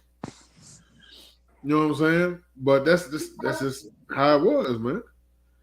You see, Shanna said they got me out on medical retirement for chronic migraines, then took it from me when I had a part-time job so I could pay bills. What? Well, that's cold blooded. That's a hey man. This VA is something else, bro. Y'all have, if you ain't never been through it, bro, I wouldn't wish that on nobody. When they tell y'all, when they talk about they want this universal health care and they want government ran health care, what you gonna get is what we get at the VA. And I'm telling everybody that ain't what you want, partner. Yeah, I know. I got some friends from Canada, and they told me they was like, dude, everybody want this universal free government health care, and they said that health care we got in Canada, yeah, it's free, but it ain't shit. I think they got that in Germany too. I dropped that link, Ivan. It's a little better. I will say in I don't know about Germany. Yeah, I was stationed there too. They said in I know in the UK it's okay. Like I said, I don't know about Germany. I heard the same thing about Canada. Like theirs ain't shit. But bruh, this anybody who was able to navigate that system and get, especially if you're getting 100%, bro, my hat goes off to you. I know a few people getting 100%. It's some. I know a few people getting 100%, but the way they got the 100%, they use PTSD. They changing it now. They just sent out Monte. You probably got a email about it. They sent an email about it like a couple months ago, and they taking a survey to see how veterans feel about them making changes to the PTSD. And now they won't tell you what changes they gonna make. So when they send out them surveys like that, they finna fuck you. hey, I go check the emails to see what they talking about. Yes, sir. You better check your email, man. Whenever the VA sends you something, check. Oh, no. I checked the email, but I'm gonna have to go look at for that specifically. Yeah, because they trying. It's so many people. You've been at war for 20 years. So when a person files for PTSD, you know that they done been to war. Damn near every unit in the Army has been overseas in combat. But think about this. Hey, you could get that from a training. You go out to like that training get real. Yeah, I was in the military, man. I did. No. I know. No, I was reading the comment. Oh, the comment. Yeah, I did 6 years, man. Yeah, Ivan told me to drop the link. I dropped it for him. There you go. Yeah, I did about 6.5 myself. But yeah, man. I tell anybody. I'm in this, boy. Get your money. What up, bro? I'm in here. What up, Coy? What up, y'all? What's happening, bro? Look at this. He said, "You're 100 on that hot tub, Tony." He said, "If you get sick really bad, you're gonna die unless you're part of the elite class with universal health care." He right. What's going on, y'all? Ivan back in this camp. Yeah. Look, hot tub talking my business now, baby. I like this. Was you in the military, Ivan? What'd you say, Dre? Was you in the military? No, but people always ask me that, bro. I think it's because of the bald head, bro. Everybody always asks me that. That boy took his hat off and looked like a Reese's Pieces. Hot tub, you ain't getting 100%. Man, I'm working towards it now. I came up in that era where they told you to be hood and don't go to sick call and all that. Oh man, you don't let me tell you something. I never went from never listen to this. I'm getting a crazy echo. How you stop this echo, y'all? Cut your YouTube off. YouTube off or pause it. Let me see. Let me tell you though, hot tub, you can get it. It ain't on my phone, Dre. And it's easy because now where your headphones. I got to get with you. I can't really talk about it on here. But yeah. I was y'all may want to shoot an email. I got my claim in. Matter of fact, they got the 3-week turnaround now. So yeah, it's quick now. Y'all I'm supposed to know something next week. I was telling Coy about that a couple days ago. I was supposed to know something I thought it was gonna be this week, but it's supposed to be next week. I know whether they. Oh, I know what I did wrong. Yeah, nayed it. Let me tell you. I see exactly what I did wrong. I had 2 links open. Dre has my number, right? Yeah, I got your number. Yeah, I know. But when you get done, Hot Tub, call me, get my number from Dre, and call me. I don't know if you like traveling, but oh yeah. All right, well, I got somebody. I got somebody you can see that will get you that immediately. Immediately, brother. You hear what I'm saying? I love talking like that, bro. I done helped about 20 different people get this thing, man. Hey, man, I need it. I didn't know how bad. I'm gonna be honest with you, bro. Mm-hmm. I didn't know how bad I was. My shit was until like towards the end of the year. Last year. Hot Tub. Don't even worry about it. When I drop this on you, bro. Listen, listen. I had dudes going out of work, brother. I mean, that's the way I need to holler at you. Everything. I talk to you.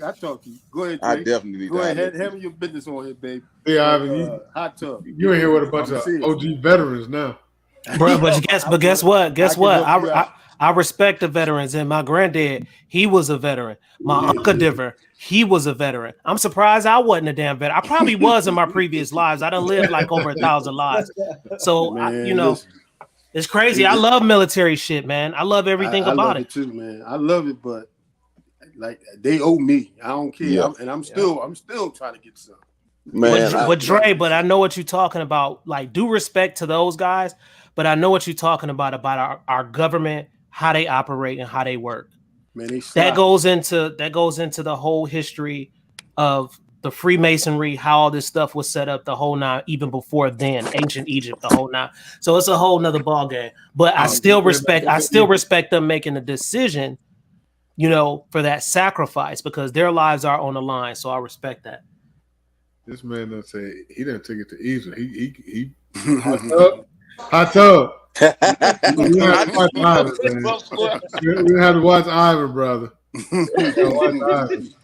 Hey, bro, I can take him on a journey now. Bro, I'm going all the way to Atlantis, bro. Before that, I'm going all the way before that. Hey, Tony, we're gonna have to watch Ivan, man. They put our game making in here, y'all. Hey, you keep talking like that, Ivan. Shit, they say we ain't supposed to recruit. Shit, we're gonna be on a private conversation. Like, and they might be cutting. They might be cutting the whole YouTube. The Drake video is gonna be going down the next day. Hey, well, he said the right one. You want to go to Egypt? Boy, I'll take you there. Hey, look. You talking about how much you love your pony? Those who know. Yeah. If you know, you know. If you know, you know. I can definitely take you down some roads now, bro. I'll be over here talking about the Twa people in a minute. Hey.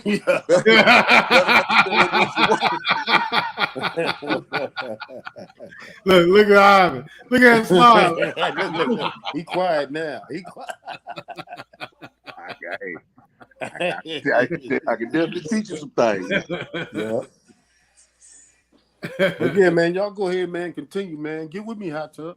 I definitely will, bro. Man, listen, I got hella fire info for you, brother. I'm telling you. I don't know. Can y'all see the private chat? No, I can't see it, but I'm gonna get off and get in it, all right? Oh, I can see it. Yeah, if you click on private chat, it'll show you private chat. You can you know what I'm saying? You can shoot some messages in it. Okay. Hold on, let me I'm gonna put something in there for you. Yeah, I got my info in there already. I'm sending it now, bro. So if I go, matter of fact, yeah. You'll see it. Yeah, just take my number, email address, and then you can just text me or whatever. I got you. Whatever. Yeah, man. But yeah, Ivan, we gonna have to. You might be getting a phone call from my live secretary. Hey Dre, you know what's crazy? A lot of people think I'm a young cat. I'm not. I'm 43. So yeah. I done been around the sun a couple of times. Not too old, not too young, but it's a lot that I don't talk about. Hold on, what I mean? How old did you just say you were? I'm 43 years old, bro. So it's a lot that I don't talk about that I have experienced, which is pretty extraordinary. Hence the reason why my channel is the name it is. I feel you. I know you wasn't no simp type dude. You know what I'm saying? I knew you had some kind of knowledge. My city didn't allow me to be one. Yeah. I knew you knew you had something going on because you don't choose a name like that for nothing. No. I knew it didn't have nothing to do with no spaceship. No, my spot is a weirdo spot.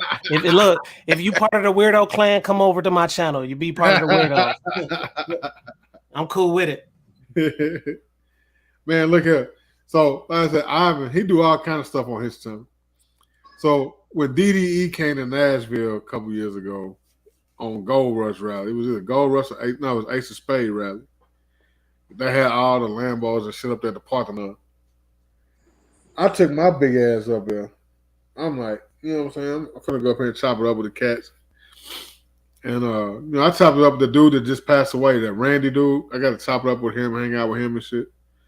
But dude had a Lamborghini, what was it?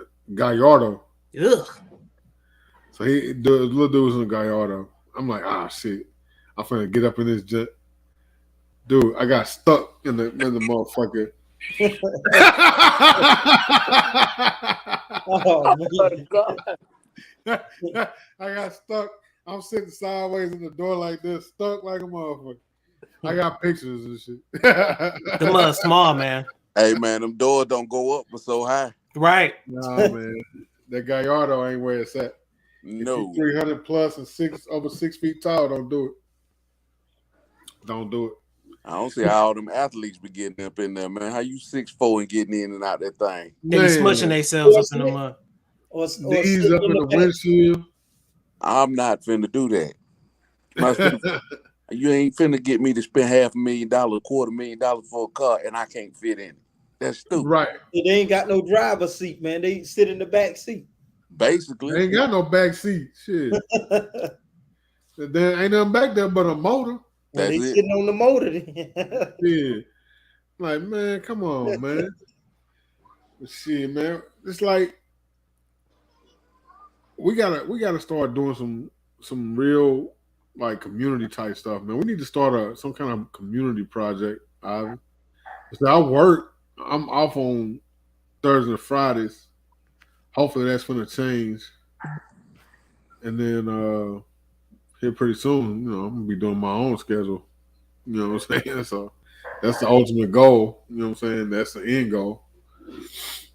Yeah, to be winged away from these damn corporations, man. Mm-hmm. I mean, I got a good ass job, but I tell you this, bro.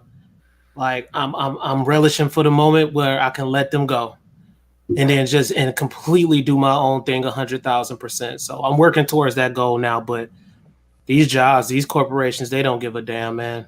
They just don't. And I'm not being pessimistic. I'm just being realistic. No, right. It's your tool. That's all it is. Don't treat it like it's your life. Yeah. Right. Much as Tony know I work, I tell him all the time, I'm just a sharp knife. I go dull, they gonna get my ass up out of there. Yeah.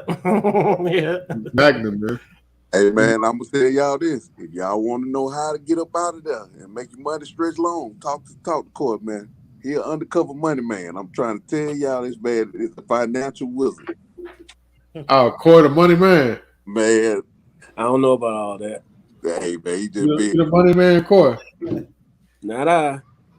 Oh, man. See, the money man gonna say, not I. See, the money man gonna say, not I. Coy and Hot Tub Tony, y'all in the same state? Yeah, we in Georgia. Yeah. That's what's up. Hot Tub, I done seen you on RGG channel a couple of times. I done seen your posts and stuff. Man, I be on your channel too. Word up. I appreciate that, brother. Thank you. I be on everybody's channel. Yeah. Yeah, man. We be everywhere, bro. We be everywhere. I like this 2A community, man. So anybody that's doing something, I'm gonna end up on your channel at some point in time. Yeah. Oh, Dre, drop the news you dropped early for Tony. I don't think he was in here then. What you got on that squad? What about the guns? But yeah. Yes, sir. Give it to us, bro. Give it to us. I got my FFL, my Type 7. Bro, that's what's up. Yeah, I got the Type 7. Come on. So that means I can order some guns and have them sent to you, and then boom, Drake got it. That's the beginning right there. Yeah, that right there. And then also I'll be dropping my own line here pretty soon. For sure. That's one more to the pot, bro. That's one more I got to buy. Yeah. Tony, I'm gonna do something when you place your order for yours. I'm gonna do something special on yours. Well, I'm gonna hold you to that, Square. Yeah, I'm gonna do something special just for you. You'll have the only one. You're gonna have a one-on-one. You let me whenever you launch, let me know then. I'll put it on here. I'll be watching the channel, so just put it on now. Tone, you can get number 4. I got number at least 3.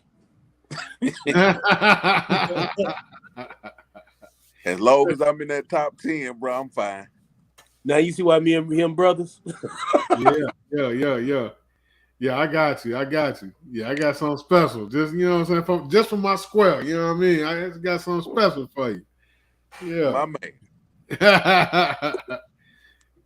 y'all ain't on that level yet. You know what I'm saying?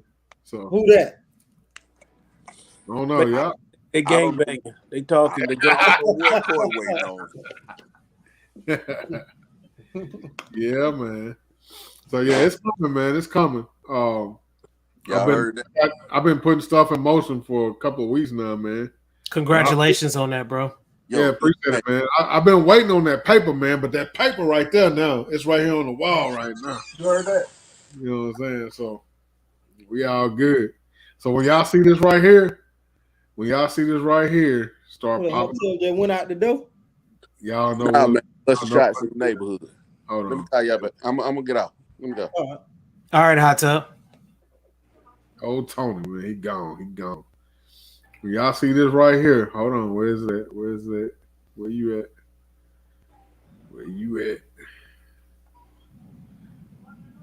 Mm-hmm.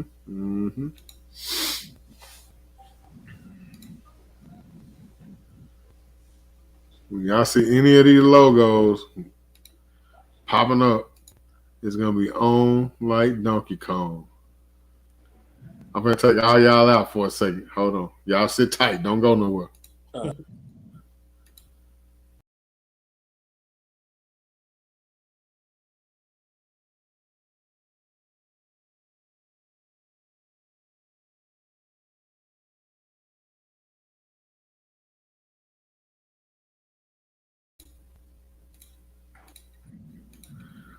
I see them right there pop up. It's on like Donkey Kong, especially this one right here.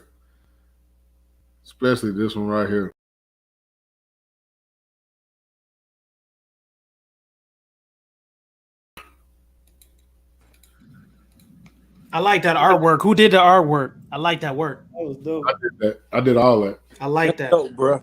That's dope. Appreciate you. Yeah, man. So I like that. That's when it's gonna be official. Man, y'all just don't know, man. When I see us doing good stuff like this, man, it puts such a smile on my face, bro. I'm telling you, I love it. I love it. Yeah, man, we gotta start supporting each other. You know what I'm saying? Yeah, I agree with that, man. 100%. Gotta start supporting each other. You know what I'm saying? Because a lot of these cats out But you know what though? I'm gonna just be real, Dre. And I know where your heart coming from. You know what I'm saying? I know where the heart coming from. But I don't know, man. I don't know if it's just the hurt and the pain in our community or what's going on with a lot of this stuff. But when I say something like that, you can't it's not just about saying it, it's about putting that damn action in behind it. That's the problem we got, bro. We got a lot of us saying, "Oh, I support you. I do this, I do that." But the support ain't coming through. When people truly support you, there's an action, there's a verb in behind it. That's when it's true support. And so when people say that, I really pay very close attention to that, bro. You supported me. When my channel started, you supported me. You tap in when you can. You know what I mean? Yeah. It's a difference, man. So the thing is, I'm not gonna say that I support somebody and I don't have that action in behind it. Either I support you or I don't, and I ain't gonna cap on it. You feel me? I'm just not gonna do it, Dre. And so that's the problem we got in our community, man. Once we crush that shit and really unite as one and truly support a person. And that's the thing, man. Like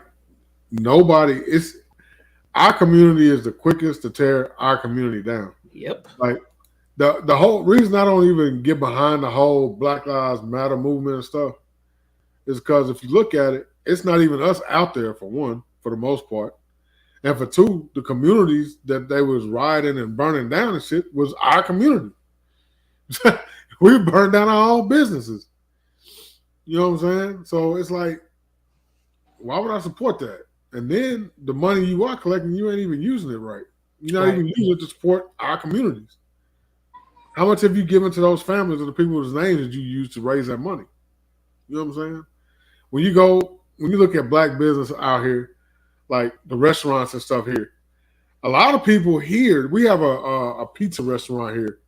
5 brothers from TSU started this restaurant. And they got like 13 franchises. Is it over in the TSU area? Nah, you know it. You know it. I know you done ate there. Slim Huskies. Bruh, they right around the corner from my crib. Right. I done met the brothers. I done talked to them. They super cool. Right. Is the pizza not banging? Man, fire. I love it. Pizza is fire. I love it. But a lot of people don't know that it's us. And they support it. Yeah. But a lot of people do know it's us, and they talk shit about them and down talk them. But the pizza is fire. It is good. Sometimes you only got one chance to mess up. Like if you started your business, sometimes your own people, you make one mistake or whatever, hey, boy, they done with you. But Monty, that hurts so bad though, bro. Yeah. Especially if you either an empath or if you a person that take on people's energies and stuff like that. Yeah. Knowing you a leader and stuff like that, that hurts, man. When you know that your own community ain't really standing in behind you, and you have a whole different demographic of a community that's supporting you, that hurts because you come from that community. I come from that community. Right. And when they not standing behind me like that, it hurts. So I've learned, man, just talking to my mom, she's a queen, she's my God. Like, and just talking to her, man, she like, just keep doing what you doing. And people will see what's going on. Yeah. Once you keep working, just keep working, keep doing what you're doing. And people, you're not gonna have it's not gonna even be a reason. People are gonna end up watching you. People are gonna end up paying attention to you from your community. The people that may not want it to pay attention to you will start paying attention to you. Don't worry about that. Stay focused on your goal and what you're here to do. And I came to that conclusion, man. I said, you know what? That's what I'm gonna do. But it hurts though, bro. I ain't gonna even lie. Like now, I'm kind of numb to it a little bit, and I just keep working. But when I first started my channel, bro, I was like, man, what the hell is really going on? Like, bro, it's free. Do you know it's free to like, share, comment, or subscribe? Bro, like, come on now. It ain't costing you a dime, bro. Monty, like, preach, bro, preach. And then another thing too, like I said, follow up with action. When Big Dre is having a live session, tap in.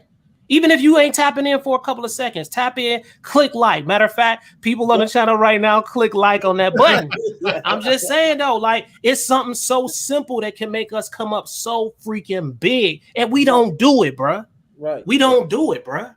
Now it's crazy because like when I go to somebody's channel, usually before the opening is done, I've already subscribed and hit like.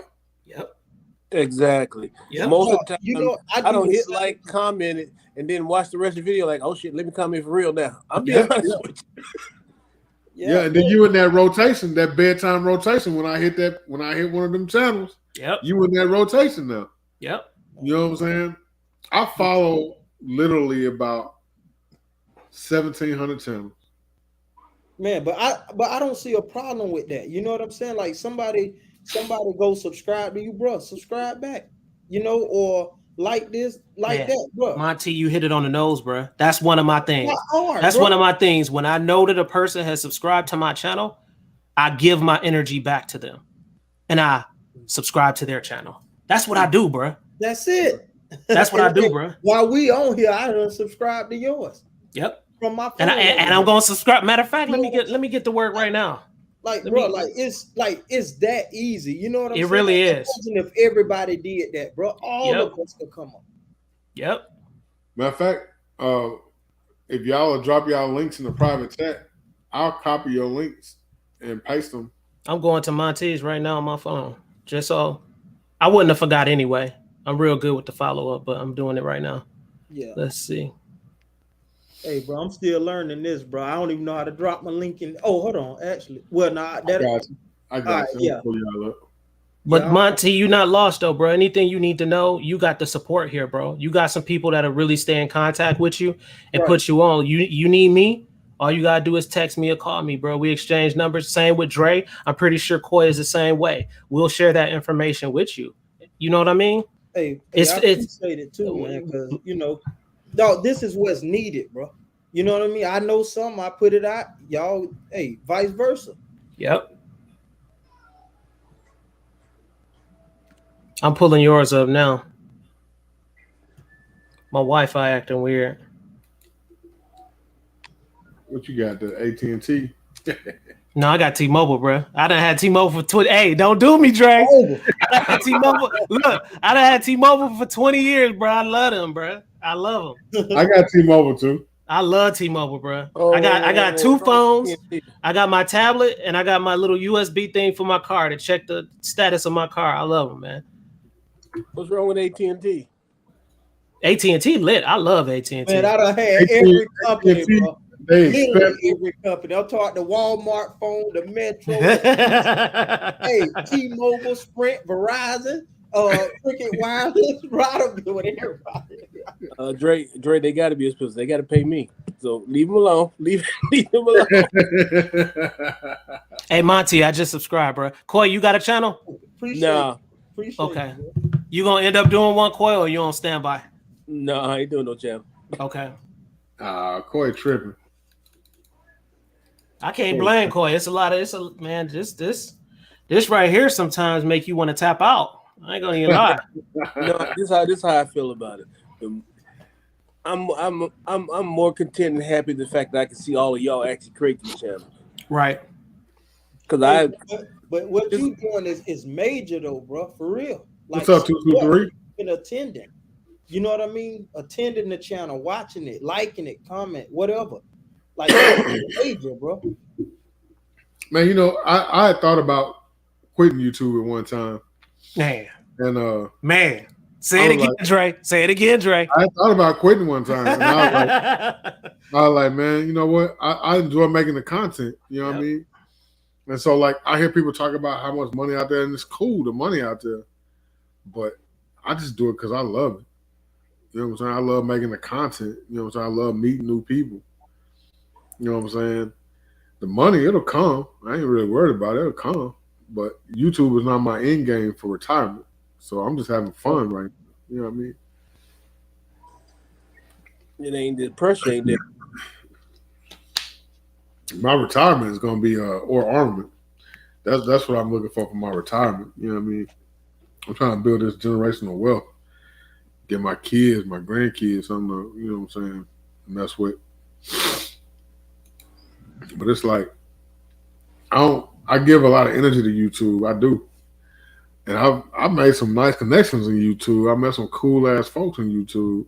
I'm having a blast. But I know I can't better do it forever. You know what I mean? Well, the platform ain't gonna be around forever. Nah, it ain't gonna be around forever. But guess what though? Guess what? I'm gonna milk the platform for everything they got. Because you can diversify. You can diversify on this platform. And that's the thing. You know, when I came in, I love what I do too. And I love it with a passion, but I think I love it so much so that I know that we can be successful in making money on the platform, not in just one way. I'm talking about I'm talking about in AdSense money. I'm talking about in marketing. I'm talking about in affiliate links. I'm talking about in brand deals. I'm talking about in sponsorships. I'm talking about, bro, I can keep going. Like, it's so much you can make on the platform. Yeah. You know, like with Big Dre starting, you know, getting his own firearms and things like that. Like, bro, this is a platform. That's a platform. You got whatever amount of 1,000 of subscribers or whatever, bro, them potential customers. Yep. And like he said, it ain't gonna be around forever. So you know, you do what you need to do. You collect those emails. You set up a separate website. You start that website just in case, not just in case, but when YouTube actually does fall. But when you looking at the numbers right now, YouTube stock and all that stuff is pretty strong, bro. And when you stack them up against all the other social media gurus out there, YouTube got it on lock. Well, see, YouTube is locked in so tough that it's going to be hard for anybody to take. Very hard. Yeah, it's going very hard. To take that. It's going to be hard. You're going to have to come up with something real dope and real different to take over their spot. Yep. Think about something. What do y'all call it when you search on the internet? Do what now? Google, right? You call it Google. Yeah. They search in there, we say Google, right? Mm-hmm. Right. Who owns YouTube? Google owns YouTube. So you best believe if you search for a video, you're going to come here. Facts. Yep. Facts. Big facts. Them Outfit Boys got a lot of this internet, this web stuff covered. Oh, of course. Oh, yeah. So that's why when everybody says, yeah, we're gonna create our own solar platforms, the problem is, even if you create a platform, when you go search for it, the people that you're trying to boot out, it's like you trying to put these people out their house, but you're gonna come in the house to do it. No, you ain't. You see what I'm saying? I mean, new platforms gonna come up, because who would have thought TikTok would be where it is even 4 years ago? That's a different animal, though. I see. I do definitely see what you're saying, but hey, man, it's always opportunity. And oh yeah, the technology is gonna constantly move. There's always gonna be a constant new trend, constant new whatever. Because as you know, youth tend to push a lot of the latest trends. That's just the way it is. That's a young man's game. Our old asses ain't changing, ain't creating no trends. Nah, you right. Hey, Coy, I don't know about you, bro. I'm setting them motherfucking trends. I'm setting them shits. No, hey, nah, bro. I got to keep up with these young cats. For real. You got to keep up. You know what you said? You got to keep up. And the key word in there is keeping up. Man, they off and running, bro. They got. Oh, I know. On us. I know. Y'all got you know, one thing about that YouTube thing I'm seeing is y'all got to start sticking together, and I know a lot of y'all do, because I see everybody on everybody's channel. That's where you do it. You work with one another to build your platforms up. You know what I mean? Yeah. Because look at Nashville coming up. It's so many opportunities there for other YouTubers. Just show up there. You're gonna have different sponsors there. Start talking to the sponsors. Yep. When they see your fan in the action, you don't think they're gonna go back to their company. You don't think Optiplanet gonna go back and say, "Hey, man, we need to do business with this one." Because Dre, I think you already got a sponsorship with them. You might have one when you leave the RGA. I would. I'm already 2 steps ahead of you. You know, and what's funny? Like, okay, say you get late on the board, right? But say you got that weekend open, right? Who's to say that? All right, you know, Saturday's the big deal. You know, Friday was whatever, but Thursday. A lot of people in town Thursday, right? You're a YouTuber, hit town. You may not make it to the main event, but I might be able to get a few subscribers over at a range somewhere. Mm-hmm. Yeah. And then you can also have a little somewhere you meet people up at the hotel, whatever reason. But it's more this: you start getting access to other people. The network, you may not be part of the main event, but you can also network along with everything else that's going on. That's right. Right. Yeah. And so one thing that's gonna be big for Nashville, and see, I learned a lot from going to the gathering. Because when I came back from the gathering, shit, I was tapped in with Smith & Wesson. I was tapped in with a company that makes custom shooting glasses, prescription shooting glasses. I was tapped in with Century Arms, Dead Air. I was tapped in with a whole lot of people, man. Tapped in with FN. Huh? I need the link to the glasses, bro. Hell yes. Yeah, I got you, man. Because actually, I'm fixing to drop a video on them here pretty soon. you mentioned that, I was talking to my eye doctor just the other day. I was like, yo, I need to get me some prescription shooting glasses. They want an arm and a leg from the optometrist, bro. Well, see, look, check this out. So this company that make these glasses, they take your prescription, and what's dope is they make the lenses in house. So when you go to the eye doctor, and the eye doctor say, "Oh yeah, we gotta send your glasses, send your prescription to the lab, and get your lenses made."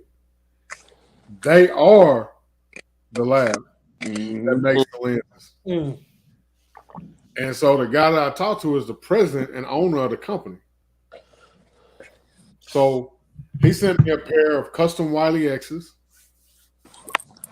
And the Wiley X's got the red lenses. They got my full prescription in the lenses. I'm talking about the progressive part and everything. That's dope. And then he gave me a pair of they call Air Cruise. They're kind of like a squared off version of an aviator with the gold lenses in them, with my prescription in them. Hey man, I love them gold lenses, bro. Look ain't hard too, man. I got to. I'll run grab right and let y'all check them out. This will be an exclusive. Y'all be the only ones that's unseen them. That's tight. Hey. Oh man, that's dope. It's a lot of opportunities for y'all, and what he doing, what RGG doing over there is gonna be big for this side of the 2A community because it's never been done before. And what's gonna come out of it, like you say, you're gonna have opportunity. You might not have an opportunity with this company, but it's gonna be by 2-3 years from now, it's gonna be so many different companies that's gonna want to be a part of this. That if you got a channel, right, they gonna come to you because, hey man, I might not have access to a Big Dre, I might not have access to a Black Rambo, but you do. So if I got to come to you, give you a sponsorship to get to him. That's how they're gonna start operating, bro. Yeah, it's a lot of opportunities, but y'all gonna have to together. Yeah. It's gonna have to be to a point where if you're talking to one of us, you're talking to all of us. Yeah. You know what I'm saying? That type of deal. Planet, you said you do a lot of tech stuff, right? Yep, technology, cars and guns. Yep. Okay. So you know all about CSX, you know what it is, the tech show in Las Vegas. Oh yeah, that's a big deal, bro. Right? That's a super big deal. So, but you know, you ever notice when you watch it, you even watch because I'm in a techie too. So you ever watch, you'll see people that have never made they're in Vegas that don't even get in, but they get into all the side venues that goes along because the event just brings so many people from the industry there. Yeah. That's the same thing that could happen if we flip this and work this thing right. You ain't necessarily. I always believe that you don't have to get along with people to get work done. You know what I'm saying? Right. You just got to be respectful and handle business. Right. And you can get because I always say on this side of 2A, it's not just it's not a monolith. You got the casual shooters, you got the hardcore shooters, you got the collectors, and you got the trainers. You see what I'm saying? Yeah. And then, but now we got something outside of the larger community that we can bring all those different groups to one spot, and they can start working together and come up with different concepts. Like, okay, Dre's got a rifle coming out. Okay, you can name 5-10 different other YouTube/Black 2A content makers that all they do is train. Now they meet up with Dre at this event or whatever. And Dre said, you know what?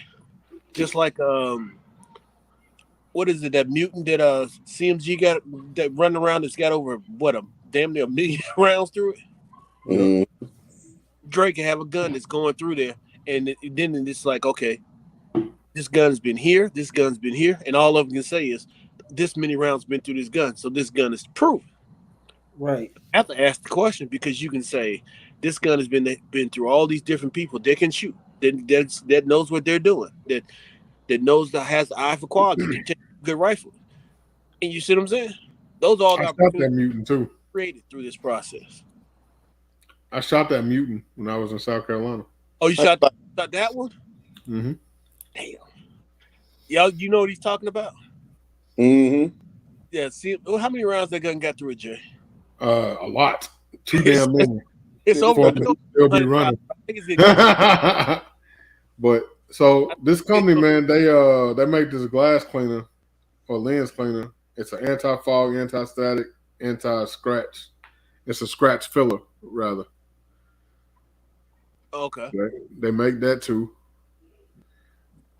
And then it's called Hunter's HD Gold. That's the name of the company. And the glasses come with these little clam shells. And then in a little pouch. Like they got a nice presentation. You know what I mean? And these joints is dope. So this is the aviator joints. Boy, them things Oh, hard. yeah, that's Yeah. right up. It's the aviator joint. Them nice, man. Hey, you wear them when you ain't at the range. You ain't lying. This is hard. And so when you put them on, like everything got a yellow haze. But y'all brothers is extra crispy on the screen. Extra crispy on the screen right now. You feel me? I can read. It's like perfect. Like y'all in like 5K right now. Damn. And then when you go outside, the lenses just get 2 minutes. They dark. Yeah. Oh, so they like the shades. They Yeah. so They when you go transition. indoor, yeah, okay, yeah, I seen those like that type. These are Wiley X joints right here. Wiley X joints, they come in the black bag. And they actual Wiley X's, you know what I mean? But them joints, they so cold. And these right here, they call these the rubies. I'm gonna let you see why they call them the rubies. Boy, Oh, I like that hard. color. I like that color. Yeah. Hey, them These things joints is hard. They got the Wiley X logo right there. Oh, nice. That's them X-Men glasses right there. Ain't that Yeah. Hold on a second, y'all. Hold on. But yeah, these joints right here, they hard too. Like, you know what? Here's a hack I'll give y'all. If you work a corporate job, meaning you work for whatever job, usually if you got a health benefit plan, they usually have like FSLs or FSAs, right? Which is especially if you got your insurance and calls that you have a deductible, right? Right. You go ahead and pay in X amount of dollars a year, especially if you have a wife, kids, and you go to the doctor a certain amount.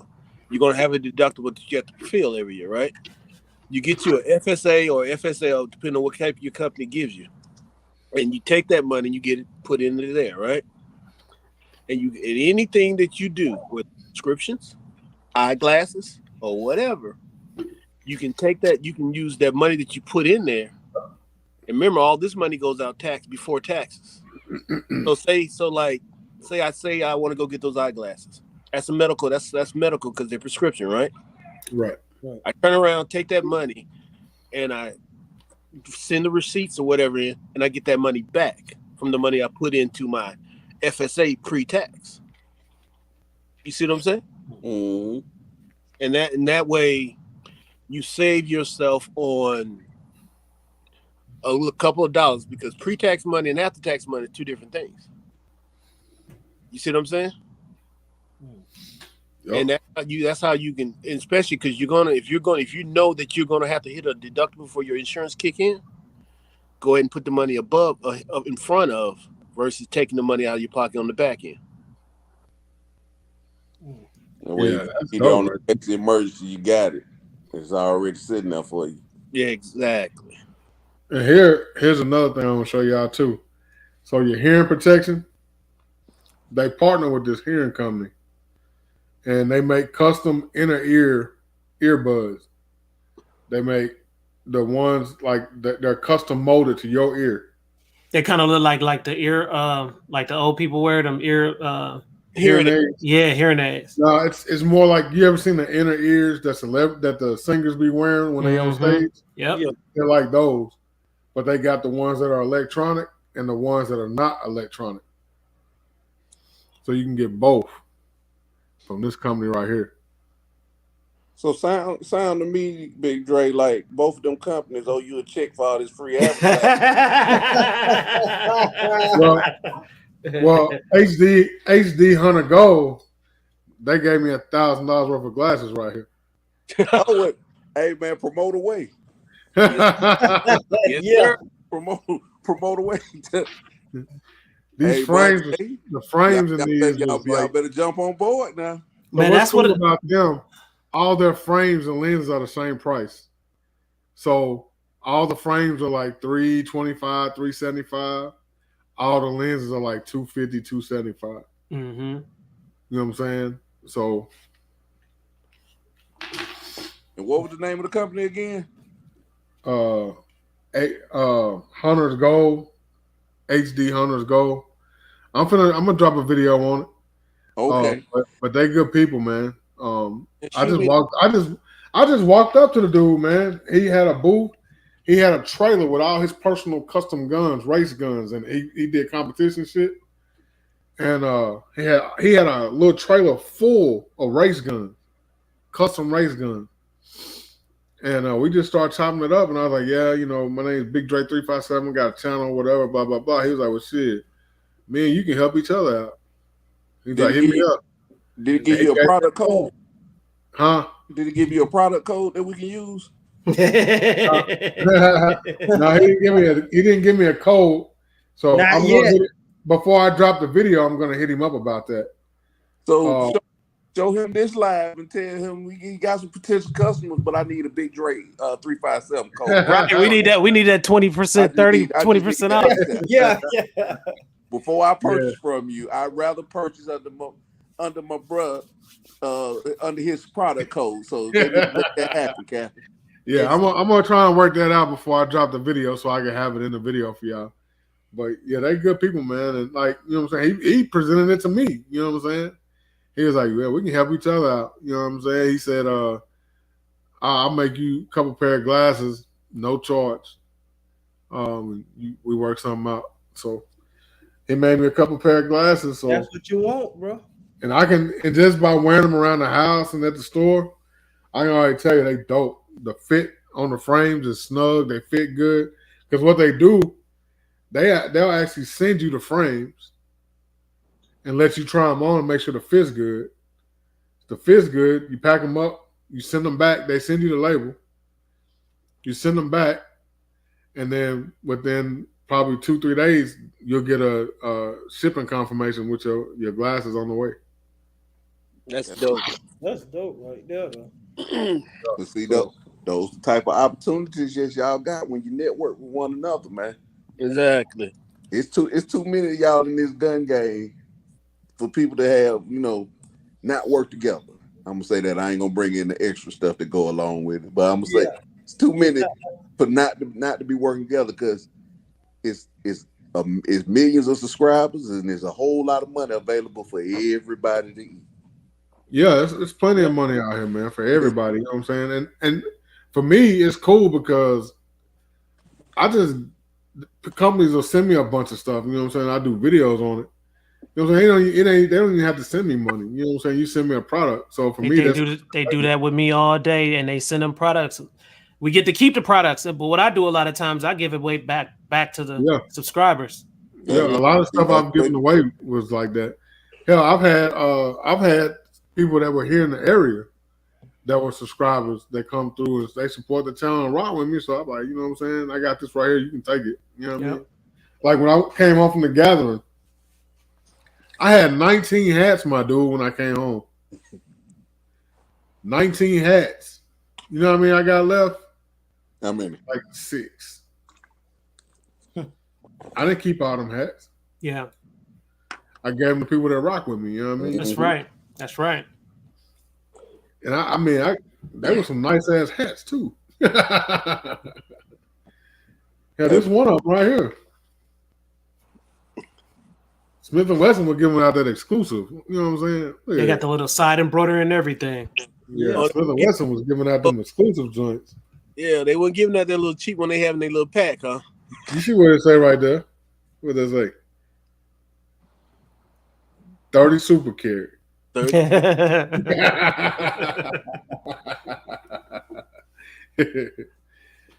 they gave me is that 30 super carry everything that they saying it is? I saw your video, man. I ain't never shot the round before. But is it the 9mm killer? Ain't a 9mm killer. I ain't gonna go that far. What's the velocity on it?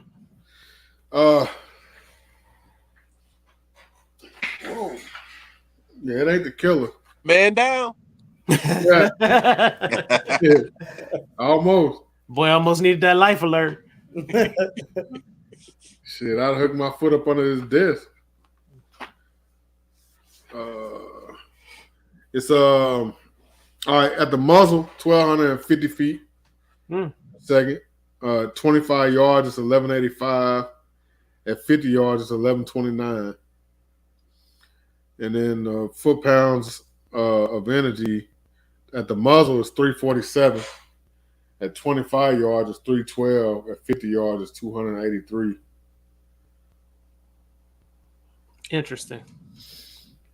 That's the reason I asked, because this a lot. Like, I ain't never seen no time like this. Maybe it had been before, but I ain't never seen a time where it's so many new rounds coming out all of a sudden. But you asking a lot of people to, we want you to replace what you got. You got thousands of rounds of 9, and then jump over here and invest in this. But I would tell you, better than that. 30 super carry, they're pushing it out to keep it around, because at first, when I first got that Shield EZ, it was kind of hard to find the target round. So I had the first box I put through it was Federal HST. I got 2 boxes of Spirit Gold out at the shop right now. And then there's a store in town called Sportsman's Warehouse. I went up there one day and got 200 rounds, 250 rounds actually. Wait a minute, Sportsman's Warehouse up there where y'all at? Yeah, bro, we got one. It's right down the street from my store. Like, yeah, it's in Murfreesboro, ain't it, Dre? And drive like 3 minutes and you there. Ain't it in Murfreesboro? Damn, I didn't know that. Yeah, it's right across. It's right down the street from the store. From my store. I order from them all the time. Yeah, they got one. I've been there a couple of times. Big Dre. Huh? Tone, we got to make a road trip up that way. Yes, we do. Yeah. Come on up here. See, I didn't know Sportsman Warehouse had a brick and mortar store. I never knew it. Yeah. It's right down the street from my shop. Hell, where I live is like 15 minutes from it. Hey, you ain't done a video with them yet? Oh, they funny in there, man. They way funny, bro. Like that's the reason why I stopped doing ammo runs over there. They be acting funny. Yep, they let me not. That's all you had to tell me. I let me not order from there then. Yeah, Hootie he said the same thing. When he went in there, he was recording, and he said dude came up to him, was eyeballing him and talking shit. But the dude told me to stop. And of course, I'm a lot sharper than the average bear. So I said, wait a minute, man. I said, y'all don't have anything posted outside around the perimeter or anything like that about not being able to record. But he swear up and down I couldn't record. I just kept recording because I knew that I could record. It's legal in the state of Tennessee to record. You can even record people unless it's a private property. Now, if it's a private property, that's a no-go in Tennessee. But did they know you guys are YouTubers and that could I think he figured it out because he was watching me for a minute. But I don't just for me, I don't have time for all of that. And so it's so many other places to go get ammo run videos. You got Bass Pro Shops, you got Sportsman's Warehouse, you got some of these gun shooting ranges and stuff like that. They got so much inventory now. You can make that an ammo run video now. So I just was done with them, really. Yeah, the 30 super carry though, Sportsman's is a spot. Matter of fact, dude was telling me today that they had like 4 different kinds of 30 super carry in there. I'm looking at the 30 super carry round right now online. That junk look crazy. Yeah, so it's like, you know what I'm saying? It's around here, like even Palmetto State Armory, their store, when we was in South Carolina, dude, I got permission. As soon as I got to the store, I went in, got permission to record in there. And then I started recording. But I ran out of memory on the phone. So after I dumped some stuff and made some more room on the way back home, I went back in there and was going to finish recording. So I picked up where I left off. The dude that told me I could record the first day, came up talking crazy. I'm about to cuss his ass out. Yeah, they be turning up too much. Yeah, like I cut the phone. As soon as he walked up, he was like, "Stop recording my store." Boop. I hit the off button and flipped around on his ass. Like, who the fuck you talking to? Right. You know what I'm saying? And then we got all that cleared up. I went around the corner, and another dude. I literally just asked the dude. Matter of fact, it's in the video. I'm like, "Hey, how you doing, man?" And he's like, "I'm good, man." I'm like, y'all, we were chopping it up for a minute, and then he was like, "You can't record it here," and got bass in his voice. Boop. Who the hell you talking to? I just talked to dude around the corner. He said I was good. And me and him had a little bash out. Like, man, boy.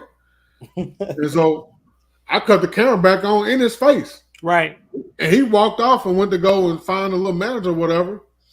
And so by the time he found the manager and got back to me, I done recorded the whole damn store. Right. And so I heard when I was finishing up, I was just fixing to finish up. And I heard the little manager dude, he was over here. And he was like, "Yeah, he's good. He's got authorization. He's good." He didn't realize when he first approached me that I was a YouTuber from the other day. So he was coming up trying to regulate and like, "Hold up, man." And so the other dude, when he told the other dude I was good, dude just backed off and went on about his business. But I was like, "Bro, you about to get cussed out. I'm about to fuck around and go to jail in South Carolina." Nah, bro. See, look. No. look. Show me where the policy at. If you gonna say something like that to me, show me where it's at. I'm cool with it.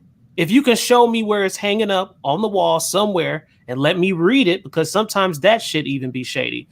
Let me read it and see what's going on. I won't record. But other than that, I'm gonna continue to record. But you know what I do, Dre?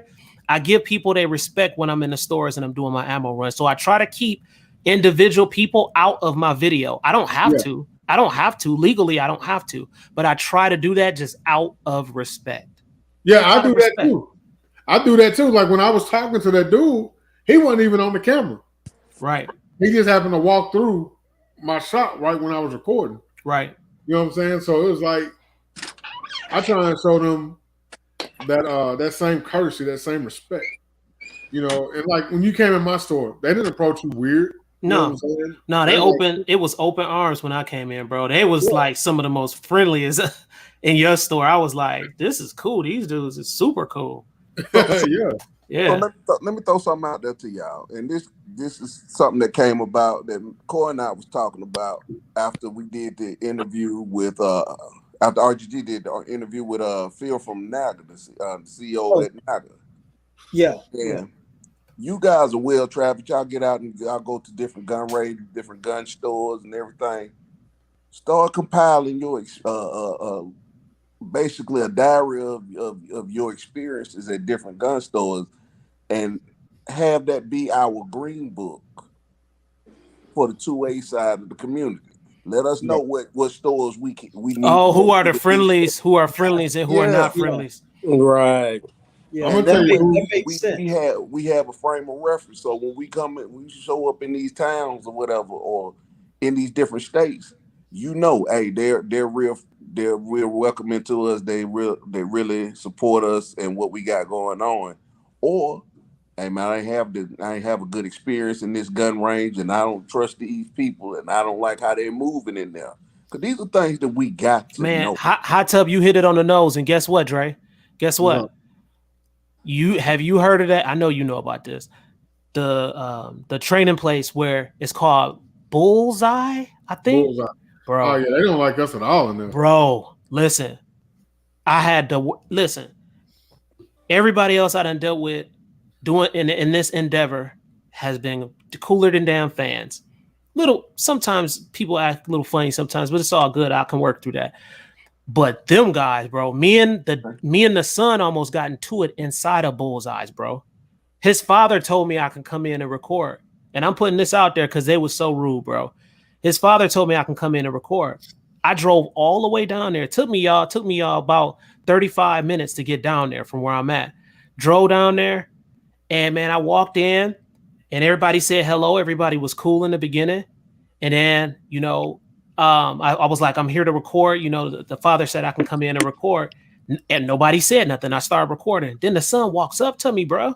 And like he walked up to me in my face And you know me, I love boxing and shit like that. So you gotta give me 2 or 3 feet. Like you can't be in my face like that because that's an advantage when a person is close to you like that. So I'm bagging up and I'm like, hold on, bro, what's going on? And he like, man, I don't want you recording in the store. He was like, I don't want you recording here. This is private property, and it was.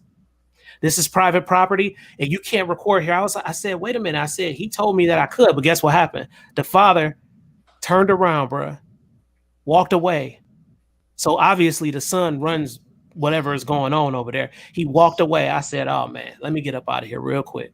Yeah, that's cool. Don't even argue with them. Yep, I didn't, bro. I got up out of there so quick. I said, I ain't about to get caught up in no mess, no nothing. You know what I'm saying? Let me get up out of here. Let me just go, man. And walk out of there. You can, because you can't record inside, but you can record outside. And I did. Yep. And start documenting that from that point. Let it put the logo and everything. Bro, they not friendlies. They not friendly. So if y'all ever come here, do not support them. I'm sorry. I'm saying it. Don't. So I ain't even sorry. Don't support them. Don't go through them dudes. They're not the business to me, bro. I know white people that won't go there because of that. Because we are so new into. I ain't gonna say new because a lot of us have been in the 2A community for a while. But most of the people in this community, most of us that's coming into this community are fairly new to it. You know, within the last, I'd say 2 to 4 years, this massive influx, and you got all these new gun owners that don't know, you know, where they can and can't shoot at, who's kind of friendly to them, who will work with them as far as training. They don't have a frame of reference. That's a wide open lane for anybody who willing to put in the time. Like Big Dre, you travel a lot. You're in contact with a lot of these gun manufacturers, gun stores, and ranges. Document that. Hey man, let us know. I document, you know what I'm saying? And so it's like, so. But he's saying, Dre, document so the information can be out there for everybody else. Yeah, I feel make it one of your series, and they just that's pretty much what we used to do back in the day when it was not favorable for black people to travel around the country. It was only certain places you could stop and get gas. They had a green book that showed you, hey, these are places that's gonna be friendly with you on your travel. These are towns you should not stop in. We need a modern day version of that on the 2A side. Yeah, because you don't want to spend money with people who don't accept you. You know what I mean? You can't get my money if you don't respect me. And that's what we need to know. Who should we spend our money with? Basically, is what they're gonna be telling us. What you say, Coy? Is one thing I learned a long time ago. If they talk to you any kind of when you spend money to them, still spend money with them, they don't care how they talk. Bruh, and I was about to spend money in there too because I went there to go buy some ammo, like a lot of ammo. But when that happened, man, I said, damn. You know, I said that's something else. And now, like I said, the father was cool, man. It was the son turning up like that. But when the father didn't step in, he didn't step in, bro. You accepted it. He accepted it too. Man, he looked at me and turned around, bro. Well, that's cool. That's cool. I don't argue with folks about that. I ain't got no issue with that. That just means you don't get the black dollar. That's right. Because one thing I know about my people, I love my people. We spend when it's something that we want to do. Oh, we spend. Even when we ain't got it. Even when we ain't got it. So you won't get this dollar. But guess what? Somebody else down the street will. Yep. Yeah, when you see their sales outpacing you'll understand why. Yeah. See, I still had a negative stigma about it because of some stuff that happened in the past, previous ownerships, previous employees. And so a lot of black people wouldn't come in there. So word of mouth, they start hearing about myself, my little sister Tiffany, my homeboy Jamal that used to work with us. They're like, oh, they got some black people in there. So they starting to come in. And so we got a lot of black customers coming in. And we had several of them come in and they're like, you the owner? I'm like, no, I'm not the owner of this one. And they're like, oh, okay. But when they come in, they won't talk to nobody but me.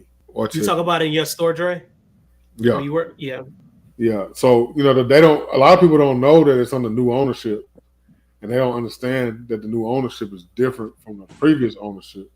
You know what I'm saying? And they don't realize, you know, it ain't a bunch of old old white guys is running it that don't like you. It's a young dude who he grew up listening to rap music and stuff and hanging out. You know what I'm saying? So they don't understand it's a different vibe in there. So now the culture's changing in the store. And so it's probably like damn near a 50-50 split on customer base on you know what I'm saying? We got Asians coming in, Hispanics, African Americans. We got cats coming in from damn Trinidad and Jamaica and stuff. So we've like diversified the customer base in there. And so, it's like people appreciate it. Like, oh, it's good to come in here and see somebody that look like me that I can talk to and relate to, you know what I mean? And so they like that type of stuff, you know what I'm saying? I got one customer, and he'll flat out he'll tell you straight up, if he pull in and he don't see my car, or if he walk in the door and he don't see my face, he be like, what Dre at? They be like, oh, Dre ain't here. He be like, all right, cool. He'll just turn around and walk right back out the door. He won't talk to nobody in there. If he spend money with somebody and I'm not there, they gonna look like me. I got several customers like that. And I had one man, he was ready to invest in me and open up a shop for me before I got my FFL. And I hadn't seen him in a while. But dude, he was like, man, he's like, if you tell me right now you had a proper paperwork and the licenses, I'll open you up a shop right now. Because you know what I'm saying? Hey, well, hopefully he pop back up on you. You know what I'm saying? And but it is about the support though, y'all. And like he said, like Monte said, that dollar ain't coming to that store. And then it's even worse. Like these companies, these businesses don't know what they be doing. Like when you're doing stuff like that, because guess what? We got powerful platforms. And one person tell another person, it's like a spread of a virus, man. And that's bad for business for these guys. So they got to smarten up and get smart. That's why I love Dan, bro. I got to put him on the map over there at the Glock store. Dan did not have to do that for us, Dre. Mm-hmm. He didn't have to do that. He put that on the line dealing with us because I was inexperienced when I first got started, but I had a vision and dream and he seen it and he believed in me, bro. And I respect that man for that. And so that's why I respect them so much, man. So much. Well, see, Dan, when I first met Dan was when we was at the grand opening for the Glock store. That's when I first met Dan. That's when I first met Lenny. And so I just walked up. I walked up to Lenny when he came out and just started chopping it up with him. Matter of fact, I was recording and I was like, I made the comment, there go the man of the hour right there. And as I was walking up to Lenny, you'll see me walking up to him and he's reaching out to shake my hand. I cut the camera off. Yeah.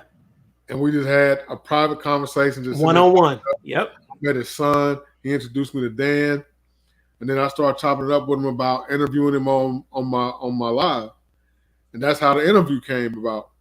And then Dan just started chopping it up with me. And I was like, Dan, who do I talk to about, maybe doing a private tour? He was like, oh, I got you. And I ended up winning the door prize that day. So me and Dan chopped it up. We got everything set up. Went and did the tour. That grand opening was that Saturday. I did the tour that Monday. That's how fast this stuff happened. That's why the grand opening and the tour is in the same video pretty much. Is because everything happened that fast.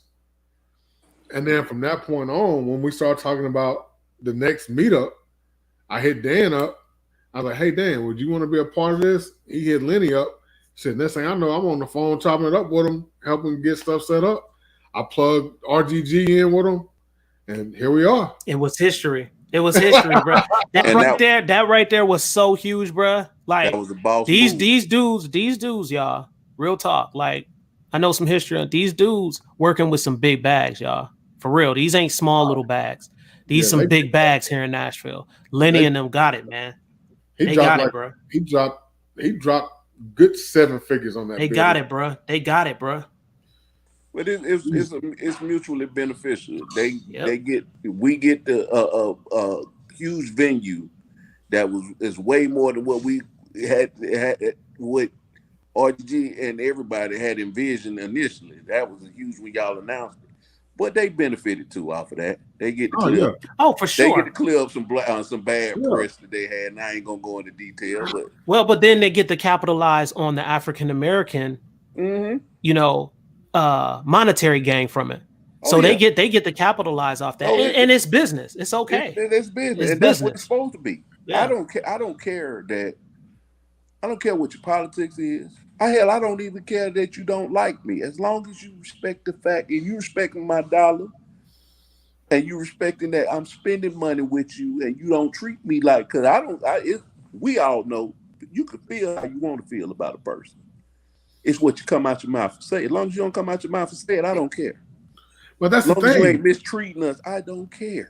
You know, the negative stigma that Lenny's got around him, I don't see where it's coming from. Wait. So y'all need to holler at me because it's something I don't know about. So go ahead and let me know what's up because I ain't gonna elaborate on it. Somebody man. need to put me on. Somebody need to put me on. No, but it's some BS floating around. Oh, really? It ain't no legit shit. It ain't but one source for this information, and it's not even a legitimate source. Interesting. And it's not really about him. It's about somebody else connected.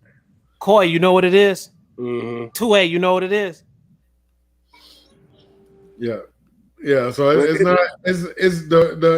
not even a valid source. But if you've interacted with Dan and Lenny. Uh-huh. Have you talked to Lenny? No, I haven't, bro. Oh, okay. You haven't met Lenny yet. No, I'm not tapped in with him. I was tapped in with Dan the whole time from the very beginning. Because Lenny, I saw Lenny and he had to go back to Lenny about me, of course, because that's a part of their brand. They want to make sure that I'm good and this and that and that and this. And Lenny was like, okay. So, but I've always been tapped in with Dan. That's why when I tap in with Dan, anything that I'm trying to do with my vision, he at least tries to make it happen. It was only one thing he shot down. And that's when I wanted to get some footage of the when the women was shooting, because I'm trying to bring more of that demographic to my channel. I'm trying to bring the ladies to the channel. But I really wanted that footage so bad, bro, where they had like the ladies' night and where they was in there shooting. But I think he kind of wants to focus on that himself. You know what I mean? And just keep it going for a minute and get some momentum and stuff like that. So I couldn't get the footage I wanted. But other than that, everything else I've been wanting to do, he's allowed me to do it. So it's nothing that I can say bad. So I don't know what y'all talking about. Somebody just gonna have to let me know, I guess. Yeah, so I've interacted with Lenny on multiple occasions with the interview, just phone conversations, text messages, and then I spent about 3 hours with him at his farm like a week ago. You know what I'm saying? And so I've seen the farm. I've seen how it's laid out and everything. He took me for a ride around the property, you know what I'm saying, on the ATV and shit. You know what I'm saying? He even chopped it up with me and shot with me, let me shoot his race gun he shot competition with for all them years. And he just a genuine cool dude. He cool as hell. I met his son. One of them. I met one of his sons. Do they look alike? They look like twins. But the son was super cool too. So everybody I've been around, his cameraman, Quentin, Nate, everybody is super cool. You know what I'm saying? So it's like when I heard that, I was like, what? I was on the way to South Carolina when it was brought to my attention. I was like, what? And so, is it from a reliable source? Reliable source. That's where. Yes. That's where the originating source. No. Yeah. The originating source. No. Quite like no. I mean, like we said, we'll get into it. Yeah. It's not something that we wanted to bring up, but the only reason I even said something about it is to highlight the fact that they're going to benefit off of this, just like RGG and everybody involved in this is going to benefit off of this. Yeah. So you got to be willing to, hey man, damn who you don't like and all of that. Business is business. Right. If it's mutually beneficial to both parties, do it. I'm gonna tell you now, business or no business, if I don't like you in a certain way, you're not coming to my private property. Facts. Yeah. That spoke volume right there. especially in that number, in that large of a group. Facts. You're not coming to my property. Period. You can come to the store, but you're not coming to that property. Because not everybody, don't nobody get access to that property. Right. You know what I'm saying? And there's some stuff that they're putting in place out there that wasn't there before we start talking about this event. They're building some stuff for us that's going to now be a permanent part of the property, but we're a large part of the reason why it's being built right now. Wow. So that's major. They definitely rolled out the red carpet from they rolled out the red carpet. Yep. I mean, they just, bro, like when you get to know these dudes, they just movers and shakers, bro. They don't talk about the shit. They really like when it's a vision and it makes sense and it makes business sense. Exactly. Man, they own it, bro. It's about that dollar, you know. Yeah. And of course you build relationships in the end, but they are hyper focused about that dollar, and we have to be too, y'all. We have to be too, because when I came in, I had a vision. It was about, okay, my platform. How can I grow and expand my platform where it's a where it's a diverse group of people as far as, you know, a race and stuff like that. How can I make it bigger? I don't just want to be in this group or this group or this group. I want all of the groups to come to my channel. I'm not restricting myself on that end when it comes to business. I can't do it because I'm a businessman. So I just can't do it. You know what I'm saying? So it's never been about that for me. For me, it's bridging the gap of humanity where I'm at in my life right now. And that's just where I'm at. And if you a dork in a butthole, then you just a dork in a butthole, no matter what color you are to me. So one thing we got, bro, we don't control, and this is sad to say, we don't control much in this society. But what we do have control of is a large spending group. Yes.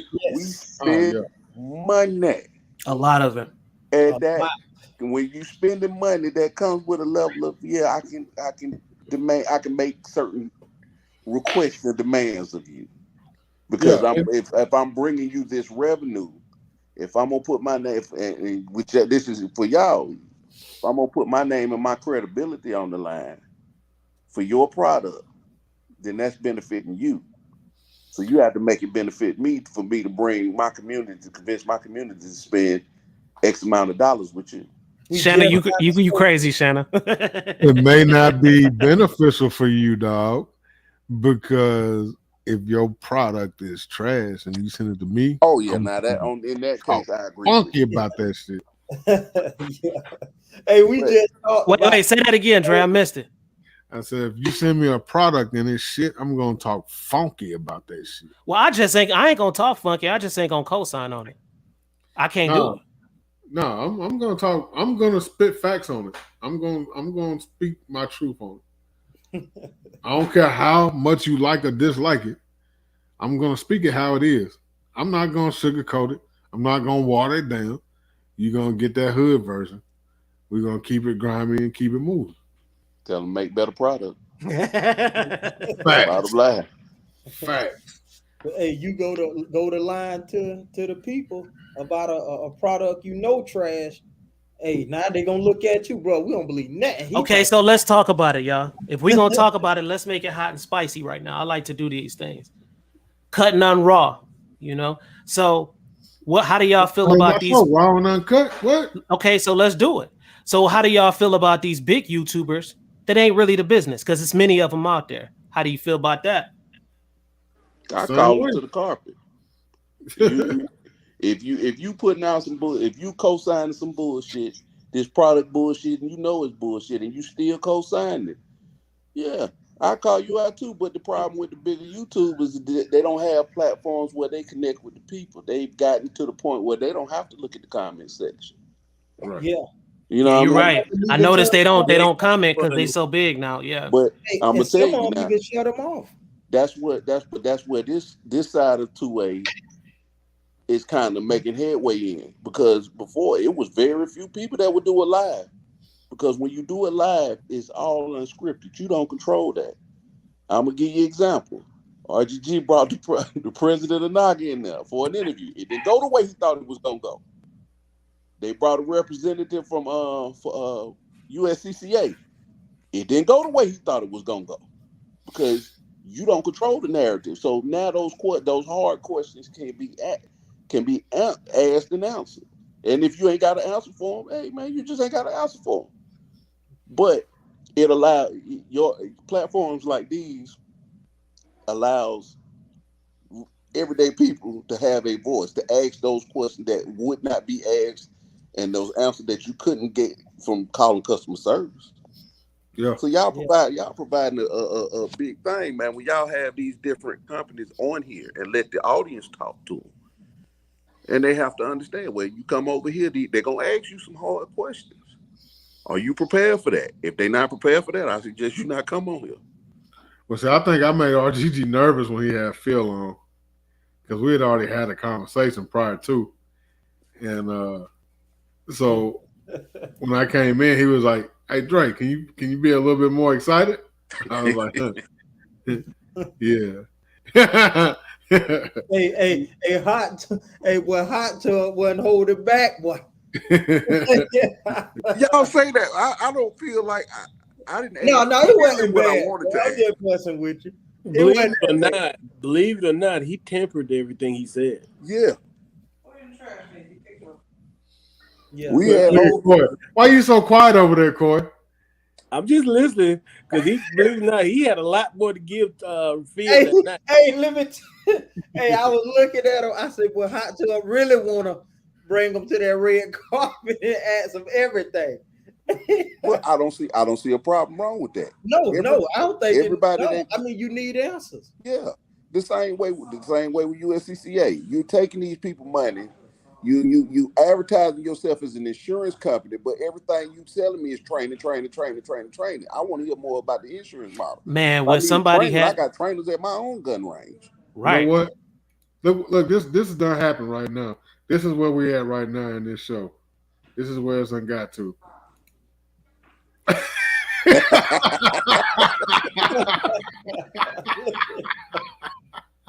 This is where we at right now. It's raw and uncut. They need to hear this. So when you go back to like they brought the representative in, when you go back to your boss, you say, "Hey man, this is what they saying in the street. This is what the grassroots people are saying about us." Yeah, get a better business model.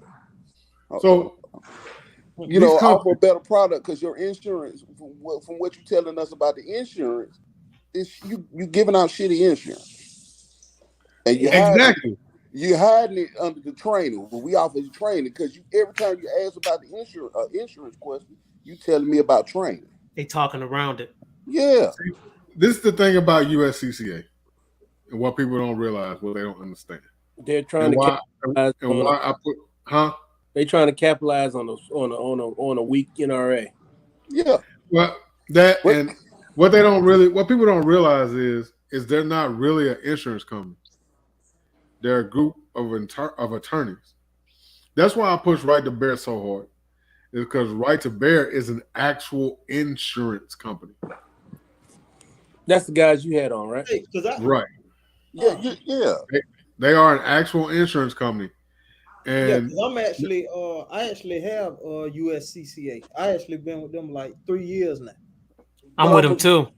But this is one thing. What raised my antennas was if you represent me and I lose the case, I blow trial, I now owe you the legal fees that you put in. That's bullshit. You haven't covered me. You say if you lose? Yeah. That's what they were saying. If you lose, you got to pay them back. Yeah. Well, that's the first I heard about this. Hey, this is a first, would never have known that had you. I wouldn't have known right now if we weren't right here. I asked a simple question. I said, "Okay, I hear what you're saying about that. So let's say I'm in the house and I have a case like Breonna Taylor's boyfriend, where he shot at police thinking they were intruders in his house. He was let go. would you represent me in that trial? And he couldn't even answer that.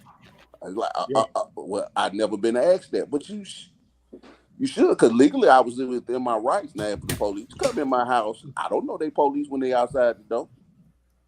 Hey man, I'm gonna have to look at this other thing Big Dre was talking about too. Yeah. I got a link to it in all my videos, brother. Just to do a little research on it. I ain't even look, because I'm already with, I had my own insurance thing or whatever. But I'm gonna look, I ain't. Hey, I do my research once I find out information. Then so I move accordingly. See, people's cheaper too, but most others are cheaper than you see them people. Right, the Bear got good prices. They're actual legitimate insurance company. As a matter of fact, because I'm looking for insurance for my business. It's hard to find insurance for what I'm doing. Right. So I hit them up and I was like, hey, who do you know somebody that offers this type of insurance, or do you have this type of insurance? And they was like, yeah. And he sent me the paperwork right over. Yeah, I'm gonna have to look into that, bro, because I'm trying to eventually go down the same road that you doing. You know what I'm saying? Well, Big Dre, you had the rep on. Have him. That's what we need to start doing. Have all of these reps, instead of them talking on one channel, they need to make the rounds. They need to hit every one of you guys' channel and plead your case. Oh, he ain't got no problem with it. Tell us why we should buy your product. Yeah. And if it makes sense, if you talking right, it makes sense. Hey man, I don't tell anybody what to buy or what not to buy. I just ask the questions. Yeah, and I ask them hard questions to them. It's on you. If you want to fuck with them, go ahead. Yeah. He was down. Whatever questions you asked, he was down to answer. You know what I'm saying? Yeah. And that's all I look for. Because I'm gonna ask the question. Now, my opinion may be different from somebody else's opinion. You may hear that and still want to deal with them. That's fine. Somebody else may hear what I asked and they don't like the answer to it. That's also fine. But at least you're not going in there blindly spending your money. Right. Like this information I just learned about what y'all just said about having to pay it back. How you gonna pay back? Just like who that was in the comments? Jason, yeah, you know what I'm saying? Hi. But this is the deal, though, guys. Exactly. So that's facts, though. So now not only am I going to prison, but when I get out, I'm in financial ruin for the rest of my life. But this is what I would want to look at, though, with USCCA to answer that question. What I would want to look at first is see with those specific type of trials, whether they silver trials or whatever type of case it is, what's the percentage of them winning? Now, if they had not like 95% of winning, then it's worth it. But if they percentage is low on those specific type of trials, then we got some problems. Well, you have the insurance. You should know that from having the insurance. That should be something that they tout on their website, in the newsletters that they send out to you. That's something that, hey, man, we have a 98% win rate. No, what you're going to find out is screaming that to the hills. But if you're not, that raises questions for me. But he would know what you're going to find out is those insurance companies. You take all the carry insurance. There's probably less than 10 trials that any of them had to run. Mm-hmm. So you're not gonna be able to compile the data in enough data to say how everything goes, because I think it's only like 2 or 3 cases. But I think I might be wrong on that. But I know it's less than 10 cases that any of them have been through, as far as the defending the client. But 10 cases. I mean, to me, it may not be a high numeric amount of people, but say, for instance, they had 10 cases and 9 of their cases was won, right? No, you were talking 10 cases through all the insurers, not just one. That's what I mean. But let's be honest with you. We got an influx of a demographic that is historically not had good encounters when it comes to us and having firearms. So I'm a firm believer in carry insurance in our community.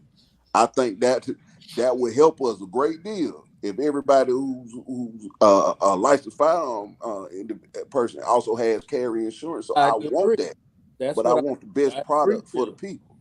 I agree with you. What I'm saying is it's kind of one of those things where you're dealing with a new product, right? Mm-hmm.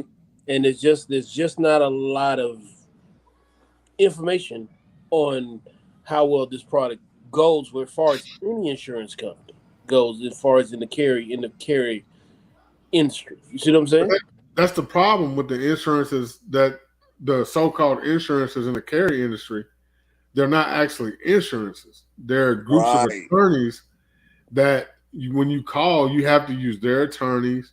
It's Mm-hmm. not insurance. So, you know what I'm saying? Like you said, they got these weird little loopholes and shit like that. Whereas with Right to Bear, they are an actual insurance company. Let me ask you. Let me You can use whatever attorney you want to. let me put something out there that I was talking to Tony about. Say you got an organization. Say I don't know, pick a number, 40,000 members. That sound like a good number? Yeah. And that sounds like a great number. I Sound already like know a where great you're number? going. Okay, say you find you're an underwriter, because that's basically what you're doing, you know, and you kick your dues from $39 to $100 a year, right? Mm-hmm. And you include in that insurance. Would you pay that? I I have to would research pay that that. first. I would pay that if I know that I'm getting the insurance model on top of what I had been getting. Yes, I think that's worth it. Now, and say that I got 40,000 members and I'm giving you $100 per member a year, and you're an underwriter. Would you take that group as a group and build an insurance model for them? Yes or no? I mean, yeah. I mean, it'll be a model. I mean, you would. That doesn't make it necessarily insurance, though. No, what I'm saying is well, basically in the insurance, and once you find your underwriter and somebody writes the policy, it's insurance, correct? Yeah, true. It's not What? hard. It's not hard to find an underwriter. Lords of London underwrites specialty insurance. Yeah, That but would that's the thing. These that other would fall under companies the are not category of specialty insurance. underwriting. They don't have underwriters. No, but you're bypassing, because you got 40,000 members and $100. That's $40 million a year, Yeah. and you're bringing me as an insurance company or underwriter. You don't think I can underwrite this? Because remember what I just said. Out of all these carrier insurances, only less than 10 have actually took it to trial. And Right. if you catch a body, it's probably worst case scenario. Most of the time, you catch a body, you're going to spend upwards to about $500,000 to defend yourself. That's why I'd rather pay for the insurance. They pay out your And policy. so if you do, and if only 10 exist, but say for some odd reason you do 10 cases a year, that's $5 million in defense, right? Out of your 40 some odd $1 million you bringing in every year. But also one other thing you gotta look at too. These other companies, they don't pay up front. No. You paying out of pocket, and then they reimburse you. Some of them are. And that's USCCA's model now. They don't pay up front no more. Oh, dang. And see, that's another problem, right? Hold on. You say they not paying that up front? So reason I know so much about USCCA in particular is because we had a USCCA rep that was in our store twice, 3 times, 4 times a week because we were in partnership with them.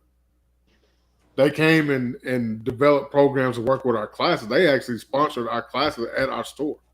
We had an in-house rep. And so that's why I know so much about them and how much they changed their stuff. We actually got their insurance for free up until about 6 months ago.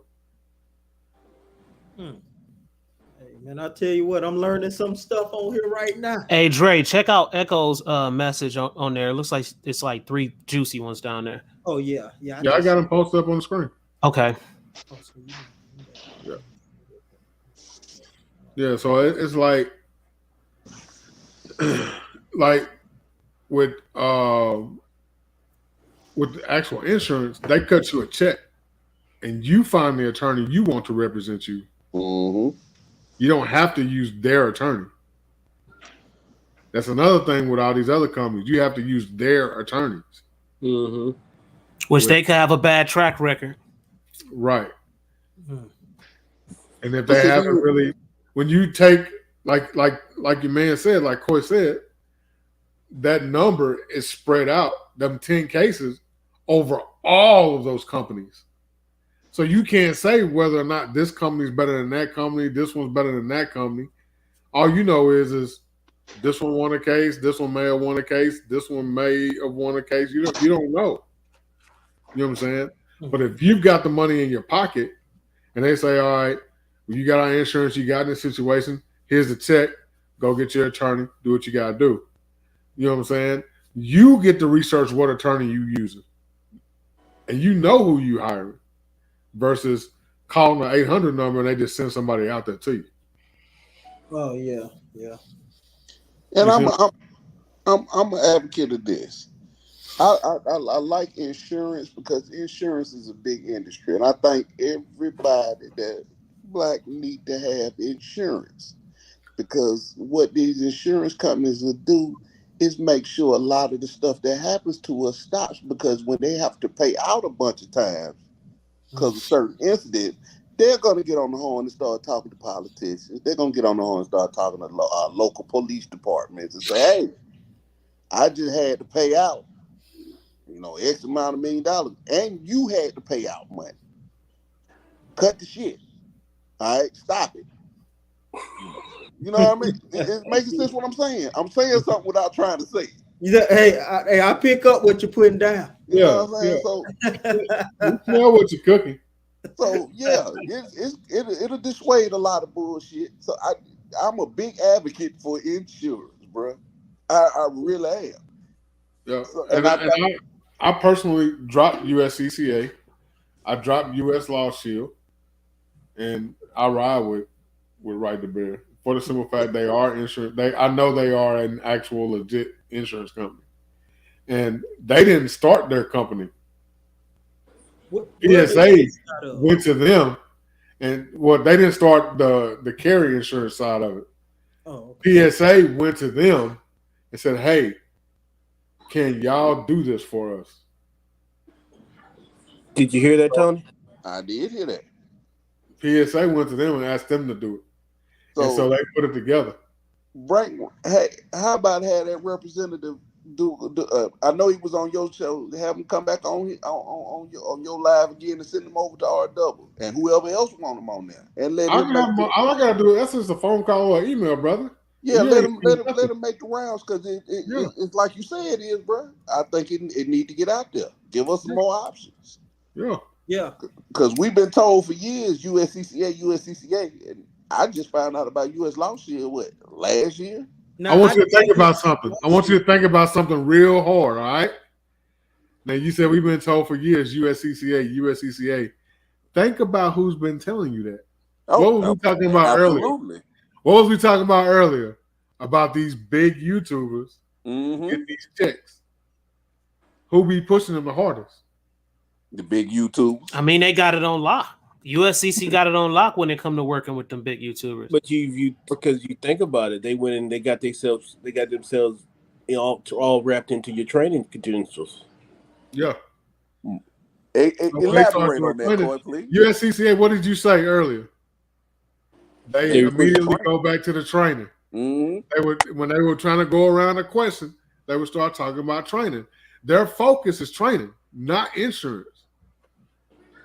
But the problem with USCCA is, they got some notoriety for their training, but when you go to most states, the training that they look at is your NRA training. Mm-hmm. A lot of people don't want to fool with the NRA because of the shit they're going through with dude. They don't realize that the NRA training is completely separate from the other part. It's an entity all to itself. Has nothing to do with all the other stuff. And what UCCA realized was that they can go in there and say the bad press on the NRA, right? Do I know? They don't like black people. They stealing your money. Go down the list. And I hear that a lot.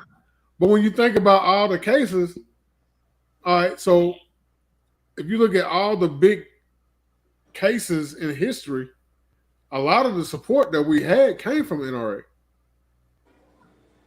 When I had Dory Miller on my channel, Who was on there talking about NRA? A brother that's been in this gun thing for decades. Mm-hmm. He's worked close with them, so he knows they've been putting in the work, helping us. You know what I'm saying? So, I'm Big Dre. huh? I'm not a big proponent of the NRA. They serve I'm not either. They serve their purpose. They serve their purpose, but when I look at it as far as them all encompass for all gun owners, they've been quiet too many times when they should have. When I felt they should have spoke up because they never had our best interests anyway. Let's just be honest. They do have slip ups. I'm not an NRA member. I'm an NRA certified range safety officer. Mm-hmm. But that's because I had to do that to keep my job. I'm firm believing that use the tools that you need. Right. Just because I use your tools don't mean I'm certified saying your tools are the best. I'm just saying these are the tools I needed to do the job. But those are the ones that, at the end of the day, them are the ones that's most recognized out of anybody, right? In right. the courts and stuff like that. So let me ask you this: do you have any ties to like any NRA reps that can come on? Because those are questions I want to ask. It's the question I want to ask the NRA. I don't talk to the NRA unless you're a bigger channel. They probably ain't gonna mess with you. Yeah. And Tony, they show all they loyalty lies with the Hickok 45s and people like that. He even stepped back from the NRA. A lot of them. And Tony, they're gonna catch one video and they ain't come nowhere near your ass. Yep. I'm not a YouTuber. I'm just a fan. And Hot Tub, you a YouTuber, bro. No, you famous out there in the streets, bro. You famous. Serious, bro. You need to get a famous in the streets, bro. You famous in the streets. I done seen that name, bro. I'm not a YouTuber. I say that every time I come on anybody's channel. We done certified you now. I'm a fan of you guys. I think what all you guys are doing is needed and is long overdue. So anything that I can do to help support that, anything I can do to help promote it, that's why you see me on everybody's channel. I'm here for it. Yeah, you be everywhere. You know what I'm saying? Dude, I done see. That's how I seen that name, man. Hot Tub Tony. I'm like, there you go again. I moved over to another channel. There you go again. But my main focus, bro, is promoting y'all because I see the potential in what y'all doing, bro, and it makes sense to me. It's long overdue. Why don't y'all have a market share of this gun tool thing? You know what I'm saying? Yeah. I don't see a problem with branding the Black 2A. I don't. We do things different. Now, is it open to everybody? Of course. We got everybody come over here. Mm-hmm. But that's why I feel like it's necessary because it's very inclusive on this side. I didn't feel that when it wasn't many of you guys doing this. I didn't feel like I can go on certain people's channel and just say some of the stuff I said on their channel. No, not at all. And their chat rooms will let you know that real quick. Now, you ain't finna bring that over here. Yeah. But one thing I like about this side, nothing is off the table. As long as it's respectful. We can have disagreements. You know, I've been raw and uncut from day one, brother. Yeah, ain't nothing wrong with that. But I like open dialogue because at the end of the day, when I know how everybody feels about it and everybody's honest about their feelings, I can deal with you. I don't care nothing about it. That's how you feel. I'm glad to know that's how you feel. Now, if we can do business together, that's fine. If we not doing business together, then if you don't like me, hey, man, you ain't got to talk to me. Who am I? I'm just a fan. I'm not the YouTubers. Shit, I say the things y'all should not say. I will say the things you guys should not say on your channels to keep your hands clean so you can get your sponsorship. Nah, brother. And see that's why.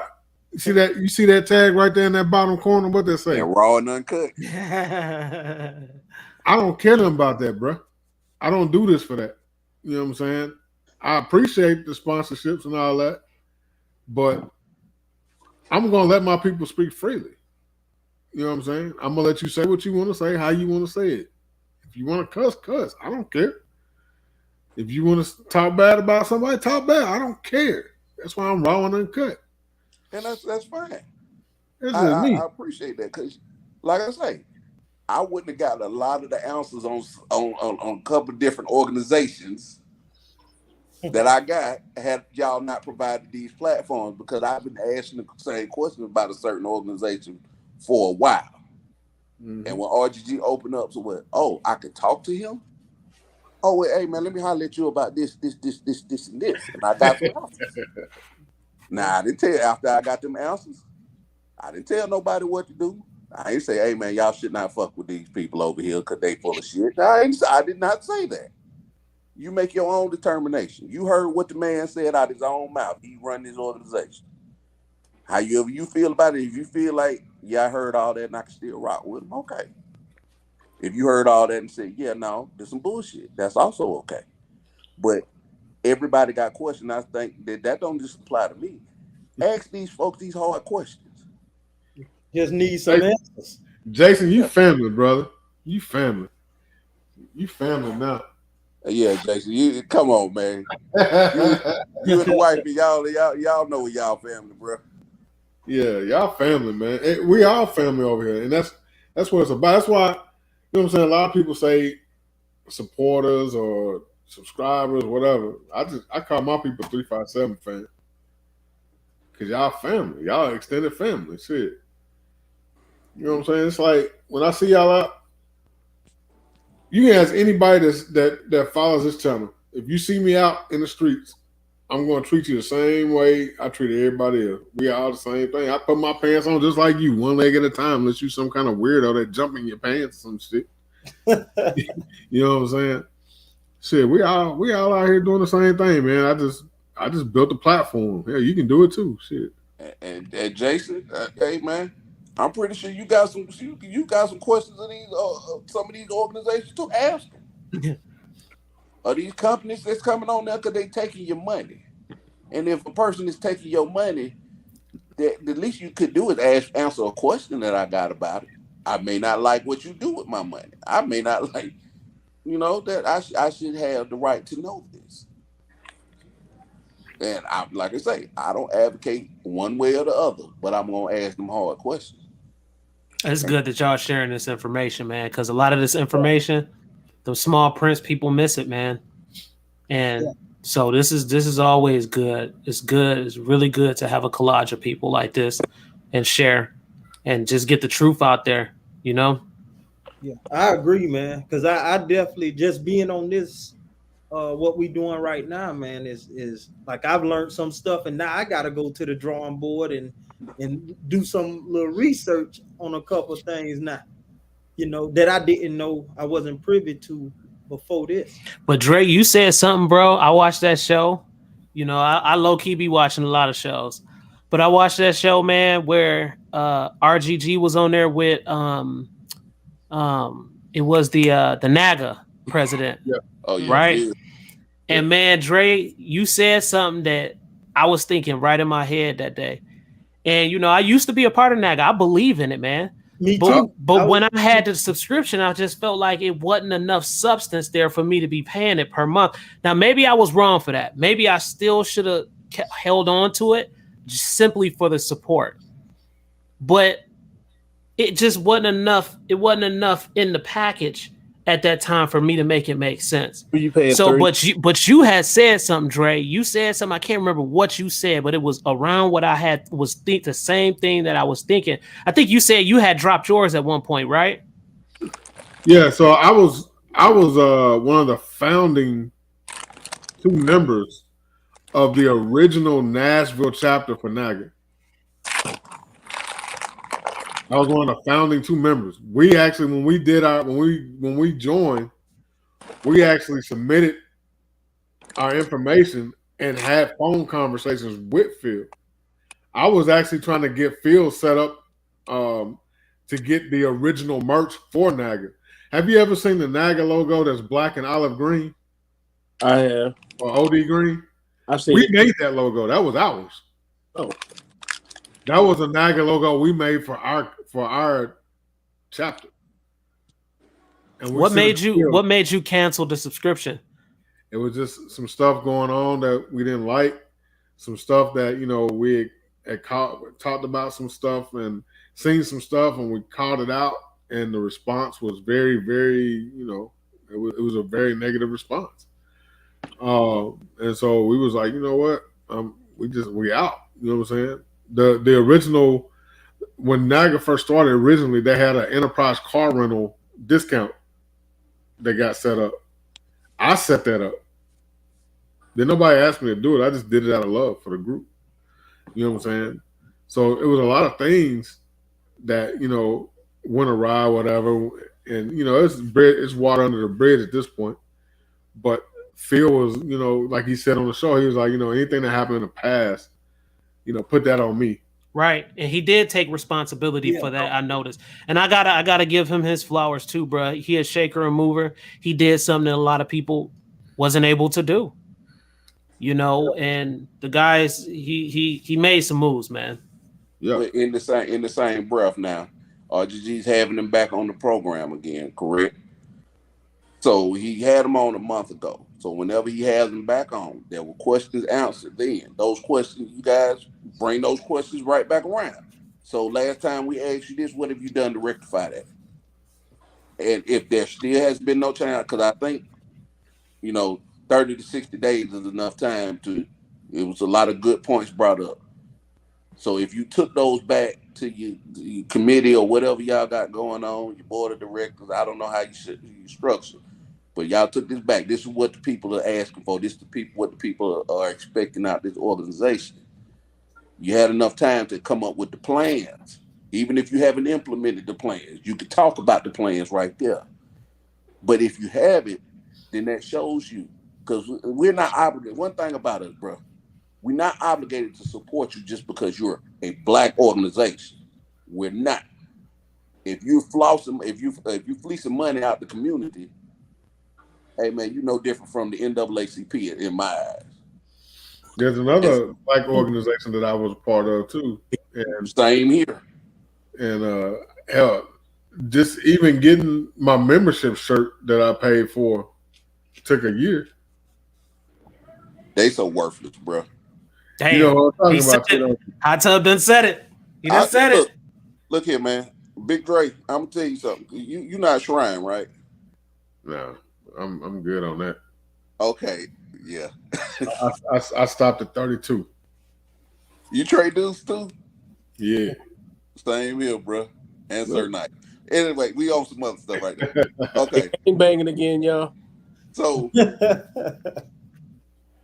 when you go Shrine, that's part of your members. Your party, a portion of your dues goes directly to the NAACP. With that, you get membership in the NAACP. I'm already a NAACP member, and I don't want that no more either. When you go into the meet, I don't blame you, because when you go into the meetings and start asking questions, like how I like to ask questions, you get shown real quick. Oh no, we not really here to help nobody. Mm-hmm. You know what I mean? We do high profile, but when you bring, hey man, what y'all gonna say about this?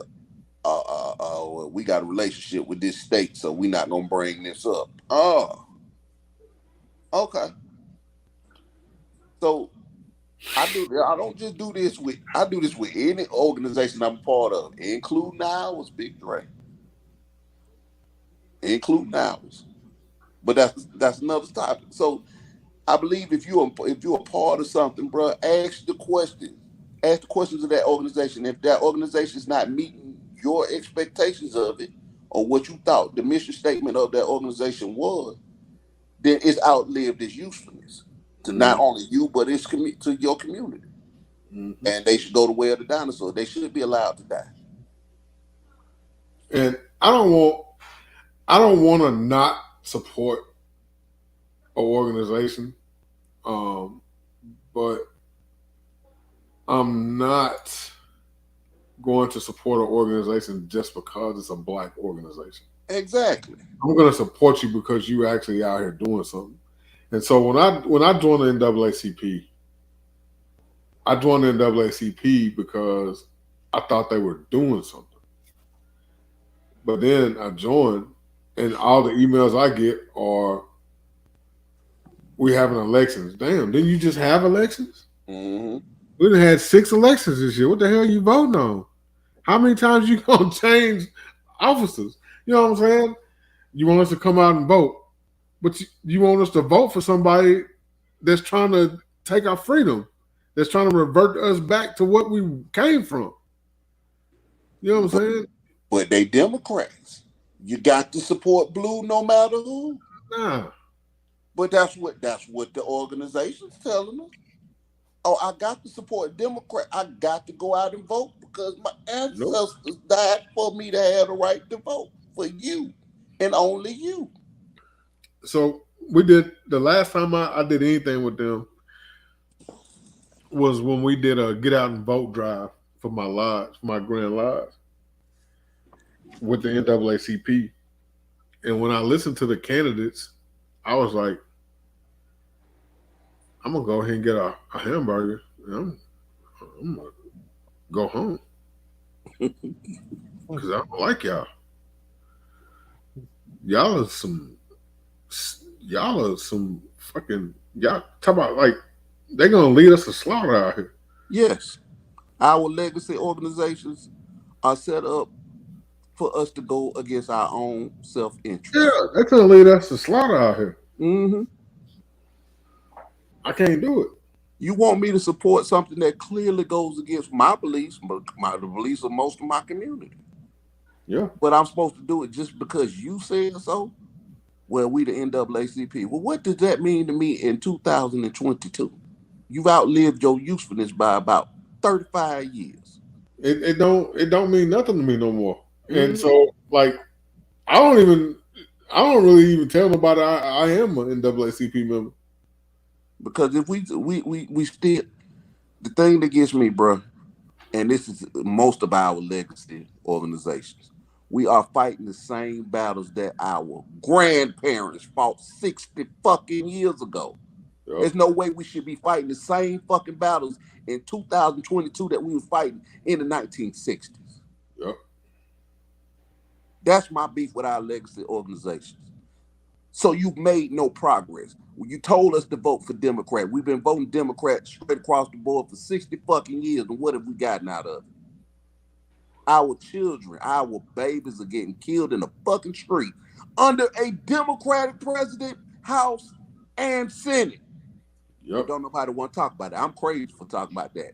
2021, there were more police killings of black people than any year recorded previously under a Democratic president, House, and Senate. Yep. So why are we continuing to do the same thing over and fucking over? It's time we do something different. Man, Democrats been promising us shit for 60 years and ain't delivered on none Not of a it. goddamn thing. None of it. But hold on. But in that same time frame, this is the kicker. This what I can't take. This the over the top part. In that same time frame, I watched other communities benefit off their policies. I watched last year as the Asian community got money. All these Afghan refugees, guess what come with the? They telling y'all 100,000 Afghan. It's gonna be more like 500. Trust me, I know. Each one of them is getting money. They got them set up in Airbnbs all throughout the country. They just delivered a busload of them to Washington last week. Mm-hmm. Nice Airbnb. They're gonna be given housing. They're gonna be given business grants. They got whole contracts. I probably should shut the fuck up right now, but I'm gonna tell y'all anyway. They got contracts with contractors, the overseas contractors. Now they got contracts available in the United States for us to teach them how to do different jobs in the United States. These people are getting caked off, but we're still fighting the same battles from 60 fucking years ago. It's time, like, bro, that shit irks me. And when I talk to older black people, they don't get it. Mm-mm. They say, "Well, you got to vote for something." You got to vote for somebody. Well, it's power in voting, yes, but it's power in also not voting. If nobody is speaking in your interest, hold your vote until they speak to your interest, whatever your interest may be. Right. I don't tell people what your interest should be. I know what mine are. And when you speak to my interests and the interests I think would affect my community the most, you got my full support. But until you do that, bro, I can't fuck with you. Nope. I've gotten to a point now. I don't really try and talk to people about politics too much no more, about nothing, especially old heads. Yeah, man. Because they so stuck in their ways, man. Like my queen, she like me, man, and her family they blue. So when me and her first got together and politics came up, she got real quiet the first time. And then when I started talking about different stuff, whatever, how I felt about different things, she was like, "Oh my God." You know what I'm saying? It was like a weight lifted off her shoulders because she thought that I was going to be like her family. And I'm like, nah, man, I'm complete opposite. So I don't talk about nothing dealing with politics around her because I know it's going to blow up. You know what I'm saying? So we just kind of stay in our own little bubble. Hey, man, I'm a shit starter. Ain't no subject off the table with me. You want to talk about it? Let's talk about it. I'll be your hucklebuck. I'll be your bad guy. But I'm gonna say this. I know for a fact I speak for a lot of people who don't want to have those kind of conversations, who don't want to have the backlash that comes with it. I take a hard line stance in my own community. But I tell my own community, I say, look around. Do the values of the Democratic Party line up with your values? Because most black people, most of us are socially conservative. Man, let's be real about that. This the deal for me, man. This was the last draw for me. And I'm like Dre, when it comes to politics now, I'm just really not feeling either side, to be honest. I think I may have a little bit more conservative ways than anything, but I know they from the same snake. So the problem I got is this. When I seen the president try to force you know what, I don't want to say the name. I don't know if they're going to flag it on your channel or not, Dre, but you know what I'm talking vaccine? About. Huh? The vaccine? Don't say it, bro. Don't say it. There we go. All right. So when he tried to force that, and that almost came to my job, bro, and I was about to walk away from my job for that situation because there was no way I was going to do it. That was the last straw for me in a Democratic party. And of course, in my community, I grew up in an African American community in Flint, Michigan. So damn near everybody is Democrat. Nobody's conservative. And if you was conservative, you had some issues in our community. Mm-hmm. But once I moved down south, I was introduced into a whole nother culture. You know what I mean? So I have more of an equilibrium with these things now. But that was the draw for me, bro, on the Democratic Party. When I seen that president almost did that, man. That was it for me. I was done way before then, brother. Yeah. I've been done. I was done with Obama. That was the last time I voted for a Democrat. Say that again, bro. That's the last time I voted for a Democrat. I made that mistake twice. I tell people I made that mistake. But if we couldn't get anything out the first fucking black president, and we had more police killings at that time, we had more police killings of black people, most and more importantly, black children, under Obama than any other time prior in history. And that includes going back to antebellum slavery. Bruh, this situation for us ain't getting no better. It's getting worse. And it's getting worse under Democratic leadership, because every time we have a Democratic leader in that White House, every time the Democrats control both houses of Congress, and they don't do anything to curtail it, everything ramps up under them, bro. What's good, Zach? What up, Zach? So I mean, I'm done dealing. I'm like this. You want my vote? Let's make a deal. This is what I want. This is what it's gonna cost you to have this black vote. Now I don't speak for nobody else. I don't know what y'all price is, but I know what my price is. And until you talking my language, until you talking about fixing a lot of systemic problems we got going on, hey, bro, miss me with that. I want something tangible. I don't want a promise. I don't want a George Floyd lynching bill. You got a George Floyd lynching bill. No, I'm sorry. An Emmett Till lynching bill. You pass that, but You can come through, it's Zach. an Emmett Pop Till link. lynching bill, and the lady who caused Emmett Till to get killed is still living. She ain't in prison. You got a whole bill for it. Lock her ass up under that bill first. God damn, this shit gotta make sense to me, bro. Going in. This shit don't make no goddamn sense. You pissing on my head and telling me it's raining. God damn it.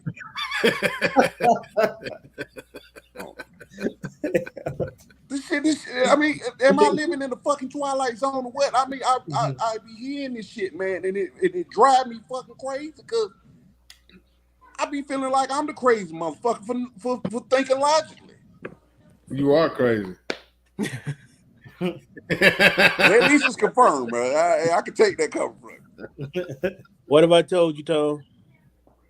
Get on me, bro, because we be having these conversations all the time. Man, look, it's like this, bro. We've got to stop. First of all, we got to get this next generation coming up in check. These motherfuckers is out of control. So the next person that comes to me and say you didn't call me by the proper pronoun, I'm probably going. Hey man, don't get me started. I tell him real quick. Look here, sir, ma'am. Look, I don't care who you sleep with, but I do care when you coming in here and you on the wrestling team and you think you finna wrestle my daughter because she. Nah, bro. We ain't finna play this game. I'm gonna get off this crazy train with y'all. I know you're a man.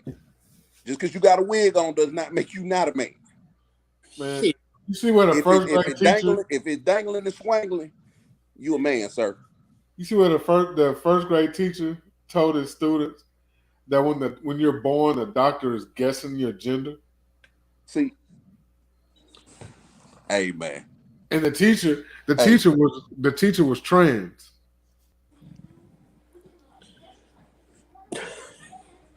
Make it make sense to me, bro. Make it make sense to me, man. Am I crazy? I woke up in Crazyville, bro. Don't look at me, Tony. I got no answer for that. But I'm gonna say this to y'all. See, y'all got a gradual introduction to this over time. I left the United States in 2007. I came back in 2017. So gradual introduction. Huh? Last year we was all what we was. This year, everybody's a pronoun. Bruh, this shit been going on. I was surprised when I came back.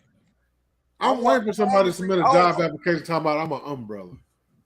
Yeah, no, bro. I'm not finna play this crazy. I'm not finna play this crazy shit with you motherfuckers, man. I'm not finna do that. You're not finna make me crazy, and I'm not finna let you push this shit on my kids neither. I don't feel like as a parent, I should be having conversations about somebody's sex with my 10-year-old goddamn child. God damn it, bro. Make this shit make sense. You trying to make me catch a case, what you trying to do? Hey, man. I just got my FFL. You about to get me fucked up, Tony. When they tell listen to no kids, man. When you tell me I don't want you to teach history, I'm not gonna call it critical nothing. Ain't no critical race theory. It's history. But I want to teach LGBT. No, that's okay. But history is not okay. Oh no, bro. I'm not playing this with either one of you motherfuckers. I'm not gonna play this shit no more. And we as a society got to be standing up like, nah, man, I'm not playing. You Bernie Mac. If you want to be gay, that's your business. I don't dictate what nobody do in the bedroom. I do freak shit in the bedroom myself. But I'm not playing this game with you, sir, ma'am. This real talk, y'all. It really is out of control.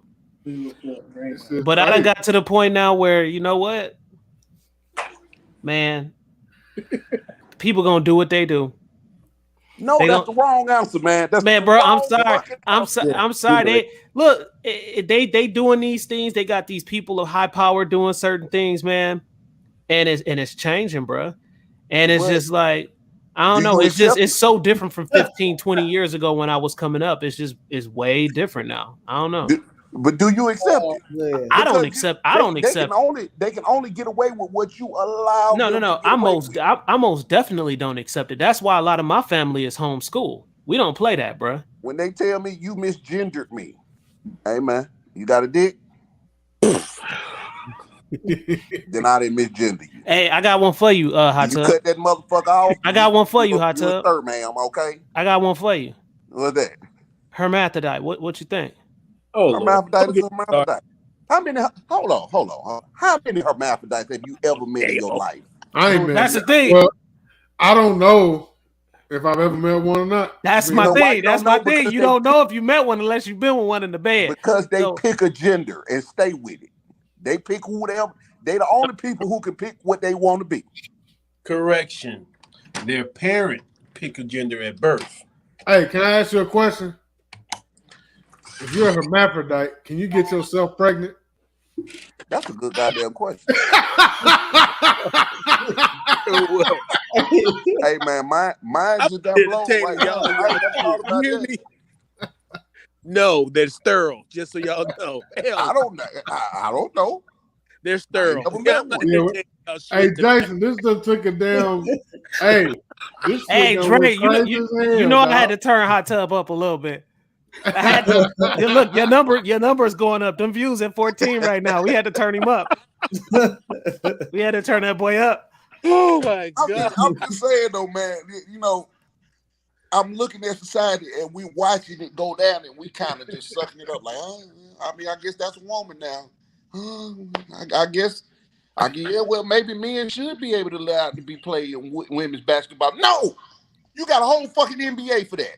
It's called the WNBA for a reason. God damn it, man.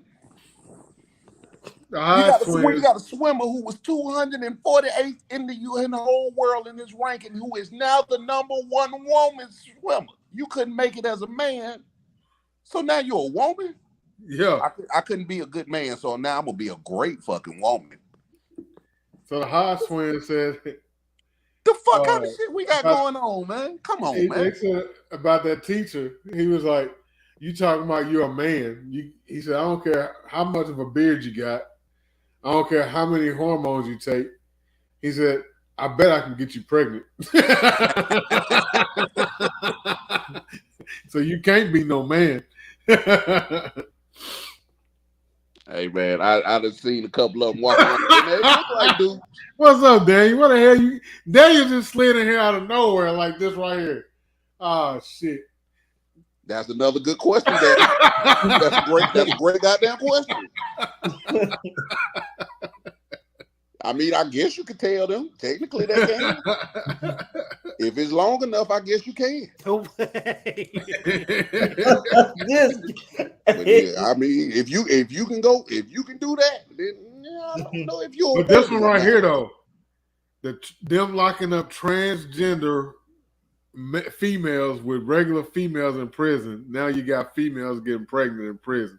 Yo, and that's happening a lot, and they don't know. They had 2 of them in New Jersey last week. You know what? You do what you've been doing. Lock their ass up with the men. Yeah, no, the same shit just went crazy, bro. Shit went crazy while you was gone. It's off the chain now, brother. Hey, man.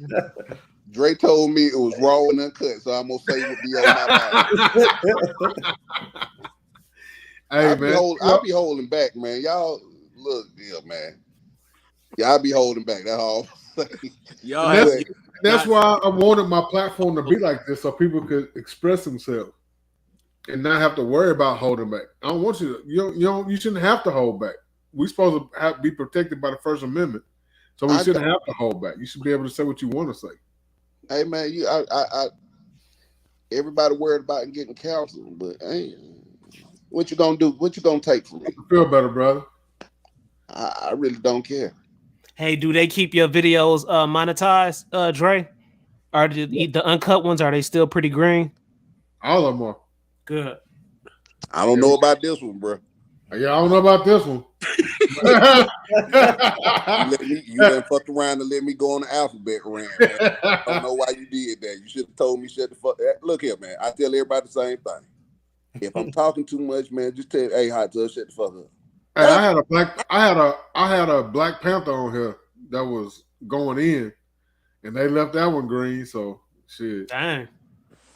Oh yeah, I saw that. That was, what, about 2-3 weeks ago? Mm-hmm. Yeah, that was a good episode, man.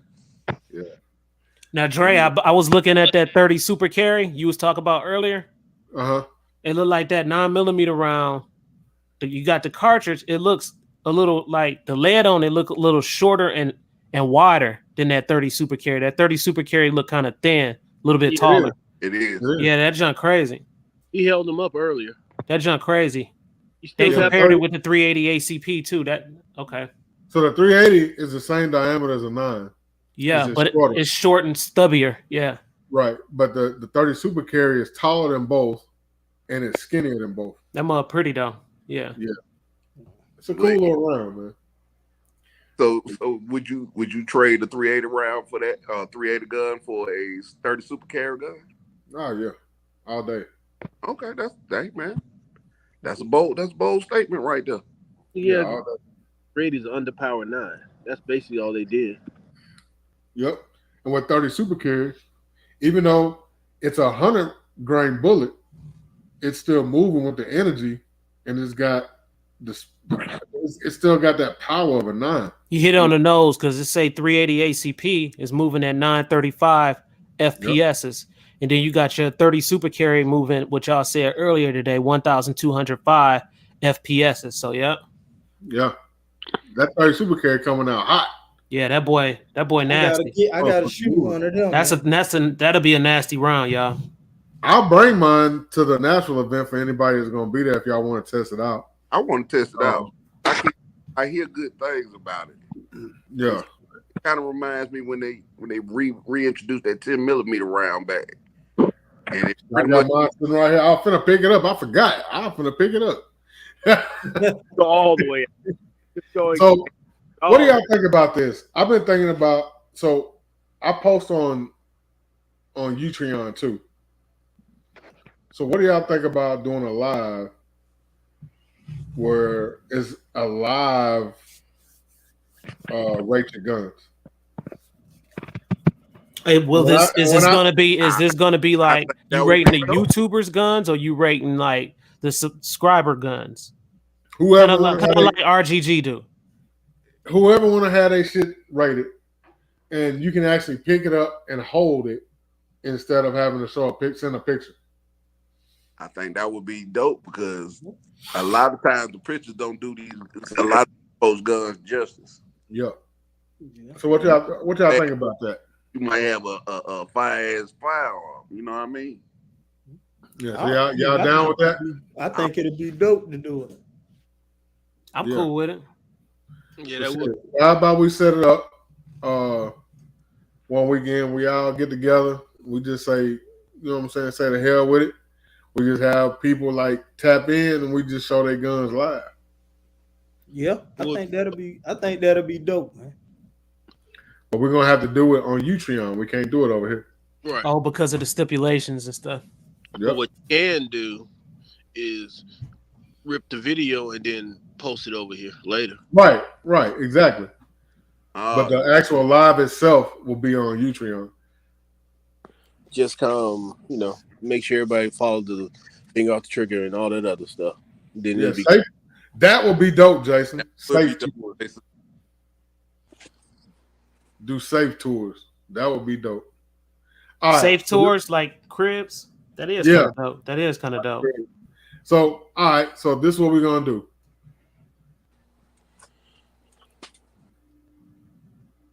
Not next Saturday, but the following Saturday, we're gonna do a safe tours episode on Utreon. But you have to be subscribed or following me on Utreon to be a part of it. So if you're watching this now live, or you watching this on the replay, click on the Utreon link in any of my videos that I've been posting the last few weeks, and go subscribe or follow me on Utreon. I'm gonna tell you something. Zach make a good point right now. Down in his comment, he said, "I'm not showing what's in my safe." I'm gonna tell y'all something, man. I seen everybody, well, not everybody, but a lot of people post online, with their firearms and all this and all that. They safes in the background and stuff. And I'm always thinking when it comes to something like that. But I'm gonna tell you this: the people who do that and make that sacrifice, they get a lot of views, man. They get a ton of views with that. And but you don't have to show what's in your safe. You can stage it however you want to. Okay. You know what I'm saying? You can pull. You don't just because it's a safe tool doesn't mean you have to show what's actually inside your safe. You can pick whatever guns you want to and lay those out and just show those guns. You don't have to open up your safe. Y'all YouTubers, you know them. This my gun collection video. Them be the hottest ones, Hot Tub. Yeah. Them be the hottest ones every single time they drop. You can be a garbage channel and drop one of those, and you got 30,000 views. Go through the roof. I mean, I personally, I ain't reached that level of comfort where I'm cool with showing. I had some legal shit happen, so yeah, it's just some me weird. showing my guns, I'm not ever doing that again. But for those that are willing to do it, hey man, I watch it all day. And I'm like what Jason's saying right now. He said everything doesn't have to be in it. I think that's, to me, that's the smartest way to do it. To kind of like just say, okay, this is my SBRs, right, and just go from there. Or just say, these are my handguns, and just go from there. Like, not really spilling the beans on everything, but I mean, people do what they do. I don't know. It's just, for me, I don't know. That's just. I mean, but if you legally able to have it, it is what it is. Totally legal. Totally. Hey, if you legally can have it, I don't trip on it, because I mean, you just need to know if you're gonna put it in a camera on a social media platform, anything like that, you better make sure you can legally have it. You know what I'm saying? That's my only thing. You can show everything you want. You know what I'm saying? But that's how I look at it. Just make sure you're in compliance with your state and all that. Yeah. Yo, I got a question, because I like different type of guns, but I'm noticing and maybe it's something I miss. Why it ain't a whole lot of the black gun tubers that do like the cowboy shit? What you mean? Like what? Like what? Like cowboy competitions. That shit is dope as fuck, man. They shooting Marlins and 6-shooters and shit. I like that shit. I be sitting up there watching the video for hours, bro. Hours, and I'm a fan of that Marlin, man. That 4570 is in the future for me. If I was to do a YouTube, I want to see one of y'all or somebody out of our community do it, because we ain't represented in it. But it's dope as fuck, man, when you sit back and look at it. Watch that shit, man.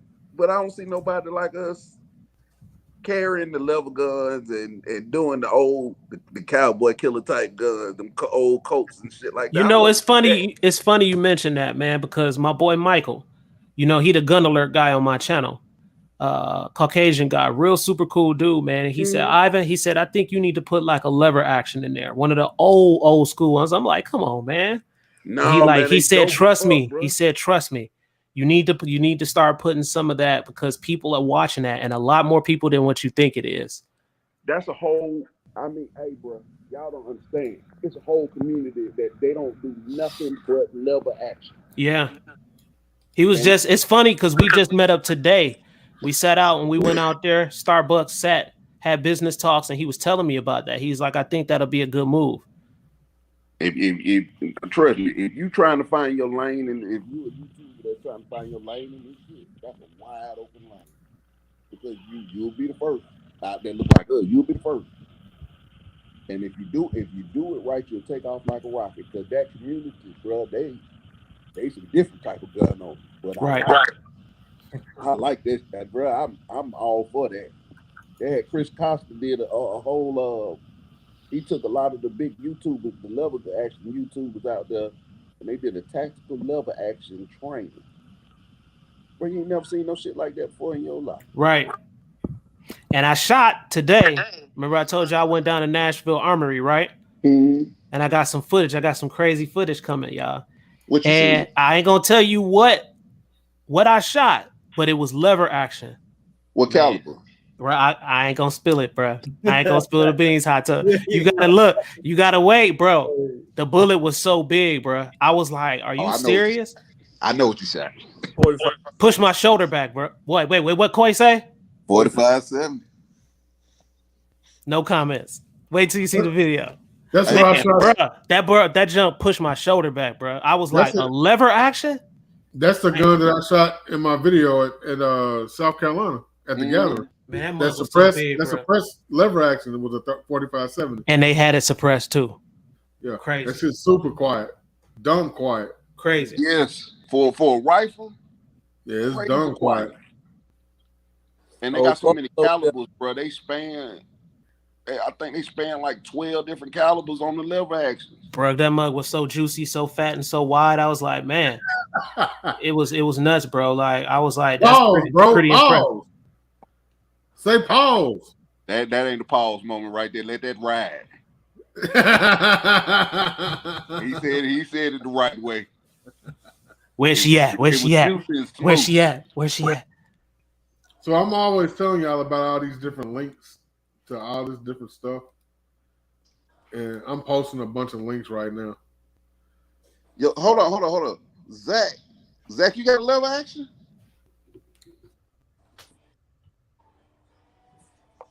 Is he still in there? Big Zach said he can make that happen. Yeah, I want to see one. I want to see one of y'all out there with the cowboy shit, man. I like that book. I like that. Zach, I was born in the wrong time period, bro. I should have been back. I should have been next to Bass Reeves or somebody, bro. Cause I love westerns. I love them cowboy guns and all that shit, man. They doing some great things with them lever action. That's what I'm gonna say. And the revolvers too, bro. Yeah, man. I was not a fan at all of revolvers, but I did a review not too long ago, and I said I like these little things, man. My first gun was they pack a dang punch. Yeah. Y'all know we setting a record right now. 5 hours and 36 minutes and 4 seconds, right? Hey, almost a whole work shift, man. I'm about to ride.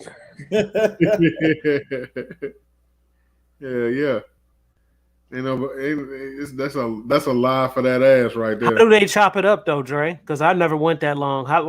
Do they approve the whole 5 hours, or do they separate it, or how do they do it? They just approve it like a one video. Does it take a long time for them to release that, or? I don't know. Yeah, I'm about to find out. Because I remember Santi was saying something about when she did that 24-hour thing. I think it was hard for her to release that afterwards because it was so long. Oh, gotcha. I mean, the longest one I've done is 4 hours, like 4 hours and some change. Okay.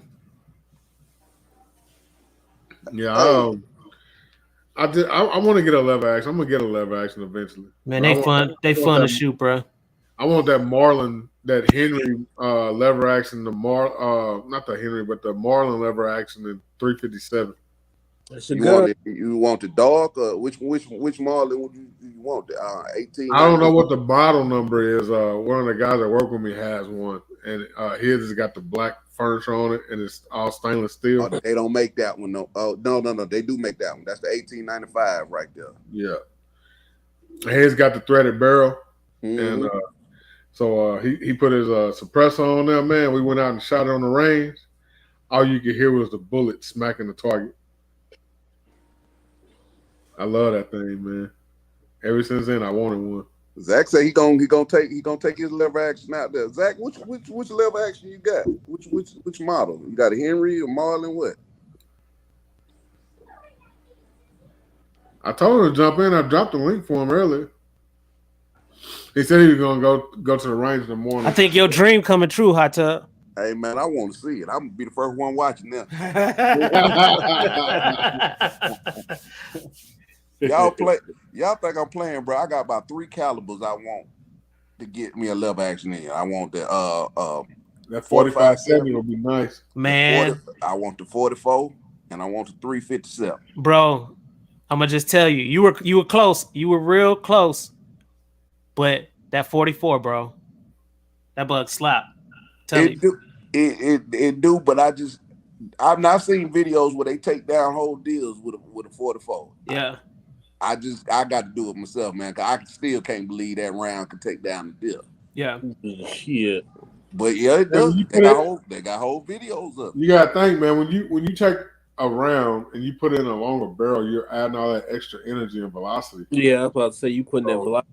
It's gonna be. It can do some stuff you wouldn't expect. It like a 9 mil. Shit, you put a 9 mil in a 8.5 inch barrel or 10-inch barrel. Shit, extremely accurate. That's a fucking missile. Shit, I can't wait to get this 10 mil PCC done. Oops, did I say that? Hey, you gonna let it slip now? You might as well tell us, bro. What you got? What's on the menu? Zach said, "Can I load mags on the live stream?"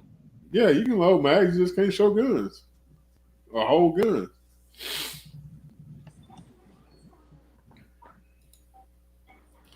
Yeah, man. I've been working on this 10 mil PCC. Got me a what GHG call it, the wee mag. Got me a 33 round wee mag for it. The winker. It's sitting right there on the bench. It's sitting right there.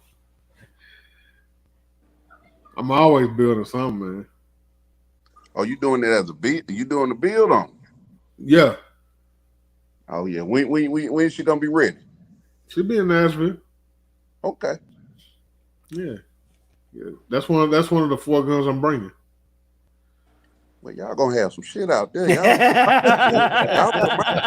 dang, man. I want to shoot all y'all shit now. As long as you got ammo, you can shoot whatever you want on mine. Man, I got you. You tell me what ammo I need to bring with me. Shit. 9, 10, 300 blackout, 5.56. I got all but 300. Yeah. I'm gonna get something before we get up there. I think it's gonna be real turned up, y'all. That event. You coming? Longest Lady Wick there. Lord have mercy, bro. Lord have mercy to Muhammad, Buddha, Jesus, all the rest of them. Lady Wick, man, that's all I gotta say, bro. You want to piss off Lady Wick? I will tell you how to piss off Lady Wick real quick. Go on the channel and say, "Not the bayang." And what see is what it? you say. You go on her channel and then you type in that comment, say, "Not the bayang." She know what it means. She know what it means. Yeah, man, I'm looking forward to it. I'm looking forward to meeting all y'all, man, and the people that I didn't meet last year, hanging out with y'all.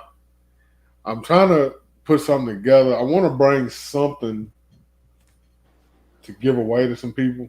That would be good. That would be real good. I'm trying to put something together, man, but all the ideas I got is with all the extra expenses I got right now trying to get this gun company out the ground. I don't know if I'm about to make it happen. So are they allowing just regular, say for instance, just people that's around in the area, are they allowed to attend and watch this, everybody shoot and stuff like that, or they're not able to? What's going on? Private event, brother. What up, Zach? What up? Big homie OG, what's up, homie? Huh? Zach, you been holding out on me, bro. You been holding out on me. You got the lever action on deck. Oh yeah, I love it. 44s, what steel case hardened or whatever. So it's got a nice little funny looking patina to it. It's real nice. Hit hard too. You say you got the Henry model? Yeah. Which one you got? The Henry Big Boy or the Model X? The Henry Big Boy. My man. Them boys slap, bro. I got the shorter barrel too. I didn't get the longer one. I got it by mistake. I went to go buy a 4570, and the price they had it for, I wasn't willing to pay. And the guy who was a manager at the store at the time was like, "Hey, I got this one here that I'll be willing to sell you." So I said, "All right, I'll be back at 3." He ended up selling it to me for like $500 and a thing of 44 Magnum ammo. Did you put the Midwest Industry handguard on it? Nah, man, I left it the way it was. I left it stock because I want it to be a cowboy. I'm gonna get a gun to go with it, a 44 Magnum revolver to go with the gun, so it'd be like the cowboy setup. Yes, sir. That's why I got the gun. Hot Tub loving that. Hey man, I Hey, love right it, up his man. alley. It reminds me of watching, cowboy movies with my pops. Mm-hmm. Look, country ass black dude from New Hey York. man, call me what- I love that shit, man.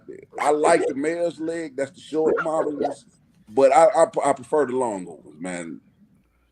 Yeah, Got your bear's leg. to me, it's like it was a nostalgia.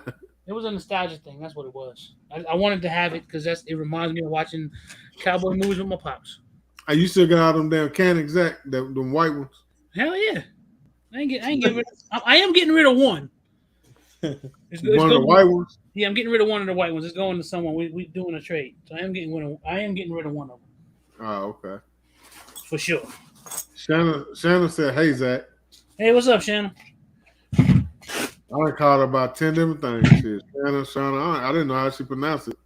She gonna cut you out about her name now. You better get her name. I got it right now. It's Shannon. I got her now. Hey, Hot Tub, is it Shauna or Shanna? It's Shanna. Oh, It's Shanna. Shannon.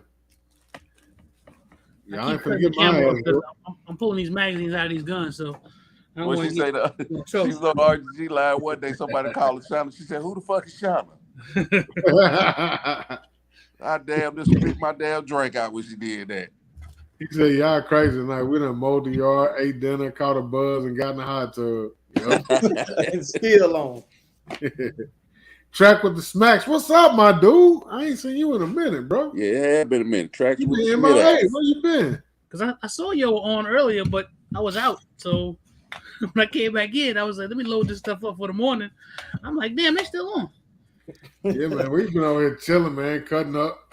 It was free for all night, man. Just talk about whatever. You know what I'm saying? So we just been showing up. Hey Zach, you do competition. You ever done one of those cowboy competitions? They actually have my club that I'm a member of. They have a cowboy league. I just I've never gone to do it because when they have it, what's up, Track? When they have it, they I still got the movie gun too, bro. When they have those, you got the guys be dressed up like cowboys. They be having the leg holsters and the hats and all that. I mean, I could just go because if you don't got a gun or a holster, they'll hook you up too. I just have never done it. It's just something I have never done. Hey man, I guarantee you do your love action video, and if you was to actually go out to one of those and do it, bro, them be your biggest videos you ever see right there on your channel. Them gonna put I wonder if they'll let me shoot 44. I don't know. I think they do. I'd have to ask because I posted with my love action before, but it was just a little short video. Yeah, I got that 6906. I want the other one. I want the Training Day, the Denzel Washington gun, and I can't find one for the price that I want to pay for it. The 45 caliber, the 45 Smith & Wesson. It's the God damn it! Hold on.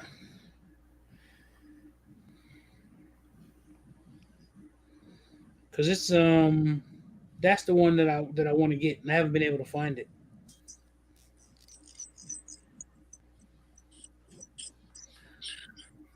Man, That's why I bought a Beretta, but just for the movies. That's why I bought a Beretta just for the movies. He had a 4506. That's what he had. 4506-1. 45. It's a 45 caliber Smith & Wesson, all steel. That's the gun. Let me write that down and see if I can find one. Yep, 4506.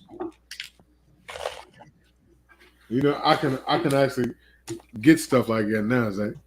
Oh yeah, you sure can. Oh yeah. You said 4506-1?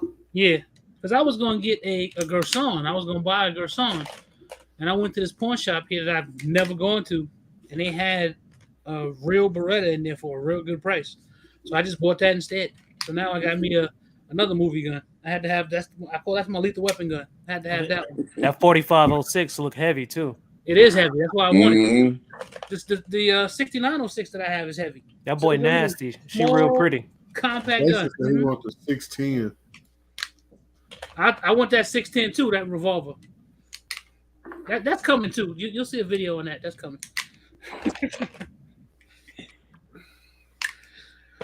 Sound like you got a line up of videos coming, Zach. You back working now? I mean, I just got stuff I need to just basically edit. I got a bunch of stuff. I just need to edit it. I have to take the time to do it. Bruh, Dre said it earlier, Hot Tub. If people only knew the shit we go through with editing videos and getting this stuff together, bruh, it's so much, bro. Between my job and doing this, it's like I don't even be understanding how I'll be doing it. I don't. Yeah, most of us work full-time jobs. Yeah, That's right. We got families and shit. Yeah, and then it's hard to roll it out. That goes off to y'all because this YouTube thing is a grind. Bruh, it's a super grind. And then I had one of my subscribers one time. He said, man, when is the Cars and Coffee video coming? And really, I wanted to cuss him out, but I said, you know what? I can't do that, man. He was just expecting because he know I roll them out at a certain time. So it's like, I gotta roll it out, you know. Hey man, Zach can tell you, I've been giving Zach hell about the Cannon video for months now. Every time Zach covered on, I was like, hey man, what a Cannon video? And I'm ready. It's coming. Doing the logistics on that because I want to do a live one. I don't want to just because I can easily just do a video and it'll just be like kind of long or whatever. I want to do a live on it. That would everybody does them. Like them other guys over there, Ghetto and them, they do them. But I want to do a live Cannon video. Me and Q are gonna do one. It's just putting it together. It's making time to do it because it's gonna be a long ass video. It needs to be a long setup because I want people to do it with us. Mm-hmm. I don't want them to just watch. I want them to can too. Yeah, your shit, just your part alone gonna be damn 2 hours. It's gonna be at least 90 minutes because it's gonna be a 90-minute process. Unless we do something small and do like a 75-minute. But yeah, there's a ton of stuff you can do, man. It's making time to do it. That's all it is, man. That's all it is, and it's very time consuming, man. If I didn't have no job and no son, it's a lot more stuff I would be able to do. It's very time consuming. I really be wanting to roll out. To be honest, if it was the way that I want it, I really want to roll out at least 3 to 4 videos a week. But I just don't got time, y'all. I can roll out 2 videos and maybe throw you in a short, maybe, or roll out 1 video and then maybe throw you a short and with that 1 video. That's about it, man. As long as you keep content, man, that's because you're killing the shorts right now. Yeah. Matter of fact, that's how I found you. Was all your shorts. Yeah. I found you on here, and then you popped up and like IG say, hey, you might know this person. Then I hit you up, and I got you on IG. But your shorts is killing, man. I watch your shorts all the time because you in the algorithm, man. Right. You want to know a fun fact? I hate shorts, bro. Why? I don't know. I just feel like it's not showing the full creativity of a creator. And the shorts work though. They don't give you no money. They work because, like Zach said, number one, they don't give you money, but they do some other things. They bring you subscribers, right? And they give you that view. So those 2 things are crucially important with that. But I just wish they had a way to kind of orchestrate where they can just give us more money for the ones that are doing fairly well. You know what I'm saying? Like, pay us for this, man. We spend our time. The algorithm sucks because I have 2 videos that damn near are almost the same thing, and they greenlit one and they left one limited. And it made no sense. They're both about the same. I got a clear for that. What? We'll talk off on this, but I got a way to fix that. Okay. And if you think I'm playing, I'm finna show you right now what I'm finna show you something. It ain't nothing but pennies that's coming in anyway, but still, they my pennies. They your pennies. So you remember how I used to complain about my videos being yellow all the time? Yeah. I'm finna show you. And you're right. The views are hit and miss, but I'm gonna show you anyway.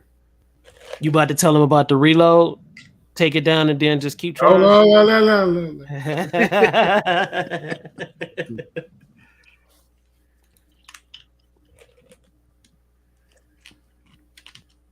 So my reaction videos, I got them turned off, and they wouldn't green like that one gathering video. So let me see. Because I did the rival video, I did the unboxing, and they greenlit that one. I did the first impressions. All I did was the same thing. Sat in the room with the gun. They said no, it wasn't suitable. Like, look at that green. I see. Yeah, you got a lot of green.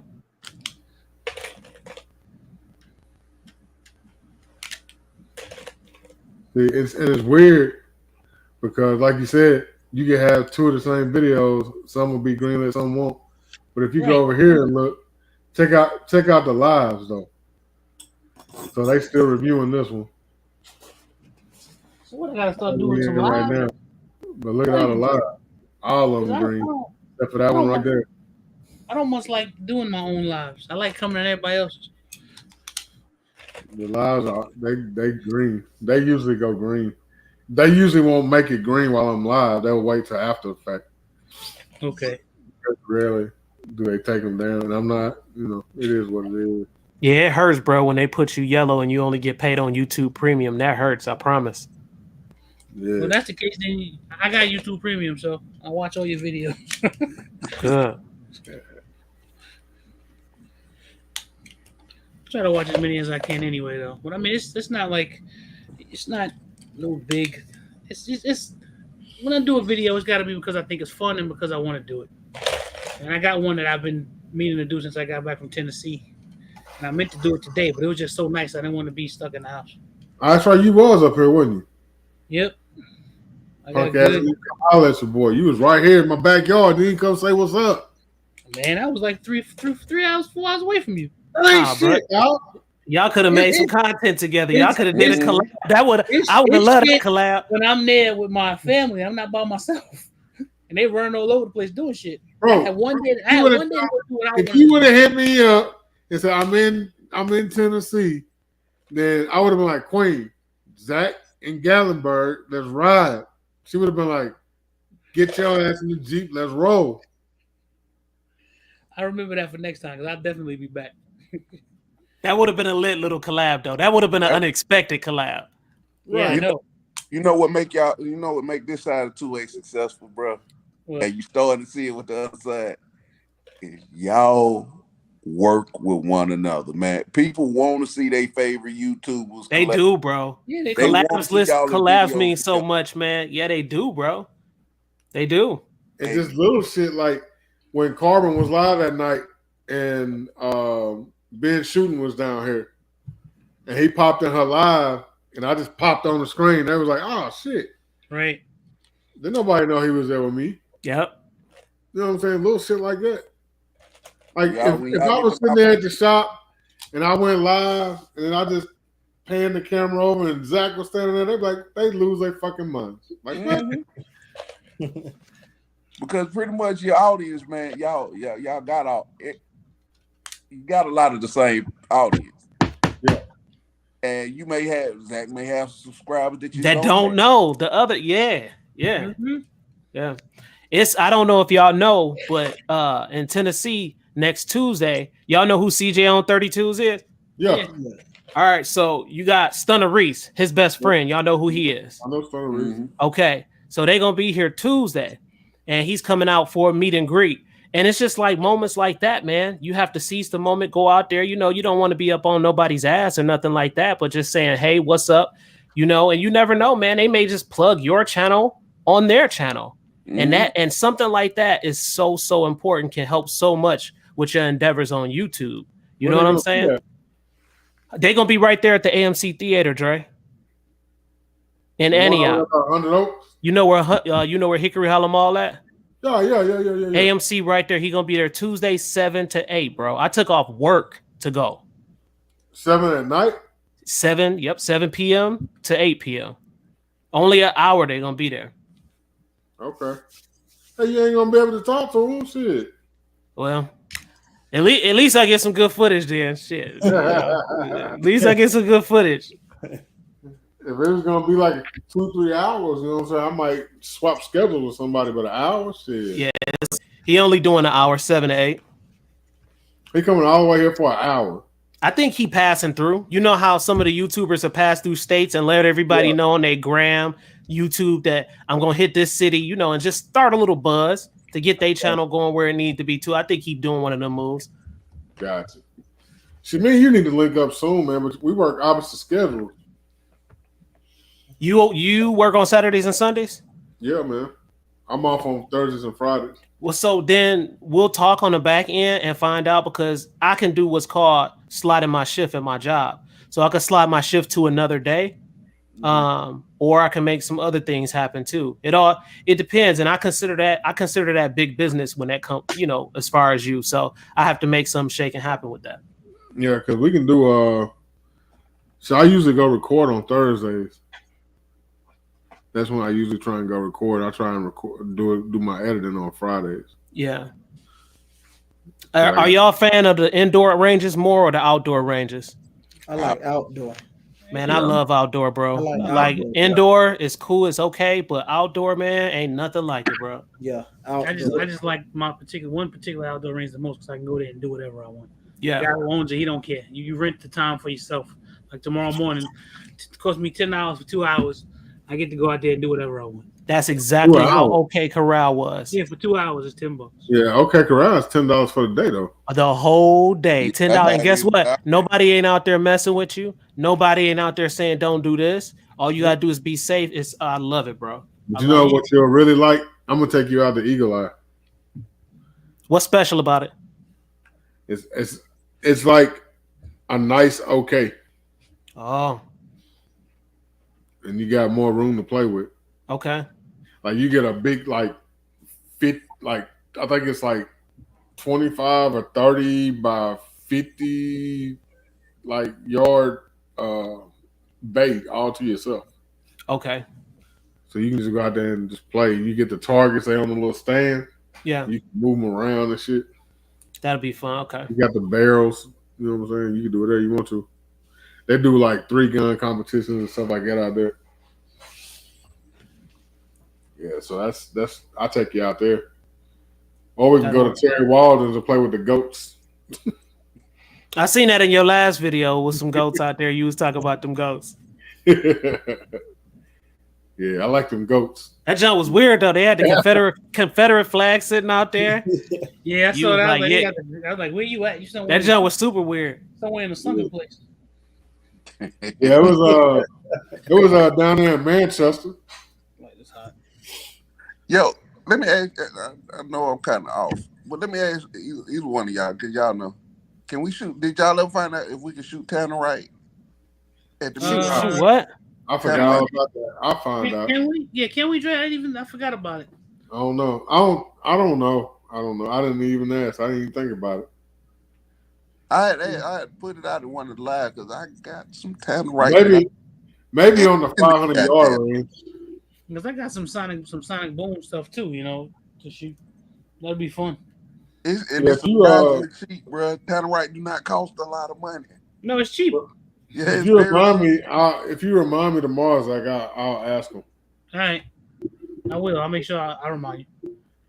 Because I think that would be a nice way to cap off towards the end when we everybody get ready to pack up and go. Man, people love them little explosions, man. Yes, sir. That's what people love. I'm noticing listen.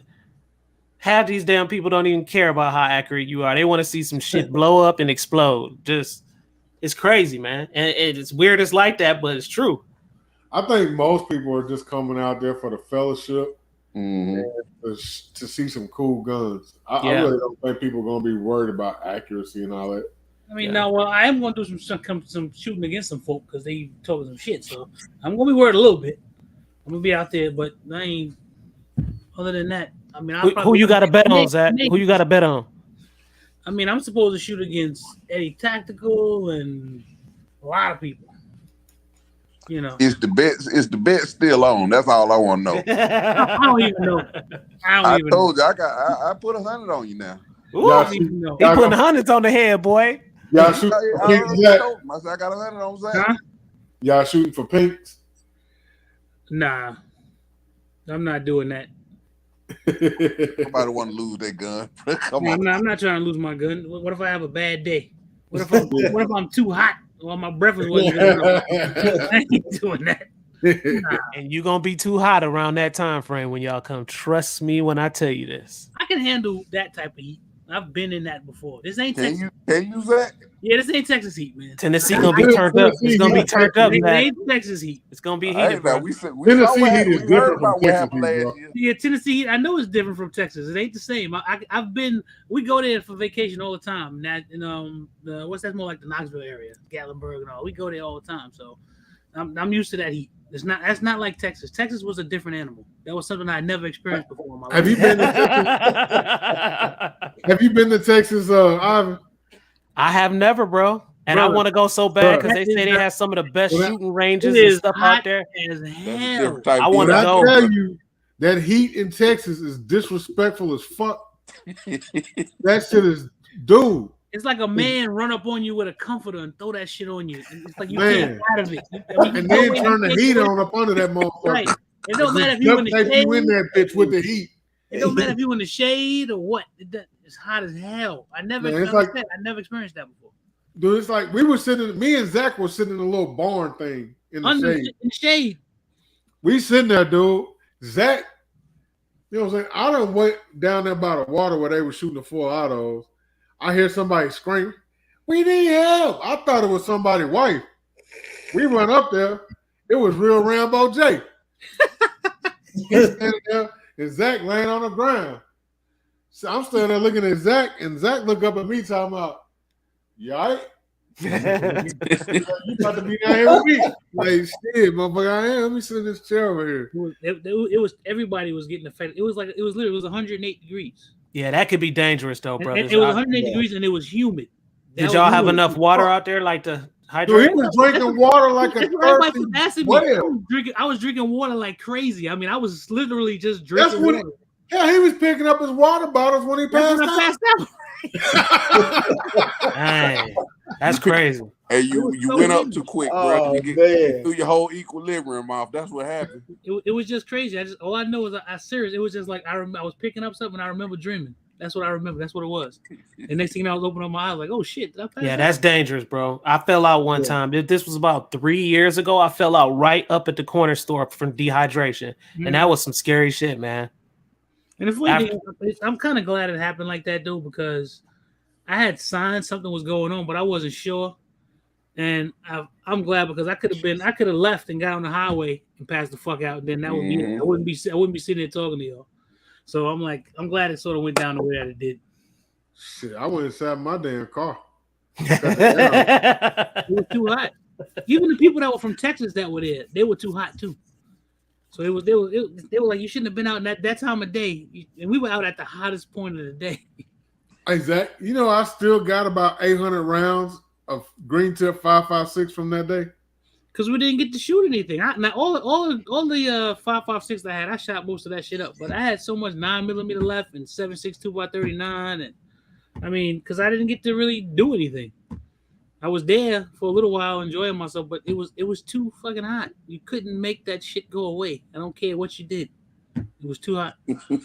That's why I told him. I said, if we would try to do that again, we were going to try to go back to Texas this year. I wouldn't have been there. I'd have called y'all on FaceTime, like, you're having a good time. I'm like, that must have been hot. Had to have been. Bro, it was so hot. Jay the shooter. This dude looked like a fucking 6'5" toothpick. Yeah. They say he's super tall.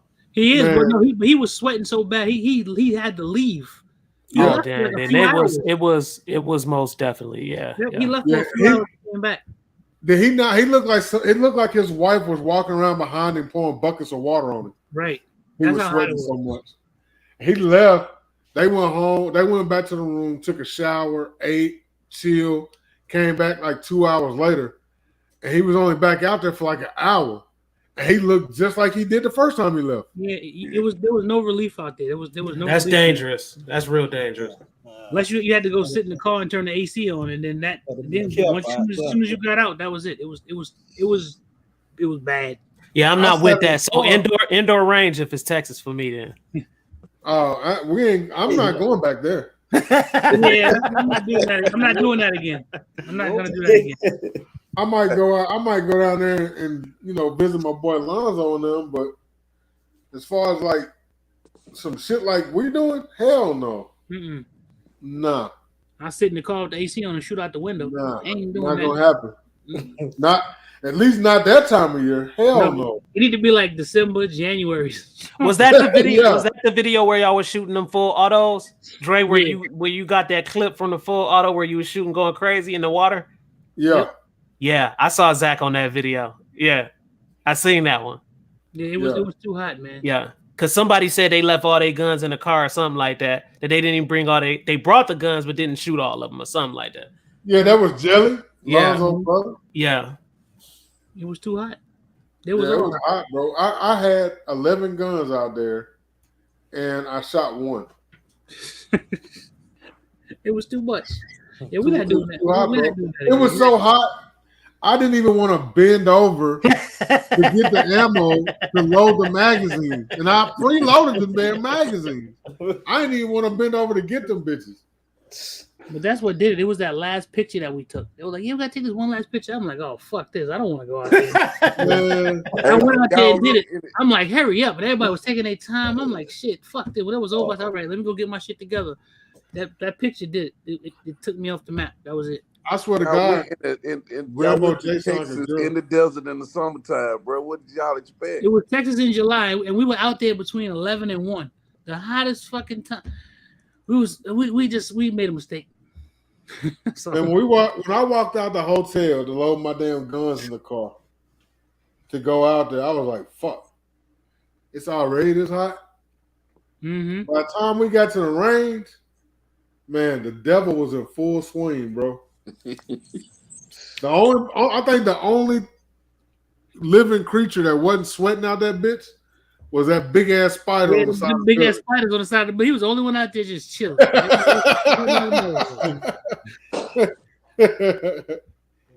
that spider was about that big, bro. He was wondering what y'all doing out here. He was just he was in one spot too, just sitting there. It was too hot. He was so big, I gave him a shout out at the end of my video. But that's how you know it was so hot because there weren't any bugs out there. Yeah, it wasn't no bugs out there. There were spiders. There were no mosquitoes, no nothing. That's crazy. It was just hot. There was no bugs. It wasn't shit. It felt like it was like you could see the heat moving through the air. Right. All right, so tell me this: if you would crack an egg on the concrete, what would happen? Oh, that shit probably wouldn't even make it to concrete. It'd be fried. Yeah, it would have cooked. That shit would have been scrambled. As soon as it hit the ground. Man, this shit was hot, bro. But it's not like that here, though. It's not I've been to Tennessee like that same time of year, and the heat is not that way. Yeah, I mean, but it get hot though, bro. It gets hot. I mean, by way of Flint, Michigan, to here being here 22 years, it get hot, bro. Oh yeah, no. But we're having this in May. In May, the heat ain't really cranked up yet. It's gonna be hit or miss. It might be a nice overcast day because it's May. You know, May 20. So it might be really nice. That's what I'm hoping. Hoping it's just a real nice, almost cool, warmish type day. Yeah, hopefully. Man, look here, y'all. I gotta go to work tomorrow. I see y'all. We've been on 6 hours, 11 minutes, 11 minutes. Breaking record. I gotta get a whole work day, bro. I'm on the range in the morning. I'm gonna take the lever action and shoot something for you. Hot Tub, I'll put up something for you. Hey, Hot Tub, we got something coming for you. I got something coming for you. Fat guy with guns got something coming for you, bro. We got you. I'll put up the short for you. I'll put up the short for you before I leave the range. I'll put the short up for you. I got some mini heaters lined up all the way to Nashville. They're just little mini heaters. Just, you know. Yeah, Jay, you got your video scheduled out all your stuff months out, bro. Yeah. You got about 6 months worth of footage already. I be like Jay dropping the video, and I look at the date. I'm like, that's 3 months away. Yeah.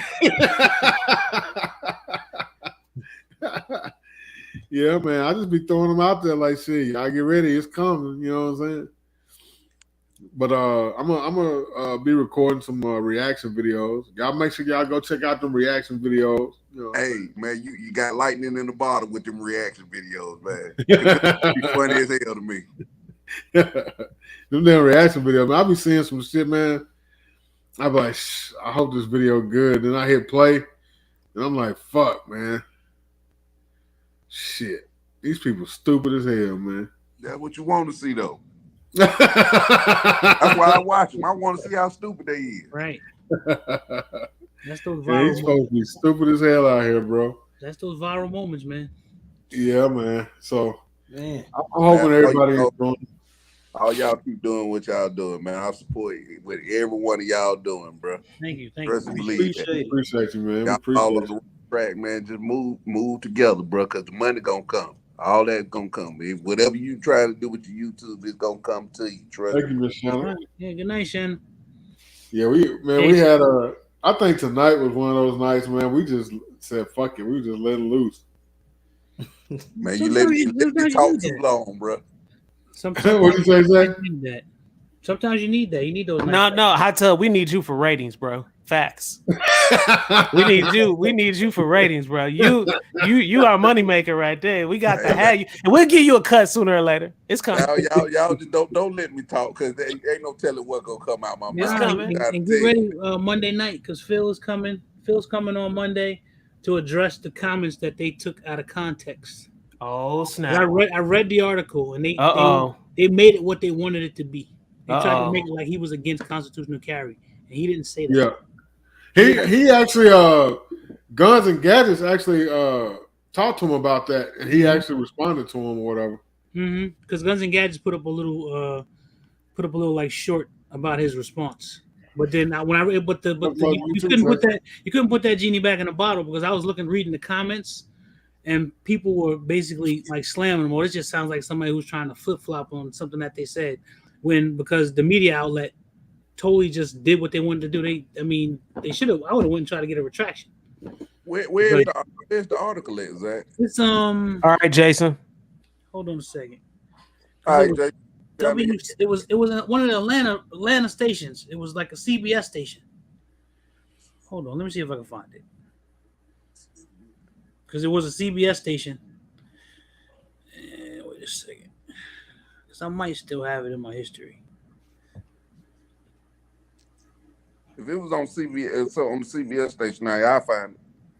Yeah, and I don't know which it was. I don't know which CBS station it was, but it was CBS 32, maybe channel 32 or something. Nah, ain't 32. It's I'm further out the city, so the channels start getting different out this way.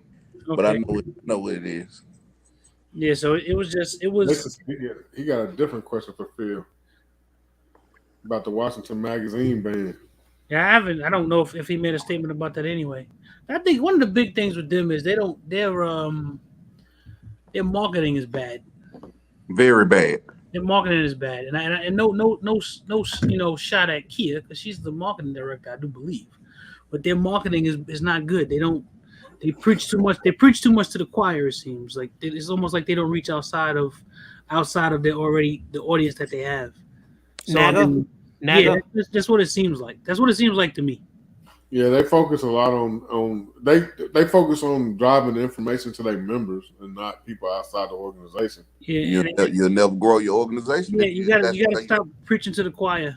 And I mean, that's just what it seems like. Because Phil will make statements and stuff, and he does make statements, but we'll never ever know about it because of where it is, because of where it ends up, and how you put it out there. You send it to your members. It's not helping. If I'm not a member, how am I gonna know?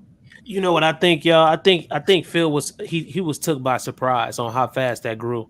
That just grew way too fast for him. What do you mean? The organization, just like the organization and the influx of people. You know, MAGA been around for quite a while. I remember when you could join that. They started in 2015. Yeah, but they had that real quick spurt of like people coming in, and I think with that pandemic really ramped that up big time. Because he started in 2015, and that's when we started the Nashville chapter.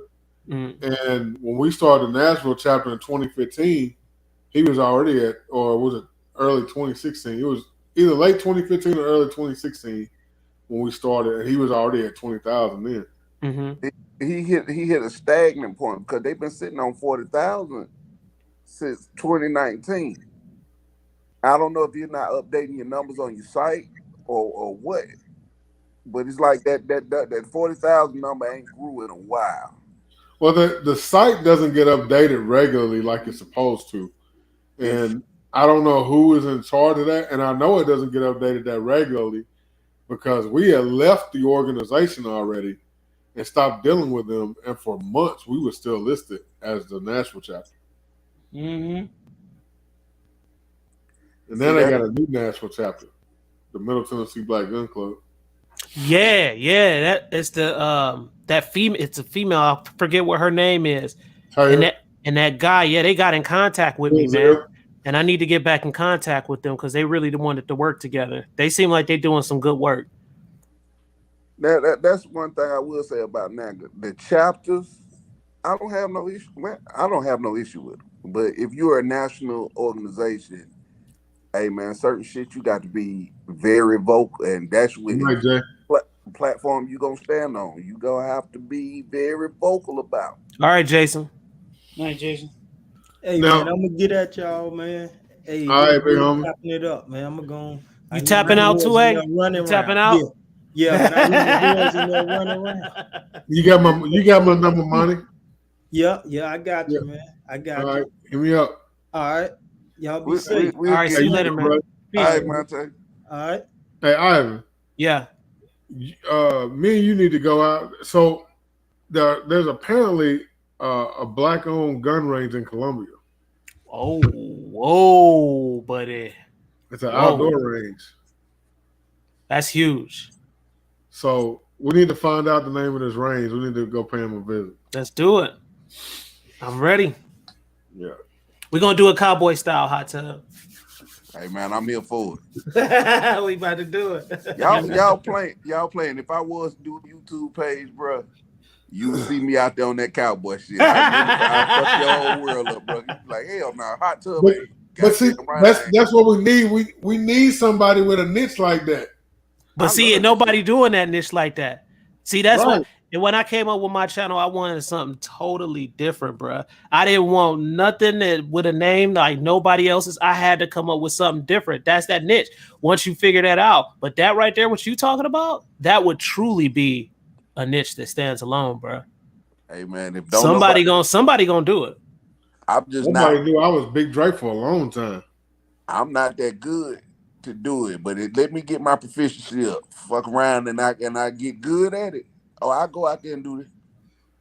Yeah, because they nowhere in my area that I know of that does it, that trains and can show me how y'all be doing that level shit all fast like that. Yeah, man, that's crazy. It is crazy. When you watch them guys do it, it's ridiculous watching them because I've gone and watched, but I've never shot any before. And they getting ready to start. They getting ready to start that up again. The Cowboy League getting ready to start because the Steel Challenge League is getting ready to start soon too. So they getting ready to start that up again. So is all of that under the same umbrella that you shoot under? Yeah, because there's the Steel Challenge matches are shot on what's called Cowboy Town. Mm-hmm. It's the Cowboy shoot range. And like they got like whatever saloon and different things. It's all the different stages, and that's how they have them set up.